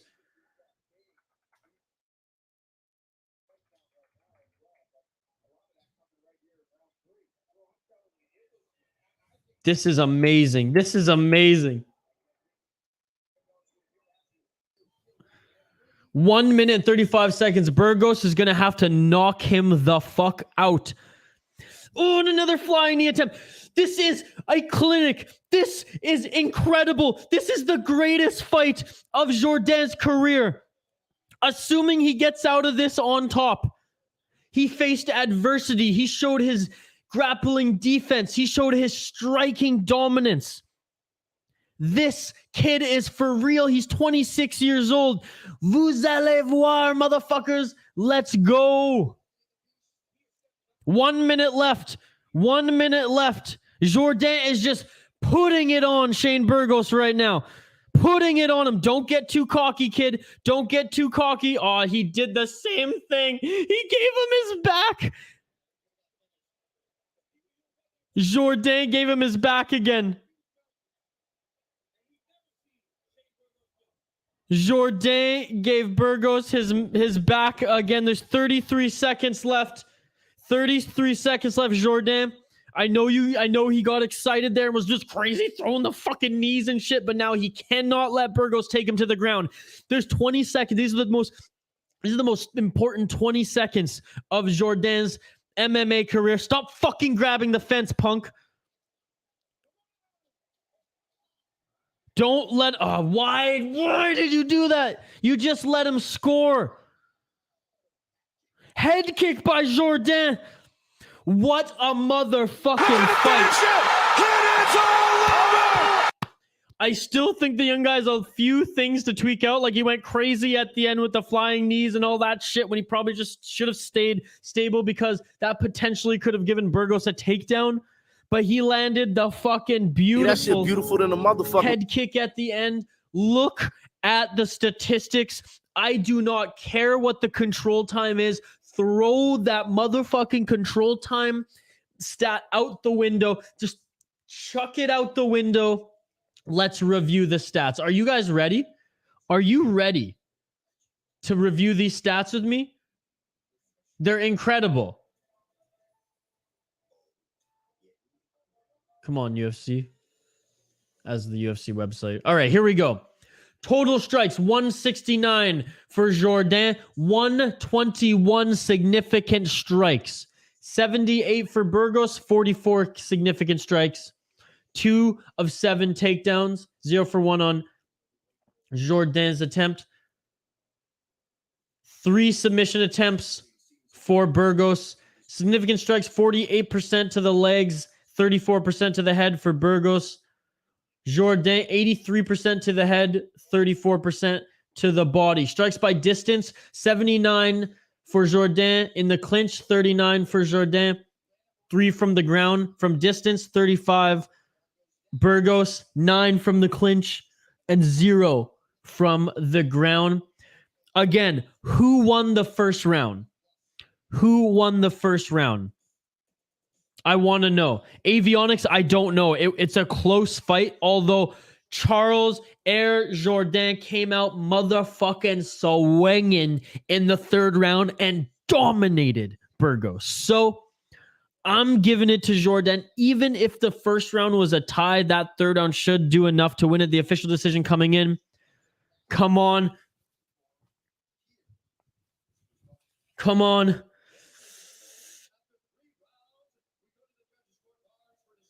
Come on, Jourdain.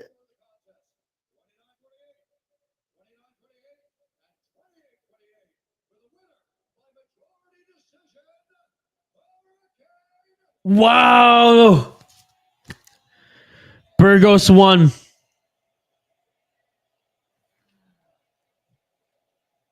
Damn.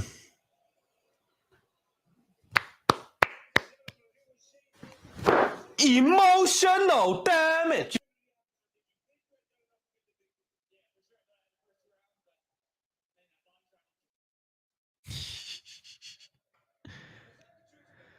Burgos won the first round.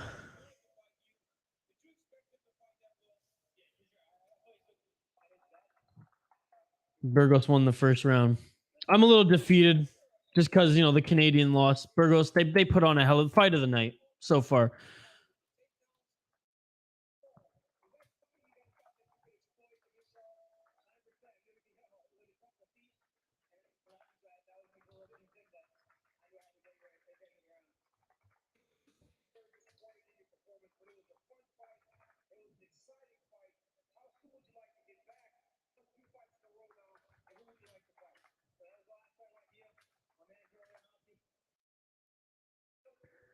Shane Burgos last fight on his deal, the 14th ranked, 15-3. What a fight. What a fight. I mean, Jourdain, I'm gutted. But he almost did enough to win, and there's no way the UFC will be disappointed with Jourdain. They're going to give him another shot at a ranked guy, 100%. Wow.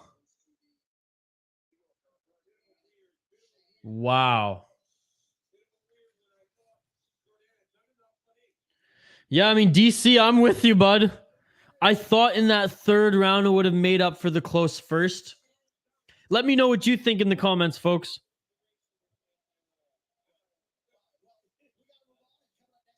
Wow. All right, I'll get back into it, but yeah, that was a little gutting.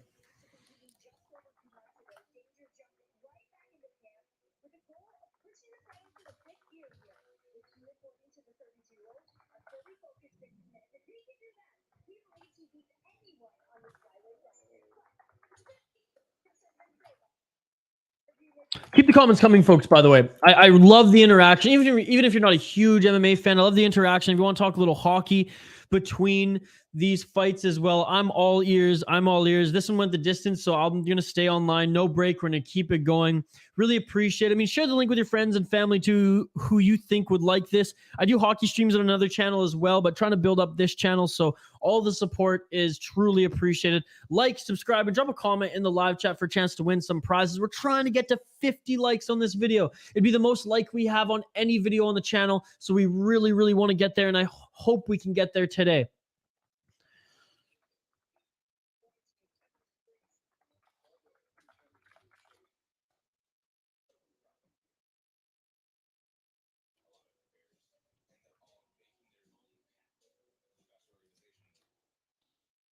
I'm just tweeting right now, folks. Okay. Well, what a fight that was. My heart rate's starting to slow down a little bit. We got Matt Schnell, who just fought not too long ago against Mudaerji.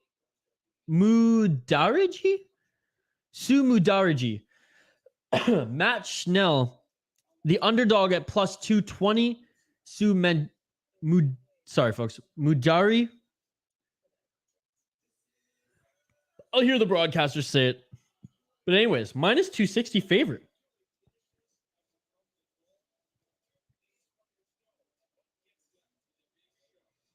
I'm actually going to bring up this guy's SureDog account. About 7 minutes until the next fight starts, folks. I'm going to stay with you. No break from me until a knockdown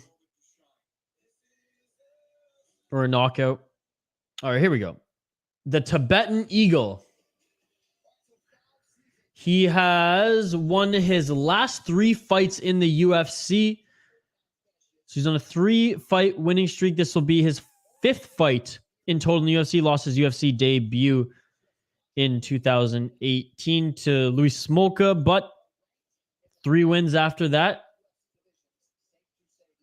And the 26-year-old favorite is now up against Matt Schnell.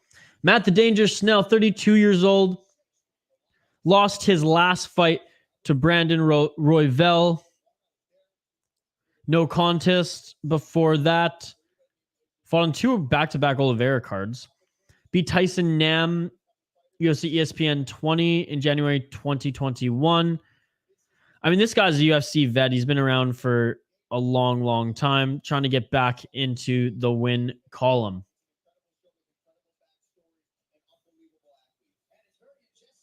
Matt Schnell again, the underdog at plus 220. Mudaerji minus 260. Shane saying, I'm here, by the way. Hello, Shane. How's it going? Shane, have you gotten TSN yet? Were you able to watch the fights?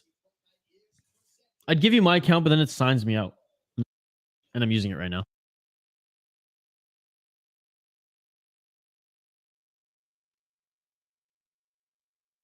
Ortega and his absolute fox of a girlfriend or wife, partner, who's a hell of a fighter in her own right. I love how T-City's always wearing the plaid. Tracy Cortez, yeah, she's an unbelievable fighter. I'm sad, but it's okay. I mean, man, yeah, today it hasn't been your day as far as your picks. And Shane, the Canadian, just lost. I thought he did enough to win. I truly did, and I'm not even being biased. No, I don't have TSN. I'll get a cable package when NBA starts. So honestly, TSN is cheaper than the cable package. Like, and you get everything, and you get all the ESPN pluses. It's kind of like Disney Plus, but it's TSN. You get everything. What is it? $7.99 or $11.99 a month, something like that. So it's not too bad, or maybe not even $11.99. It's cheaper than that. Anyways, I like the streaming platform more because you can get the app on any device. You can get it on iPad, phone, computer, TV, Xbox, whatever. Cable, if you're not in your house, that's it. Jourdain will be like, oh, yeah, dude. Like, after that fight, I mean, even maybe Dana White was probably like, maybe you should have won that one. But I'm sure he's going to get another... another guy in the top 15. He's going to get another fight with a guy in the top 15. I'm convinced. By the way, if anyone's checking us out on Twitter, migrate over to YouTube so that you can jump in the live stream.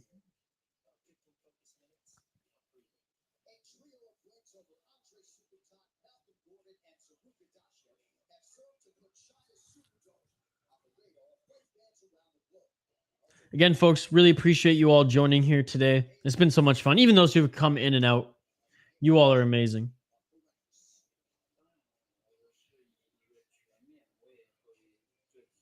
Just checking Twitter to make sure that I didn't miss anything here. Well, the People's Main Event didn't disappoint. That's for sure. It did not disappoint.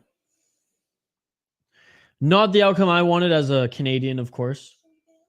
Wanted Air Jourdain to take that one, but that's okay. That's okay. It was a good fight nonetheless, folks. It was a good fight nonetheless. Okay. Just updated. I was just sharing some stuff on Twitter here.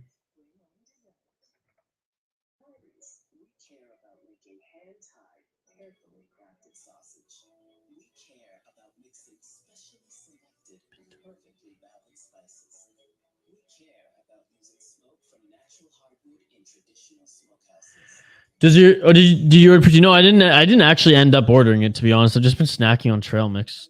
The fights got so crazy that I figured, and also I'm like broke now. So I can't really afford poutine, to be perfectly honest. Until this channel's monetized, I don't know if I can afford poutine. I'm gonna make some scrambled eggs quickly during one of the breaks. If someone gets knocked out, if the 26-year-old knocks out Matt Schnell, then I can go make 2 scrambled eggs, and that'll be my lunch/dinner. Because you're the best. Oh, thank you so much, Khabib. And as much as the poutine from McDonald's is amazing, it's not cheap. Vera versus Cruz. Oh man, I love Dominic in his heyday, but every time that like he gets knocked down now, I'm just like, oh man, like I don't want to see him get hurt.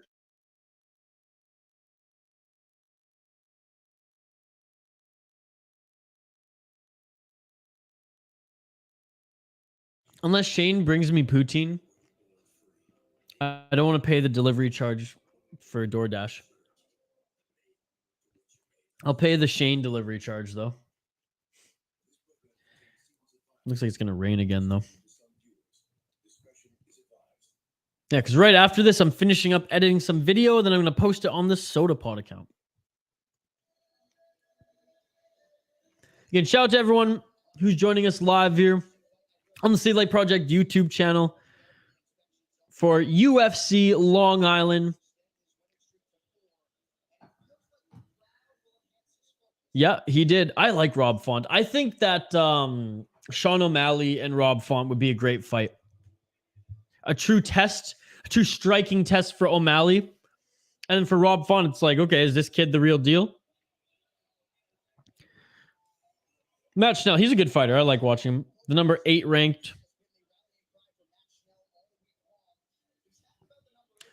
Drop a like on the video. Comment in the live chat. When we get to, where are we at right now with likes? When we get to 50 likes, if we get to 50 likes, we're going to be doing some giveaways on the channel, folks. We'll get there. This is the second big live stream. It takes a little bit to build it up, but we'll get there, I promise.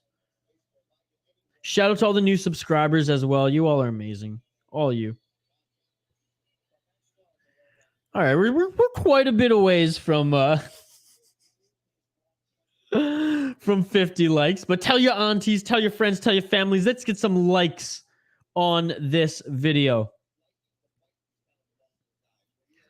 Both guys getting prepared to enter. This is going to be a good fight. I'm excited for this one. Yair versus Volk. You think so? Okay, we're getting closer. Actually, let me check YouTube. I did a poll question in the YouTube chat. Who wins on Long Island? 81% say Brian Ortega. 81% of those who voted said Brian Ortega. Khabib says Volk. You are back, play-by-play YouTuber. What is up? Thank you so much for coming back. You missed a great fight, the People's Main Event. I should take my Canada jersey off. We have a great one right now. Matt Schnell, the number 8 ranked flyweight, against number 12, Mudaerji. The closing odds plus 225. Underdog is Matt Schnell. The minus 265 favorite is Mudaerji. Starting right now, we'll keep an eye, don't worry, on the live odds throughout this contest. 16-4 record for the, what was his nickname again? The Tibetan Titan or something like that?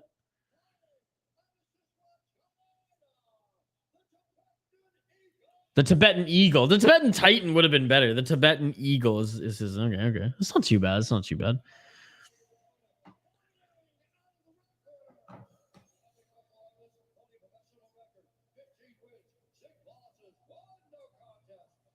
Who do you think, folks? Get your predictions in. Last fight he fought, that was a bad fight. Okay, so he wants to come in here and really make a name for himself.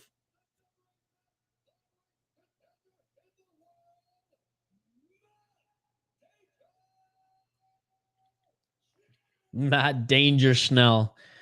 Danger zone.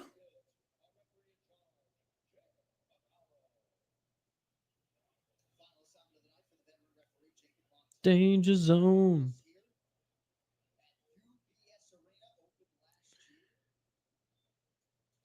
All right, here we go, folks. Here we go. Let's get it on. Let's get it on. Oh, and Schnell right off the bat. Mudaerji, that's how you say his name. Okay. Has his knees wrapped. That's interesting. Very long. Very, very tall is Mudaerji. Wow.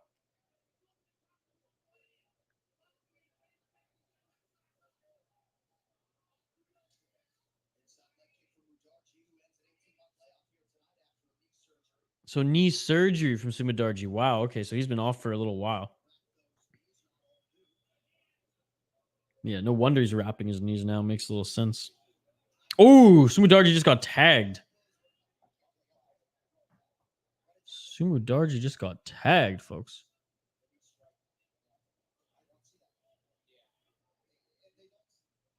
Oh, he fought a bad fighter. Okay. I can't stay for long. That's okay, buddy. I just appreciate you stopping by, dropping a comment here, liking the video. Yeah, Mudaerji is tall and long for this weight class. Holy shit.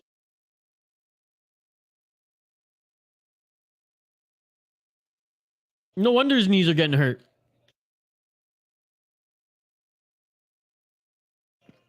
Nice takedown by Schnell. Nice takedown. That's mixed martial arts. Dude, Schnell's looking really good right now. About to go to a fight. Nice. Who's fighting? Like a regional one?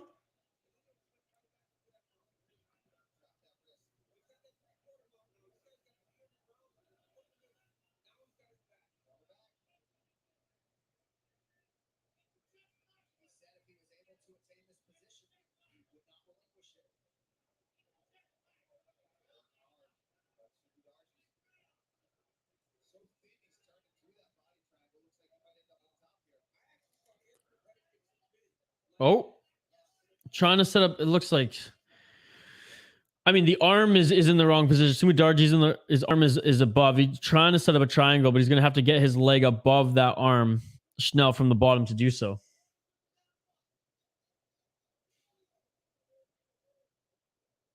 Let's check out the live odds here.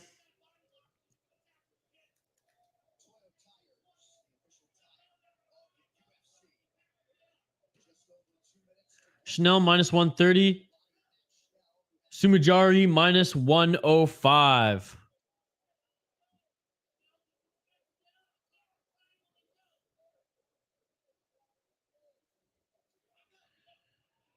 Corner of Schnell wanting him to get up. Mudaerji just way too lanky to be able to control on the ground.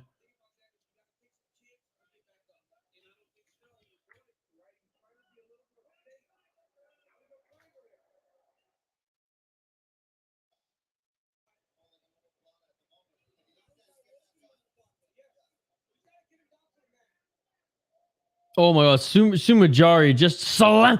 And that's the third slam of the third official slam of the night. We've seen two Matt Hughes pick up and run slams. We just saw another slam there, but look at now Schnell on top. What an incredible back and forth, weird fight thus far.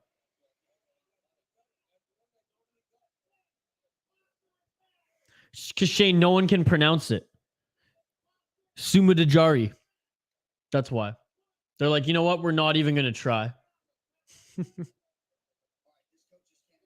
Because ESPN's like, we're not even going to pretend like the viewers can pronounce his name. Andrew's team. I don't know who Andrew is. Your friend, Andrew? 30 seconds left in this first round. It's been an interesting fight back and forth. Control time pretty much the same. Strikes pretty much the same. Back and forth on, well, submission or slam attempts have been the same. And, oh, nice shot from the top by Schnell.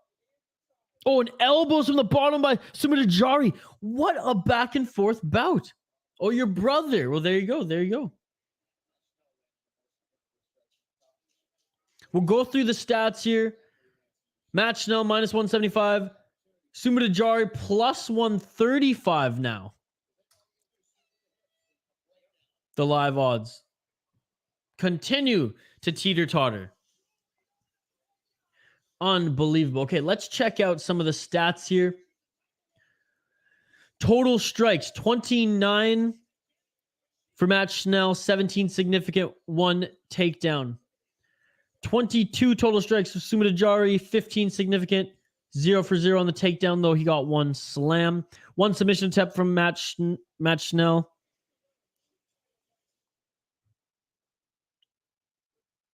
Mudaerji attacking primarily the legs and the body, 40 and 53%, whereas Matt Schnell attacking the head predominantly, 71% on Mudaerji. So there is your stat update between rounds, folks. They should have done Aldo versus Cruz. They should have done Aldo. God, why is the name escaping me right now? Aldo and freaking. God damn it. Oh, Sterling. Aldo should freaking fight for the belt right now, in my opinion. Over TJ Dillashaw. He deserves it.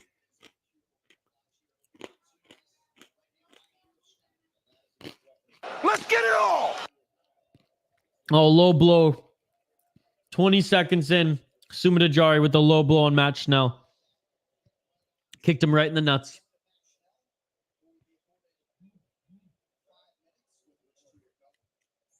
Schnell will be afforded with 5 minutes. Yep. Low kick. I mean, you're that lanky like Mudaerji, and that might happen. I don't think it was intentional. Because if it was intentional, I mean, he could do damage with those legs.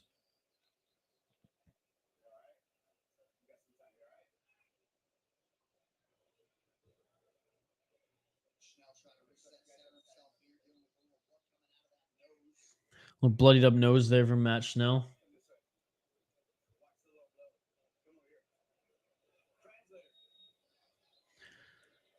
Sterling is scared to fight TJ. No, he's not. And TJ doesn't deserve that fight. TJ should have lost the fight to Sandhagen because he did lose that fight. That was bullshit that he won. Coming off a suspension for 2 years, and Aldo has been grinding back up the ranks. Oh, doing it clean? Dude, screw that. It is Aldo. Oh, Schnell was tagged. Mudaerji tagging him now. Mudaerji is huge for this weight class, folks. Mudaerji is a beast in this weight class. Oh, Mudaerji. He hurt Schnell again. Schnell hit him on the break, but Mudaerji is now picking him apart at range. Oh, Schnell hit the knee of Mudaerji, and it looks like it took him down. That's not good. Maybe just popped him off balance. Looked like he hit the inside leg kick, but also looked like he hit the knee. Yeah, this guy's dangerous because he's fighting with distance, not allowing Schnell to get in close. You know, Jourdain was able to get in close on Burgos, who's a lot bigger than him. Mind you, Mudaerji looks like freaking 2 Shane Burgos compared to, just a straight left. Another one, and he is out. He is out. He just, he's not out. Oh, great recovery by Schnell because it looked like he was out for a second, but stunned. Schnell knocked him down. Schnell went for the single leg, but Mudaerji right back up. This is yes, that would be Sandhagen versus Song and Dong would be a great fight. I agree. Schnell is a tough son of a bitch. Just took an elbow there by Mudaerji. I mean, Schnell just taking so much damage. He's taking so much damage. Another elbow by Mudaerji, just doing everything he can. I mean, the ref's gonna have to step. Oh, Schnell's still fighting back, but he's looking. Another elbow. Another elbow. He's not doing anything. Another one. Okay, come on, ref. Ref, end it. I guess he's still going, but man. And he tags Mudaerji. Mudaerji just trying to get those elbows. How crazy would it be? Oh, now he tags Schnell again. When is the ref, just like with Korean Zombie and Volkanovski, just going to end it? Oh, but with two big combos. Dude, this Schnell guy is an anomaly. Who is this guy? He's like a zombie. Schnell is a zombie.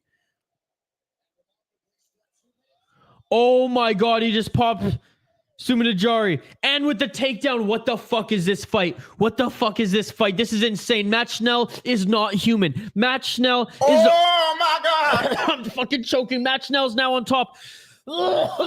Matt Schnell is now on top. He might finish this fight. Matt Schnell might finish this fight. Raining elbows from the full mount is Matt Schnell. 1 minute and 35 seconds. Khabib, you should not be messaging me. You should be watching this fight if you're still home. This is insane. Oh my God, he just got reversed. Matt Schnell just got reversed. Matt Schnell just got reversed, but he's setting up triangle. He's setting up a triangle. Mudaerji is in a triangle choke right now. It's not that tight yet, but now this is one of the craziest fights I've seen in a long time.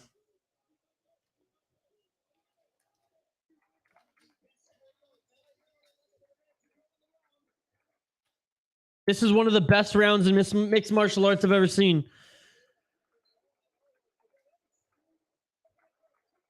There's so much blood. He's out! Oh!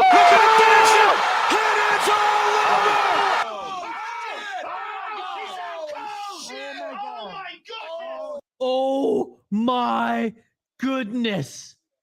Oh my goodness. Matt Danger Schnell survives a fucking onslaught. How many times was he knocked down? How many elbows did he take to the face? This is one of the greatest rounds. This is one of the greatest fights in mixed martial arts I have ever seen. Back and forth, back and forth. There was blood. There was elbows. There was straight up knockdowns. Mudaerji was straight up submitted. He was out. The ref had to check his arm to see if he was still alive. Unbelievable. Performance of the night. Fight of the night. Everything. Give it all to Matt Schnell. Unbelievable. That was incredible. That was unbelievable.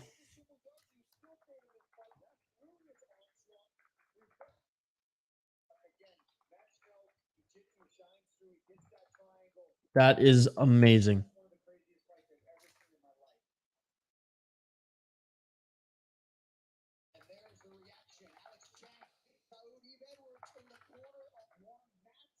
Wow.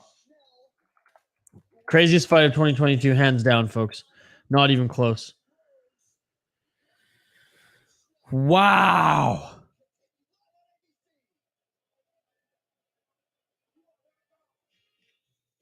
Unbelievable. That was one of the craziest fights I've ever seen in my entire life.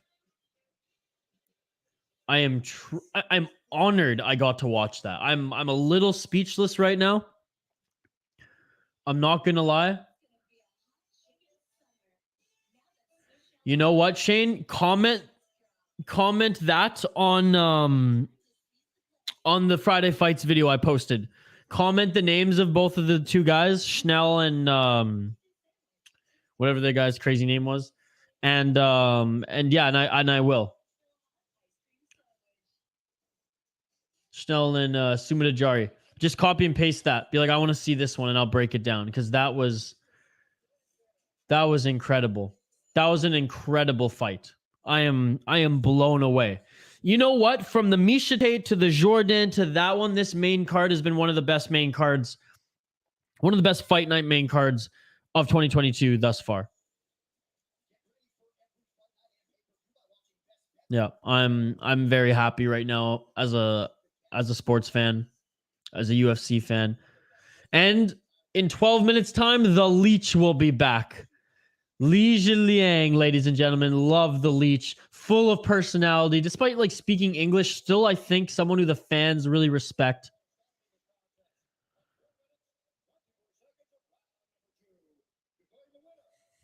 Official decision on screen.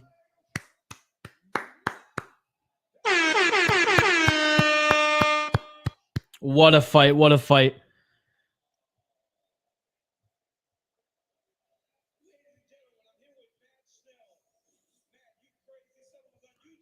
Wow, Daniel Cormier, match now, you crazy son of a gun.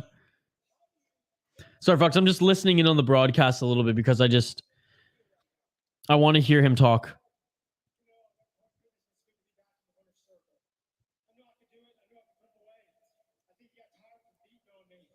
He's like, I think he got tired from beating on me. That's pretty accurate.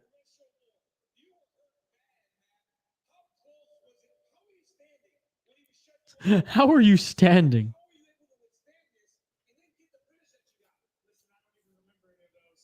All right, so breakdown of the fight, folks.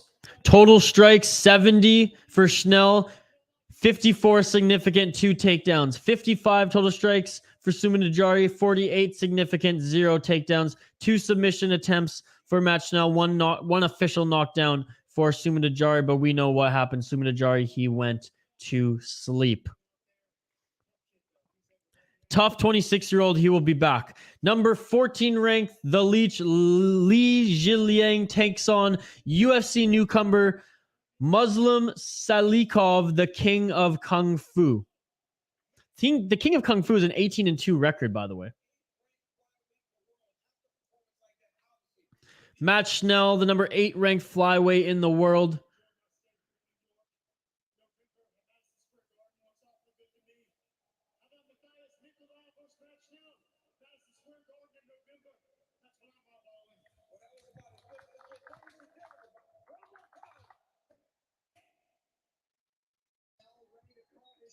Wow.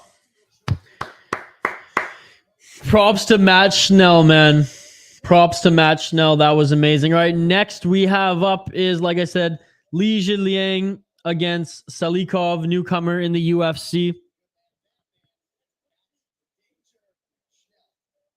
Again, appreciate everyone joining us. Like, subscribe. Don't go anywhere. We're going to take a quick break. Like I said, how we do things here is if there's a knockout, if there's a stoppage, a submission or anything like that, we will take a little bit of a break between the fights. If it's, 3 rounds to the end, to the decision, then we're just going to keep the train rolling. So we're going to take a quick break now. Don't go anywhere. Don't go anywhere. Leave the stream up. We will be right back. We'll be right back to get your reaction, my live reaction, talk through everything that is mixed martial arts, the UFC, sports, this sports weekend, and of course, this next bout on tap.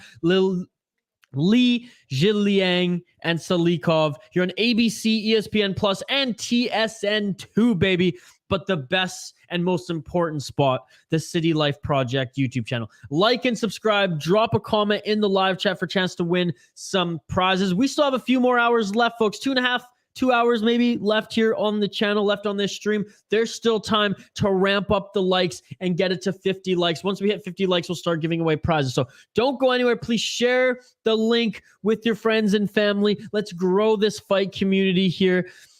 5 minutes, 5 to 7 minute break. Don't go anywhere. I will see you on the other side. I love you all. The support is amazing. Like, subscribe, comment. I will see you in 5 to 7 minutes when the Leech takes on Salikhov live here on the City Life Project YouTube channel.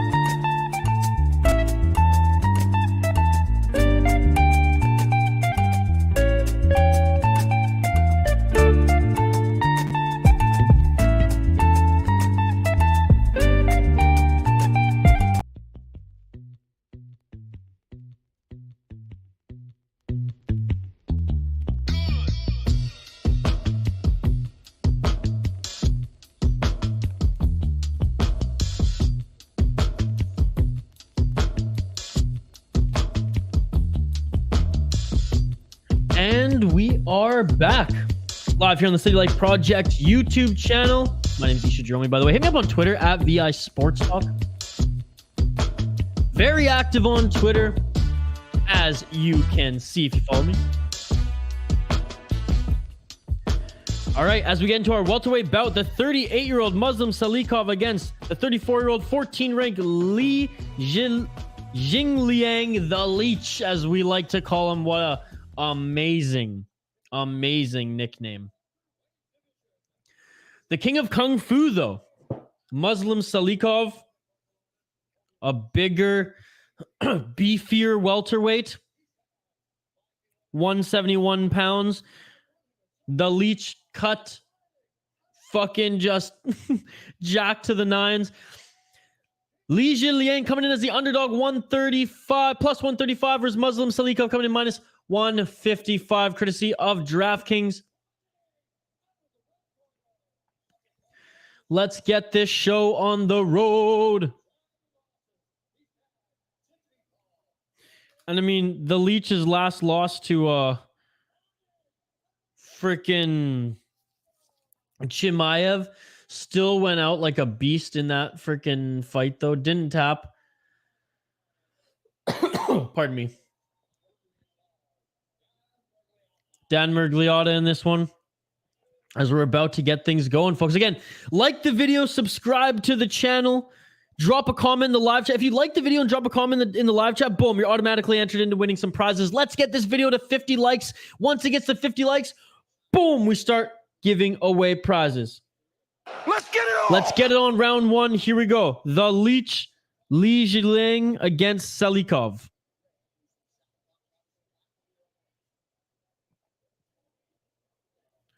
Betting lines close. Jingliang plus 130. Muslim Salikhov minus 175. The favorite, Salikhov, the king of Kung Fu, against the Leech.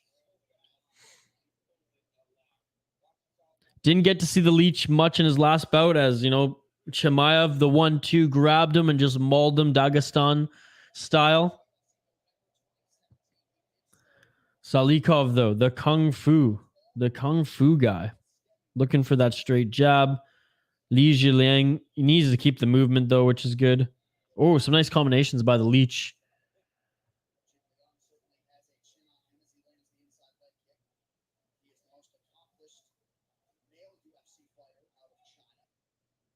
Oh, I didn't know that. The Leech, the most accomplished male UFC fighter out of China. Congratulations.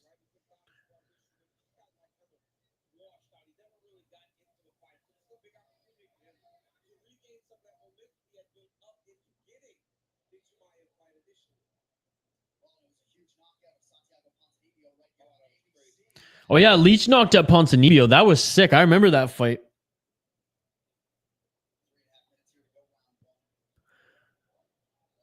Three minutes and 20 seconds left in this first round. Both these guys kind of feeling each other out. Jingliang, some nice leg kicks. Salikhov trying to just get his range and timing, but Jingliang just very good at moving around. But there it is. Catches the leg, and boom, what a takedown by Salikhov. That was dominant.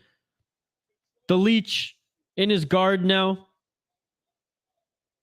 The king of Kung Fu on top. Trying to work some ground and pound in the Leech's guard. Again, hit me up with your comments, folks. Like, subscribe. Let me know what you're up to this weekend as well, if you aren't watching these fights as closely as I am. I really appreciate anyone just hanging out with me today, as I'm watching these fights regardless. I watch the UFC every weekend. And hey, if I'm going to, I might as well stream it. Build this community. I'm posting fight reaction videos every Friday. I figure, hey, might as well follow it up with a 7-hour fucking stream every Saturday that there's UFC, baby. Let's go. The king of Kung Fu doing a decent job getting some shots in the guard of the Leech. The Leech now bringing his guard a little high. Yeah, it was, might have been searching for an armbar or something there, and actually does a good job of like head movement on the back. The king of Kung Fu on his way up threw a punch, and Lee blocked, or not blocked it, but moved out of the way. Back up on their feet now. I like the movement of the Leech, but the King of Kung Fu, he's explosive, man. One quick catch of the leg and boom, beautiful tackle down. Oh, nice spinning kick. That's the thing. It's Kung Fu. You're gonna maybe see some spinning stuff too. Interesting stance. Very different from karate.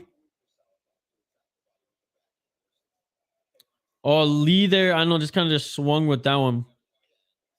Oh, a nice level change by Lee. Elbow on the way out. That was good. That was good.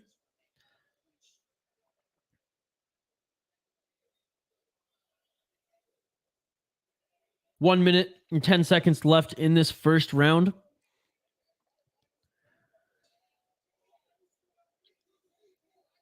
Lee, oh, a spinning back fist attempt by Salikhov. 58 seconds left.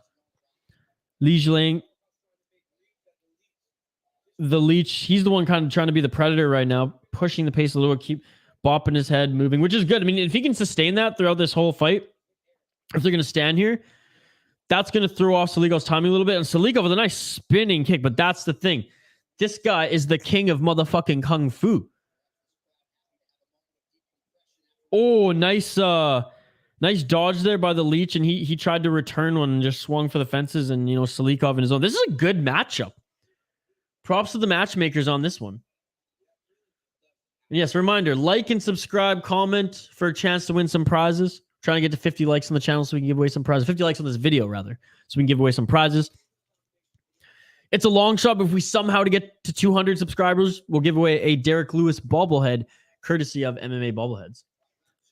Giving away a UFC t-shirt, though, whether it's a crypto.com or Venom, you get to choose. If we get to 20 likes or 50 likes on this channel, 50 likes on this video, then I'll choose a winner from the live chat.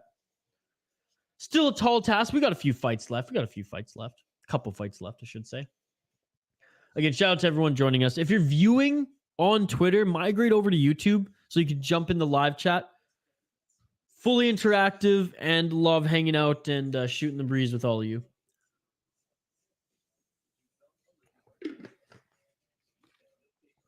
End of the first round. I mean,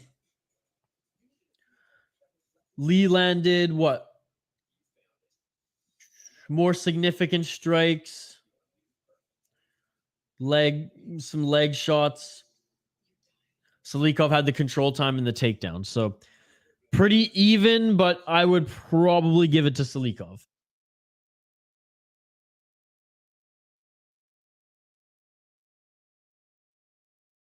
What do you think? Who are you giving it to? The first round. It was pretty tight, but again, Salikhov probably gets it in my books. Pardon me, try not to be rude. I just need to snack on something as we go. As we reach the 5-hour mark of this stream.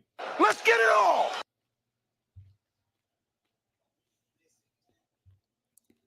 Here we go, round 2. King of Kung Fu against the Leech. The Leech always keeps one hand up, but oh yeah, but that one side he had open, he got clipped there, he got clipped. More so pushed back as Salikhov's technique is just clean and crisp right now, folks.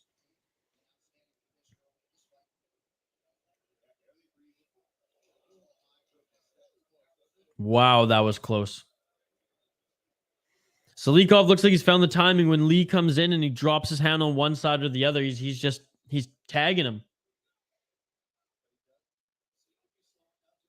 Lee slowing down just a tad.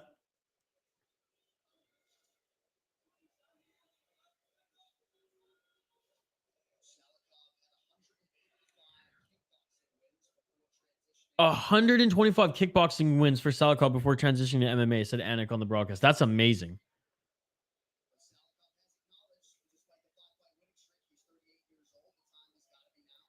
Five-fight winning streak, 38. Yeah, he's like, I want to make a run in the UFC. Got to get through the Leech, who unfortunately is the gatekeeper now of the welterweight division at the kind of ranked 14 and within the 15 and 12 range. And if the Leech loses this one, he might fall the rankings, but I mean, he'll probably do well against his next guy. I mean, the Leech isn't having a bad fight right now. Salikhov is just very, very technically sound. I mean, the guy's had 120 some stand-up kickboxing matches, and I mean, right now, the Leech Jingliang is having a freaking kickboxing match with Salikhov.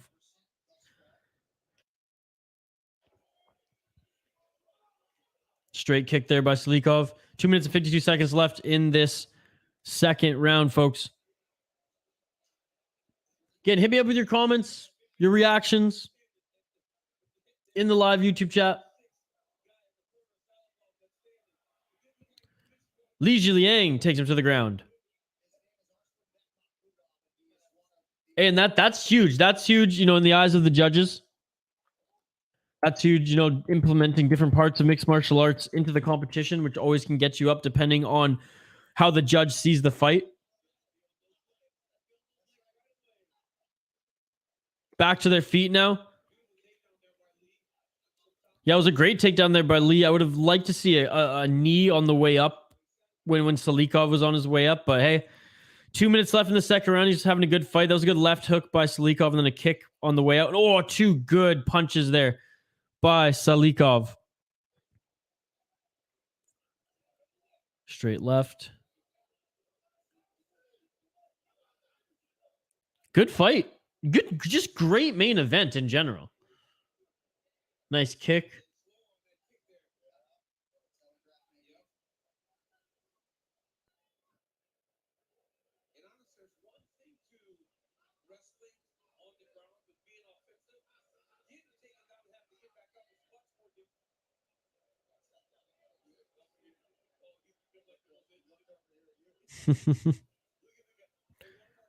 Salikhov looks like he's slowing down a little bit now, folks? Let me know what you think. Who do you think is going to be the fresher fighter going in to the third round? I mean, Leech has been here before, right? Oh, but Salikhov just out of nowhere. I mean, Leech he looks like he's more of the fit fighter. He probably cuts a little bit less weight than Salikhov. Or Salikhov just walking around like, oh, the Leech, he clips Salikhov. He clips Salikhov. Oh my God. The Leech just clips Salikhov. Salikhov is still wobbly. The Leech, yes, he has to keep applying pressure. Salikhov doing the smart thing and clinching up, and then on the way out, the Leech hits him again. Yep. Salikhov is hurting, folks. He's trying to get the takedown right now. Leech doing an outstanding job. And an elbow on the way out. The Leech is showing that he is a veteran in this game, doing everything he can to spoil. And he knocks Salikhov down again. The Leech on top, trying to end this fight, raining down elbows. I think this is it. And finish it.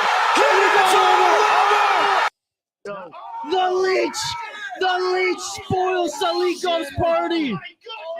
Jingliang with an unbelievable sequence and such a veteran move to finish. That was unbelievable.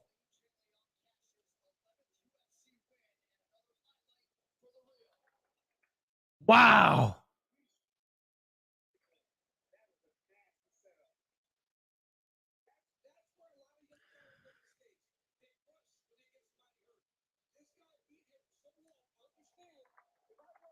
Wow.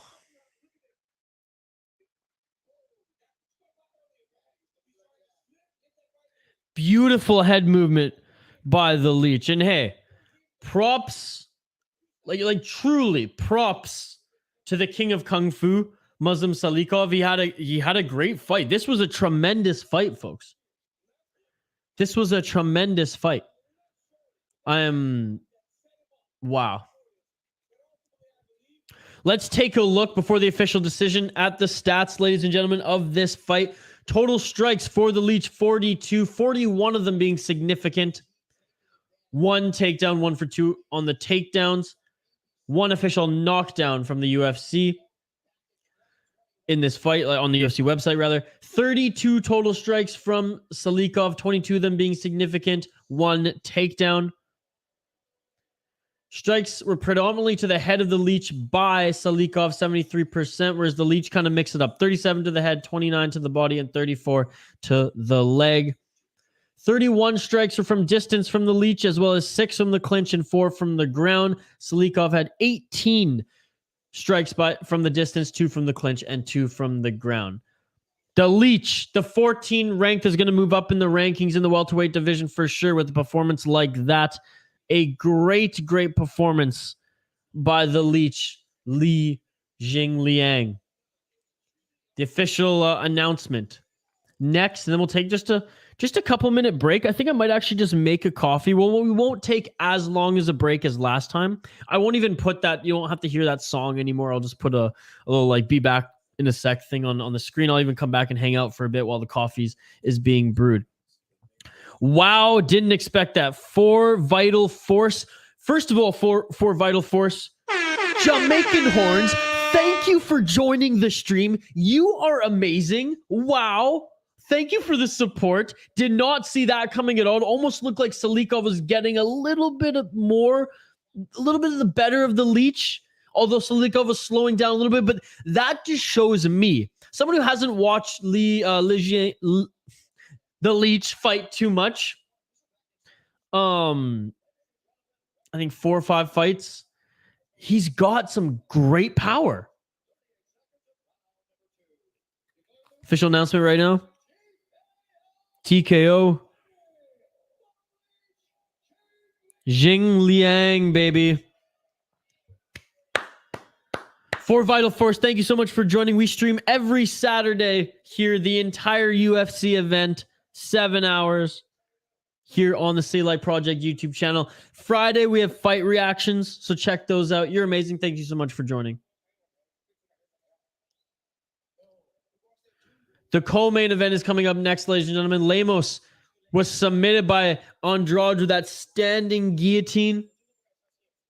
Waterson, Gomez, a great fighter at 115. That fight is next. We're going to take a quick break before that one starts. Again, get your comments, get your reaction into the live stream. We really appreciate it. Great power indeed, and some great durability. Absolutely. Absolutely. I mean, he took some shots. He had to get up from the ground. You know, he was taking some ground and pound. I really like his personality too, though he doesn't speak English.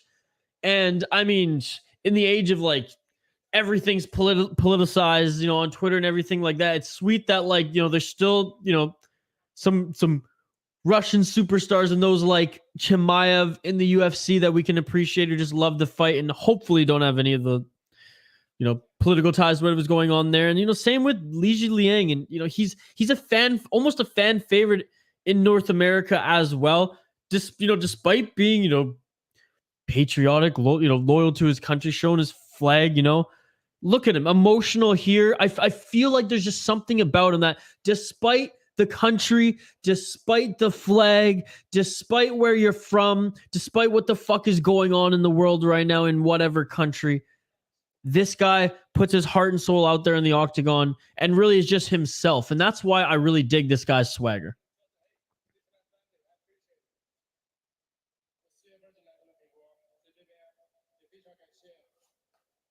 Again, appreciate those tuning in to the live stream here. Don't forget to like and subscribe and check out the Friday fights. There's a playlist on the channel. It's also on the main screen.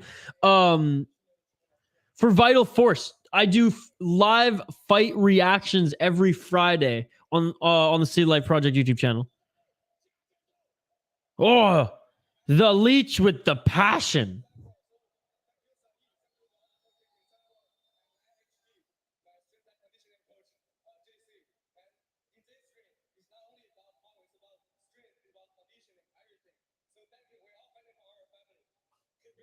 Great speech. That shit beautiful than a motherfucker. Let's go. Yeah, the leech, that win meant a lot to him. Yeah, and I mean, that was a great fight. I'm swooning over this just card in general right now, to be perfectly honest, folks. Swooning over the card in general. This has been amazing.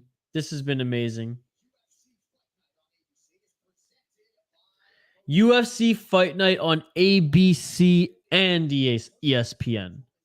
Unbelievable.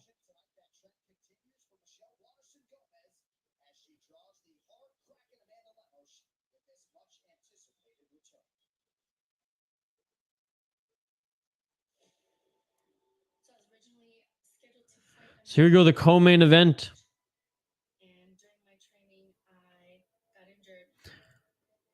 Michelle Waterson Gomez going to take on Amanda Lemos.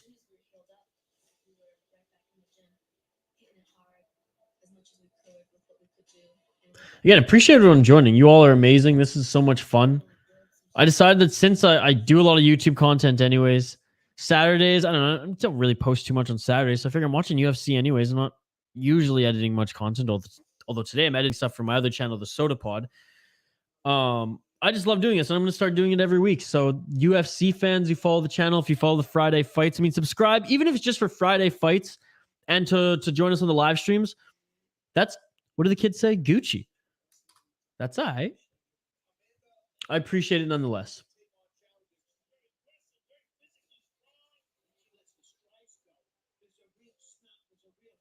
And it was sweet. Earlier today, the owner of Wabasha Brewing from Minnesota, St. Paul, Minnesota, actually joined us as well. He's a huge MMA fan. He joined us for 2 or 3 fights on the prelim cards. Awesome. Keep doing what you're doing, man. You have a great voice listening to. Oh, well, thank you so much, buddy. I really appreciate it. It's during the day. It's not a pay-per-view, so like the chat isn't as buzzing as even last week's. But when it gets buzzing, dude, and we got like hundreds of people talking, it's so much fun. It's so much fun. I really appreciate your support, and I promise I'm going to do this every week. And I'd love your feedback on the Friday fights. I'd love just go check. It's on the City Life Project YouTube channel. The playlist is Friday fights. It's the latest upload behind this one. It's me freaking out there. Check that out. Let me know what you think about that segment. Comment on the video if you have a fight that you want me to react to. I mean, if you're a fight fan, a little bit of the City Life Project YouTube channel is going to be devoted to fight fans. It's a little bit music. It's a little bit beer and whiskey. It's a little bit, filming the most beautiful spot in the world, Vancouver Island, Canada. And of course, UFC. So thank you very much. Oh, Khabib, you're too kind. You're too kind, Khabib. Khabib is literally the best. The GOAT, 29-0. All right. Don't go anywhere, folks. We're going to take a quick break. Less time than before. I promise. That clip, I'm not going to put it on loop. We'll be back. Quick break. And on the other side, the co-main event of the evening. We have a poll question going in the YouTube chat right now. So in the live YouTube chat, vote on the poll question. It's simply, who do you think is going to take the main event? Yair Rodriguez or Brian Ortega? In regards to this fight coming up, the co-main, let me know who you think is going to take this one as well. I love the comments. I love the questions. I love interacting with you all. Like, subscribe, and comment in the live stream. There's still time. We have 2 fights left. We have 2 fights left to get this video to 50 likes. So tell your friends, tell your family, tell your aunties, because aunties go ham for the YouTube likes. Tell them to like this video. If we get it to 50 likes, I will choose a winner from the live chat, and you will win an either Venom or Crypto.com UFC t-shirt. Stick around for when we hit the 50 likes so I can get your information. I'm so pumped to be here with you guys, but I'm going to grab a coffee as these fighters walk out. Then we'll do a little bit more of a preview. We'll go over some of their records, their stats, and we'll get right into it. Quick break here. I'm going to play the clip, and then you'll see me with some music as I make some tweets, make some coffee, and we get into the co-main event and main event here. 5 hours and 16 minutes running. I'm excited to be here for another couple hours with you all live here on the City Life Project YouTube channel.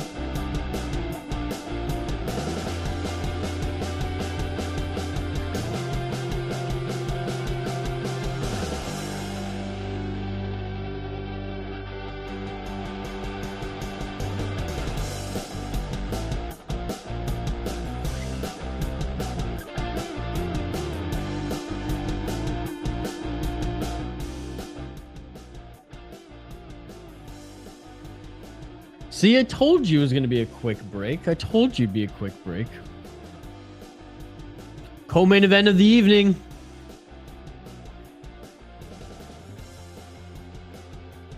Strawweight division. Michelle Waterson Gomez versus Amanda Lemos. I should have added that to the ticker. I'm sorry.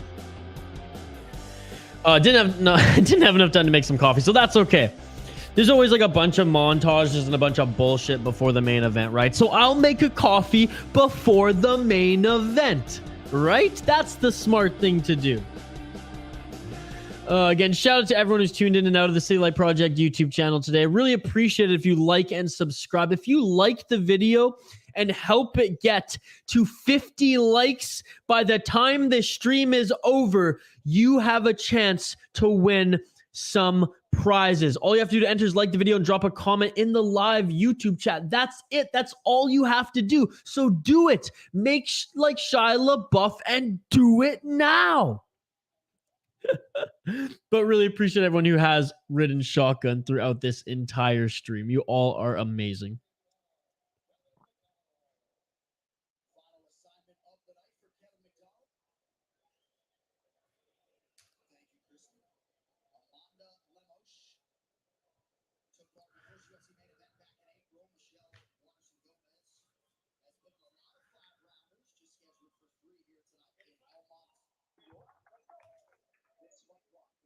Here we go. Let's get it all. Lemos in the yellow and the Brazilian, and Waterson Gomez in the black and gray. Waterson Gomez, the 10th ranked flyweight. Lemos, the 11th. And here we go. Starting to just feel each other out a little bit.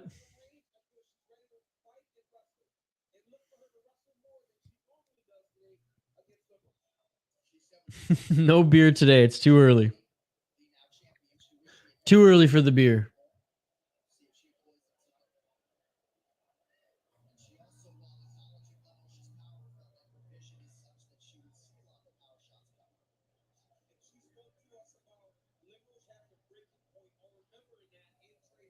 And here we go. Starting to trade a little bit. Lemos just looks a little bit bigger, eh?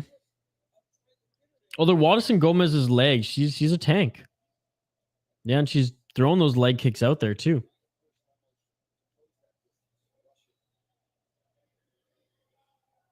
Co-main event, 3 rounds. Women's flyweight division. Let's freaking go.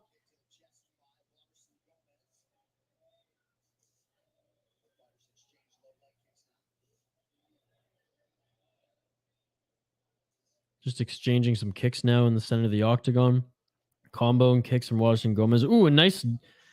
Was that a straight jab? It was too quick. But anyways, Lemos got a nice shot in and tagged Waterson. Some more kicks now. I mean, the women are trading right off the bat. 3 minutes 18 left in this first round. Yeah, Lemos, exactly like DC is saying. Lemos is just kind of walking her down.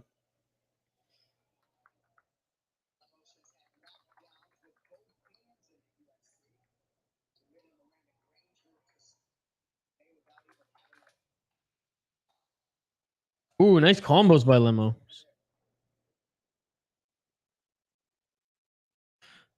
It's pretty good thus far. I mean, for the beginning of a fight, and what's up, Habib?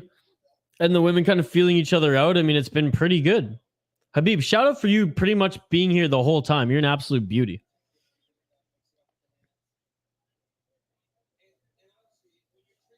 Oh, nice front kick by Waterson Gomez.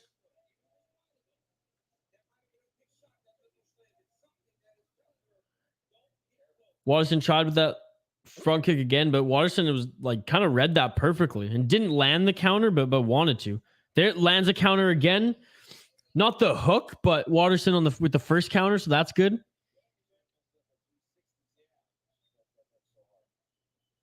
Yeah, as we said, she threw that hook. Lemos wants to end this fight. Habib, you're rooting for Lemos tonight? Is that who you're locking in? Are you locking in Lemos? Michelle Waterson coming in Michelle Waterson Gomez coming in as the underdog plus 285. Lemos minus 425 at the end of this first round.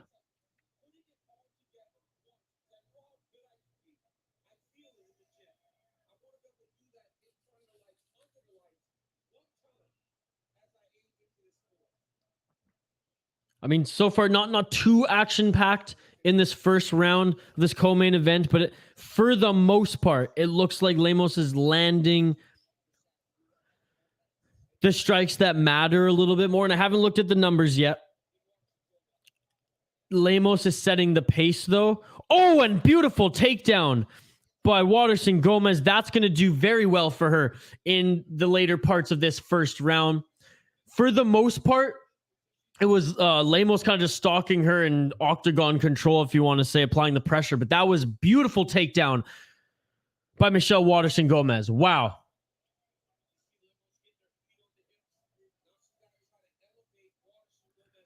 Good defense by Lemos. By the way, shout out to everyone who just joined us live here on the City Light Project YouTube channel.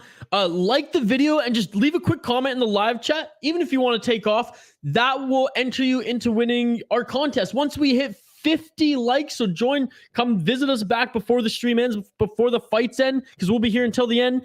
If we hit 50 likes, you have a chance to win a Venom or Crypto.com UFC t-shirt. Look at Lemos, so strong, just pushing Waterson off. Waterson looking for some sort of submission here, but I mean,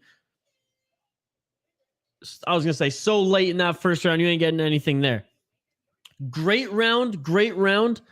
I'd love to hear in the comments who you think won that round. I really would, because I think if it was just on the feet, and I know that the striking, it almost doesn't even reflect it all.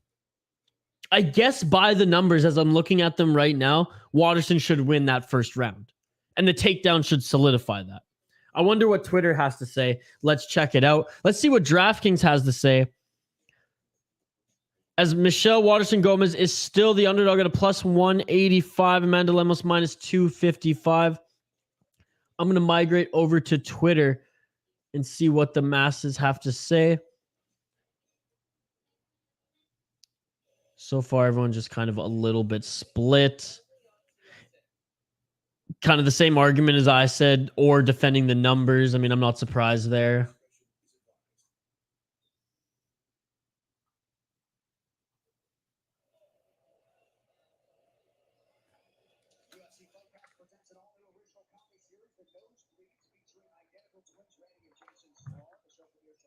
All right, here we go, round two. Let's get it on. Here we go, round go. Hey, if any of you are tuning in on Twitter, by the way, please migrate over to our YouTube channel so you can get involved and jump in the comments. Please, I really appreciate it if you do so.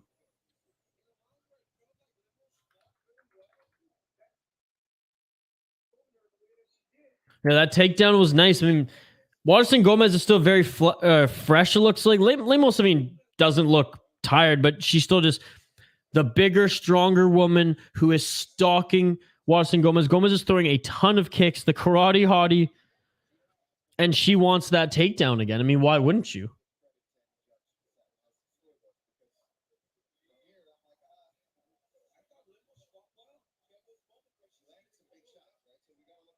Yeah, that first round, that's tough to score that one. But I mean, if you're going to look at the numbers, Waterson should walk away with it.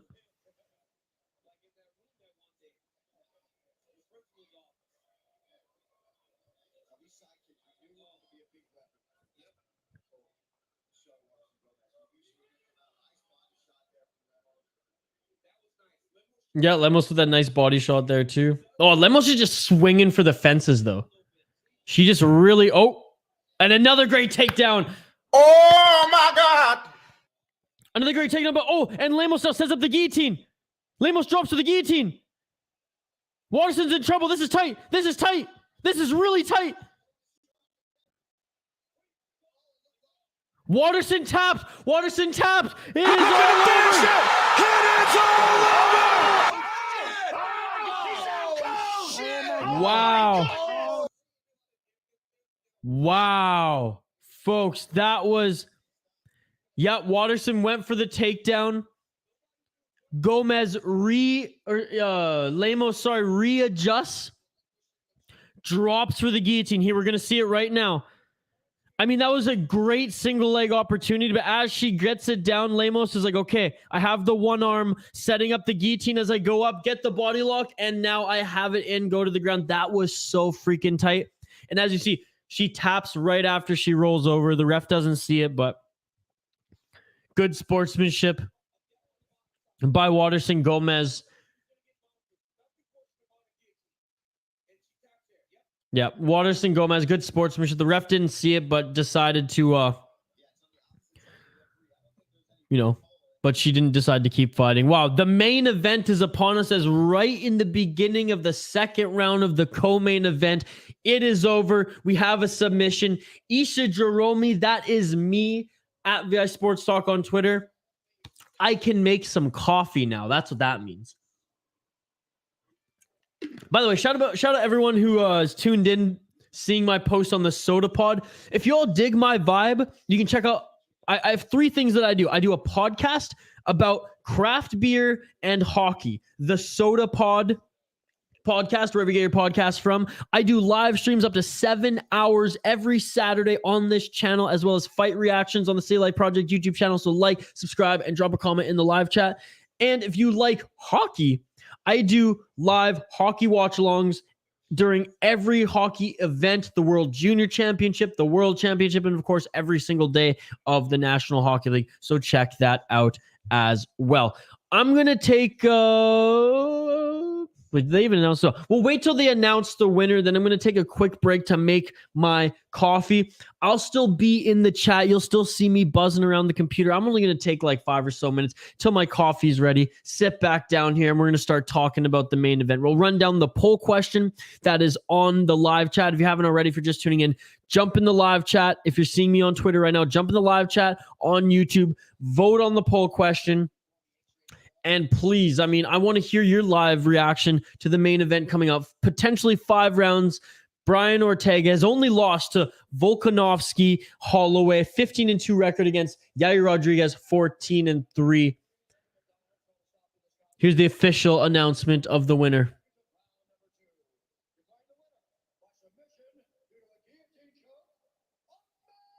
Amanda Lemos, baby.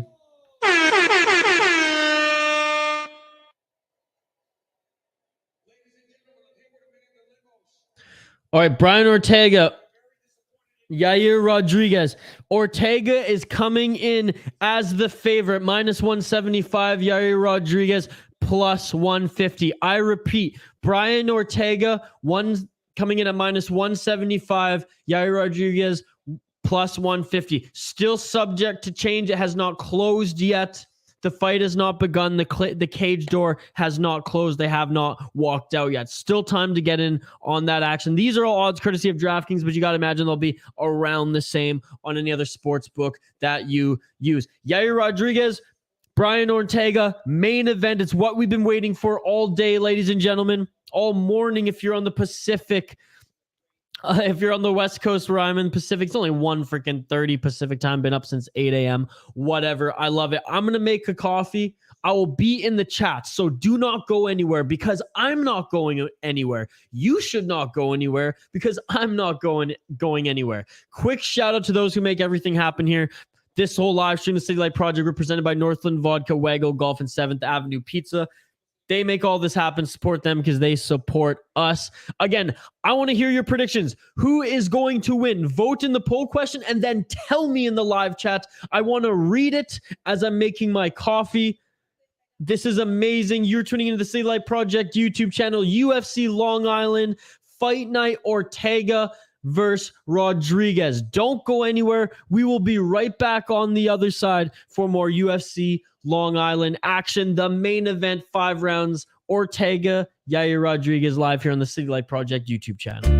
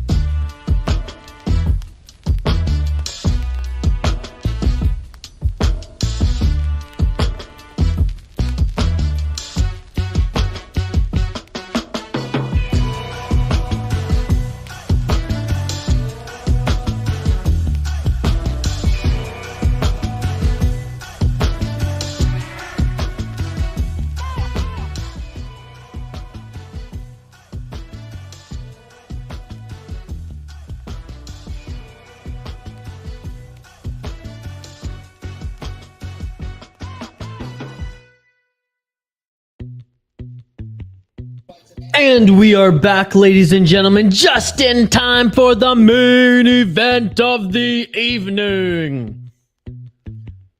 Yair Rodriguez, I love his walkout, traditional, you know, Mexican music. What's Ortega gonna do, though?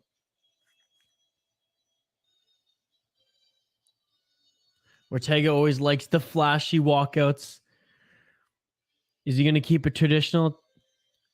Sounds like some traditional Mexican music, which I like, I can get down with that. Nice. Oh, what a beauty. Keeping it simple. What a beauty.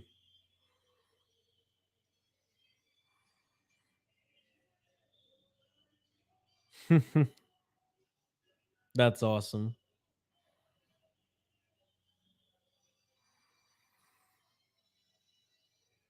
I still like the whole walkouts and everything like that. That's cool. Or just like the show that goes along with it. Now, not like the old Chuck Liddell, Tito Orsi fireworks and everything like that. By the way, in a second, like I won't put on any music or anything. I might just have to hop up and go. I'm making a coffee right now. I have an old percolator. I don't have a coffee pot. I should get a coffee pot now. Seeing how much I'm going to stream and how much coffee I drink, I can't be limited to a cup and a half.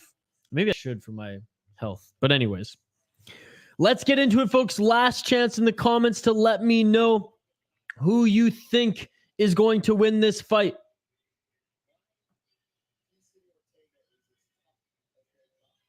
Let me know who you think is going to win this fight, folks. In the live comments. I'm putting my phone away. No distractions. No distractions at all for this one. Main event, that is right, is next. Hey, if you like my vibe, if you like this stream, if you want to get in touch with me and connect, check me out on Twitter at VI Sports Talk. Very active on Twitter, as you can see. Number 2 ranked Brian Ortega in the 145-pound division up against number 3 ranked Yair Rodriguez. Both fighters representing Mexico. Yair fighting out of Mexico. Ortega fighting out of South California? California. LA.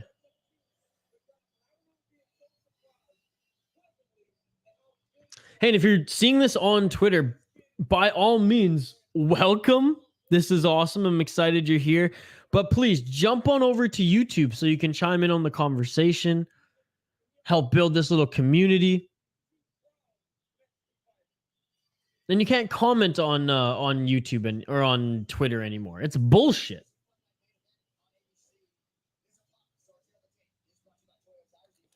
Here we go. The 31-year-old Ortega against a 29-year-old Yair Rodriguez. Yair Rodriguez is a couple inches taller, 3 inches in height, and will have 3 inches in reach advantage. Ortega, though, a jiu-jitsu specialist. The closing books on DraftKings minus 195. Ortega plus 165. Yair Rodriguez booked it just updated right in front of me. Minus 195 Brian Ortega, plus 165 Yair Rodriguez. Bruce Buffer giving the announcements. Then we're going to get right into the main event of the evening, ladies and gentlemen.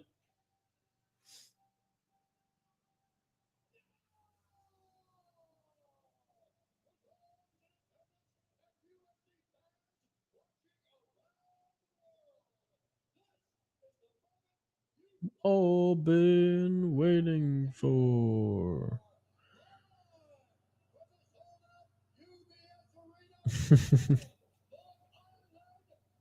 Here we go. Here we go. This one should be electric. And to be honest, this has been an outstanding card. And again, I want to say thanks to everyone who's been joining. I know it's not the end, it's just starting. But with how amazing these fighters are, shoot, it could end pretty quick. It could end pretty quick. Freestyle fighter. I mean, how about that? Unique as hell. Crazy fighter.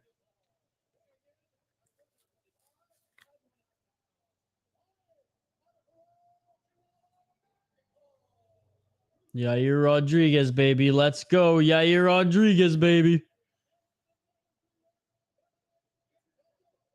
Number 3 ranked featherweight contender in the world.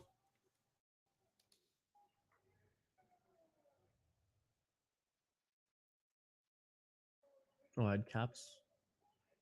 Trying to make a quick tweet. I had caps locks on the whole time. You know what? I should have just kept it like that.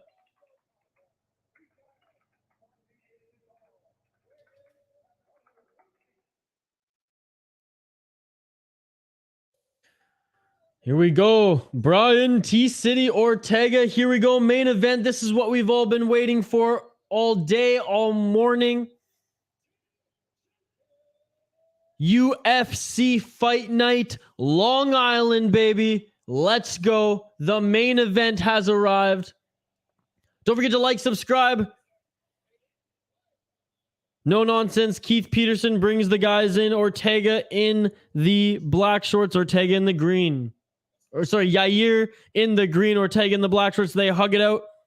And this bout is about to begin, folks. I'm so excited for this one. Thanks to everyone who's joining. Minus 220 on Ortega, plus 160 Yair Rodriguez. We're going to keep a look at the money line as it changes throughout this event. I have the stats to talk about between rounds, and here we go. We are in it. Let's get it all. Oh, and Ortega already pressing with the jab here. And these guys are just going to bang, dude. Is this going to go 5 rounds? I don't even think this is going to go 5 rounds. These guys are going to bang. If it goes to the floor, we know Ortega has the advantage. This is incredible. This is incredible.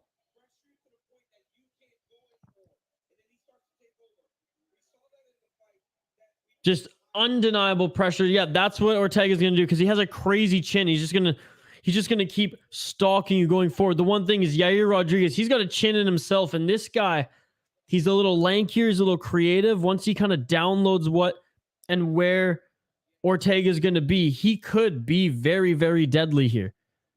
Oh! Already the right eye of Ortega. Dude, Yair Rodriguez is the real deal!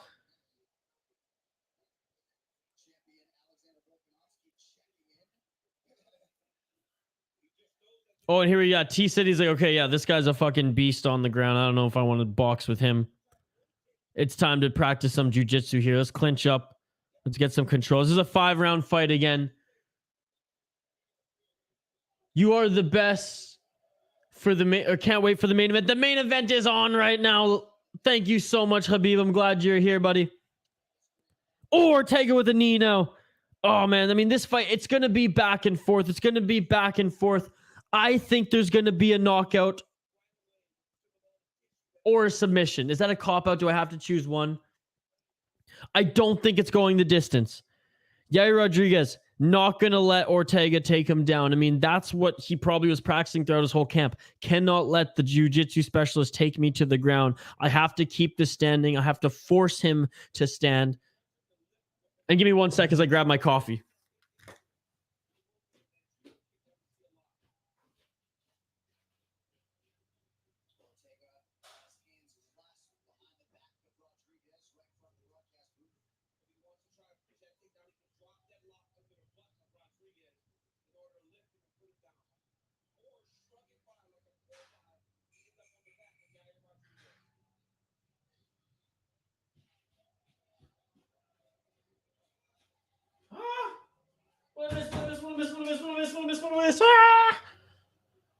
Okay, they're still clinched. Thank fuck. Did I miss anything?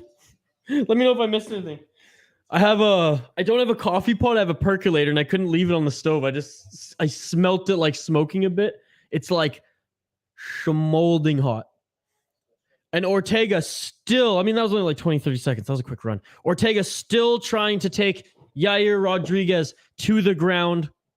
Some nice knees, some nice clinch work. I mean, the guys boxed it out for about 1 minute, 30 seconds right at the beginning of the fight. Great defense by Yair Rodriguez here.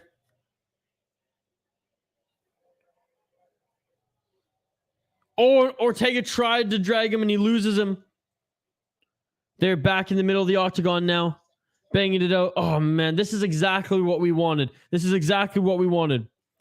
Yair a little bit more crisp and just virtuoso in his striking, whereas Ortega is just so tough. He's almost like a Diaz in his like brawling style. And he's good at boxing. He has a chin.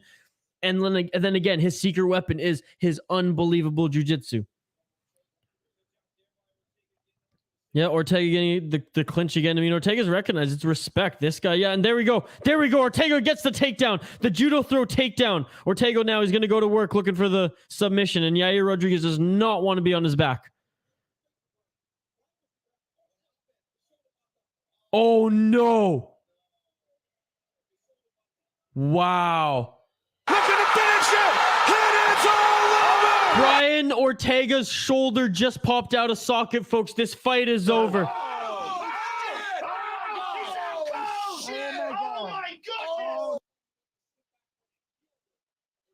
It looked like he was going to sit back on a heel hook, and he just sat back in pain. No. Wow. I cannot believe that's how this is going to end.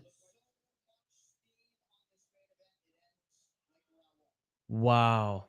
I mean, that's...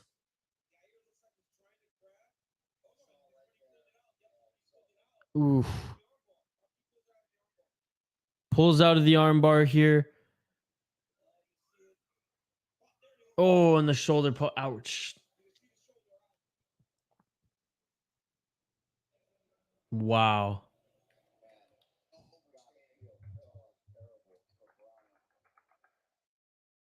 Damn.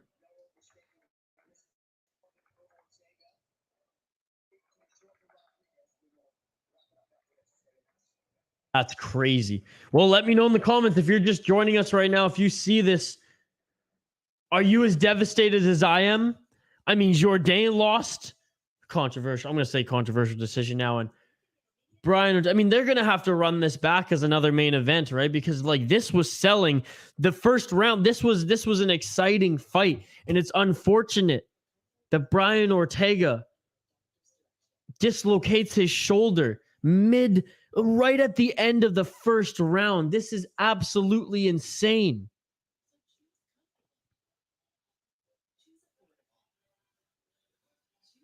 Wow.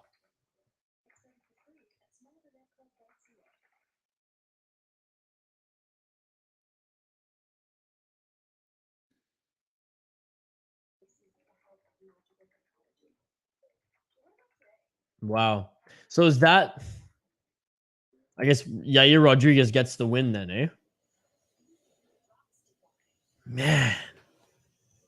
What a crazy and yeah, just terrible way to end this. Both for the health perspective of Ortega. I mean, it sucks for him. After all this, he got what? 4 minutes of fighting in? Man. All right, I got the broadcast back up here. We're gonna all walk through it together, okay?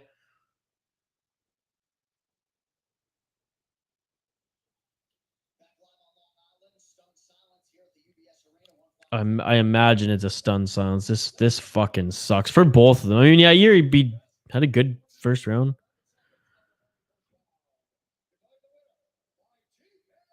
TKO. Wow. I mean, that's barely a loss, right? I mean, but it is. Daniel Cormier now in the middle of the ring with Yair Rodriguez.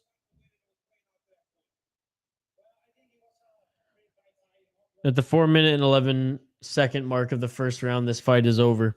Yair Rodriguez being interviewed by Daniel Cormier now in the center of the octagon. It was a pretty tight fight.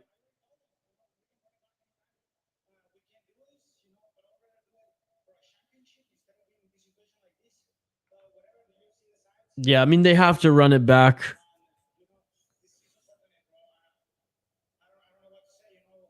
And it's a weird position Yair Rodriguez is probably in too, because he's excited because he got the win on his record. He is now 15-3, won no contest. And adjusting the audience is good. He's saying this is really unfortunate. This is not how we wanted it to happen. And then saying thanks to everybody in the audience who came, because you came to this event to see a war and we weren't able to put it on for you because of this fluke accident. But the card was amazing. I look forward actually to see, because I imagine Cormier is going to interview Ortega next year.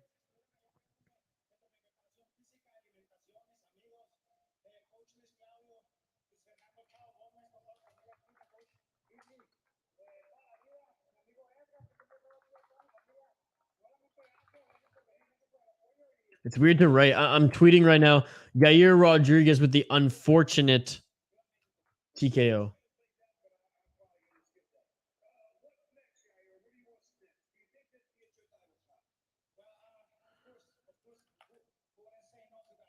Yeah, I mean, I like this kid, Yair Rodriguez, and he's still a kid. He's not even 30 years old yet.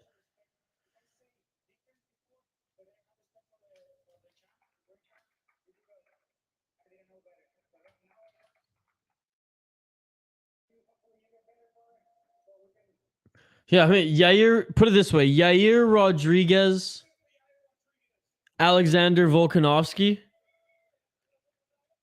or if Volkanovski moves up to fight at 155, you run this one back for the interim belt or the number one contender. Ortega on the mic now, folks. Let's take a listen if you're home and if you have the broadcast up like I do. Yeah, he's pissed.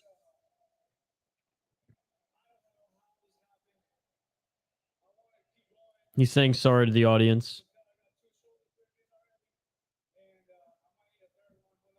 He had 2 shoulder surgeries already, and he's not happy that this happened.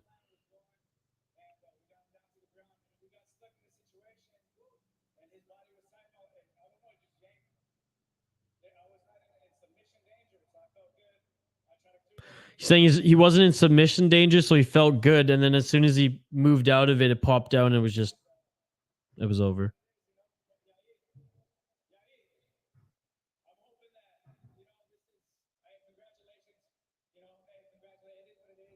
Oh, and he's addressing Yair now.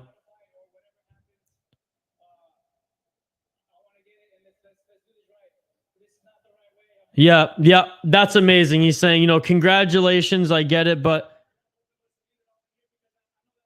we got to do it right. We got to run it back. We got to do it right. That's what we came here for, is to fight, and we have to do it right. That's emotional right there. Wow.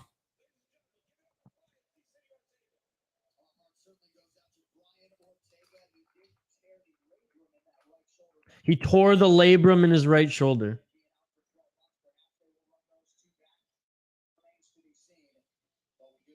Or maybe in the past he's torn the labrum.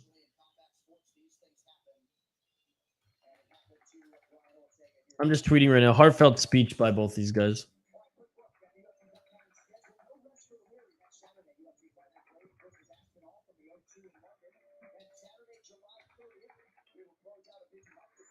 Yeah, so next week, Blades versus Aspinall at the O2 Arena in London, and then UFC 277, Penne Nunes 2, and then, oh man, I can't wait for Brandon Moreno, Kai Kara France for the interim flyweight belt. Santos and Hill in a few weeks too. August 6th is going to be a good one, and then Vera Cruz August 13th. Our boy in the chat really liked that one, Khabib.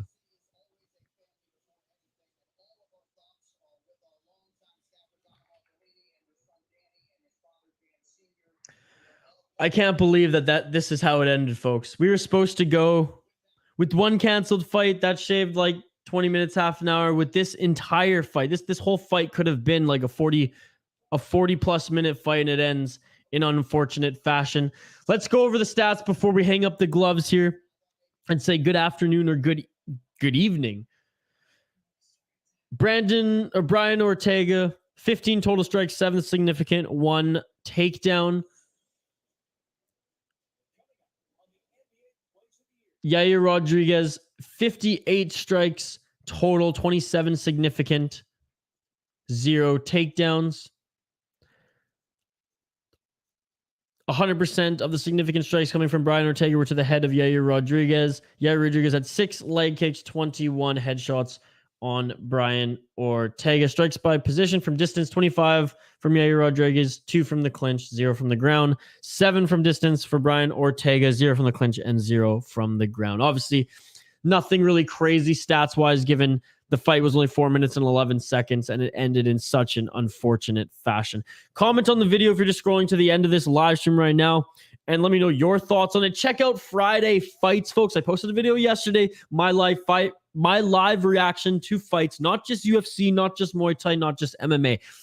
Dirty fucking McDonald's, Southern Texas fights, you name it. Anything, you name it. You put the link or the name in the description and I will watch it. I will react to it. I will make a video for you. Like and subscribe.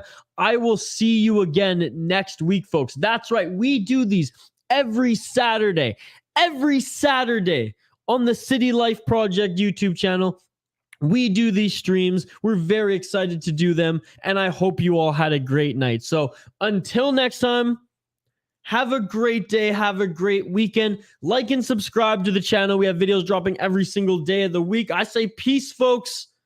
I'm out of here. Have a great weekend, and I will see you next Saturday.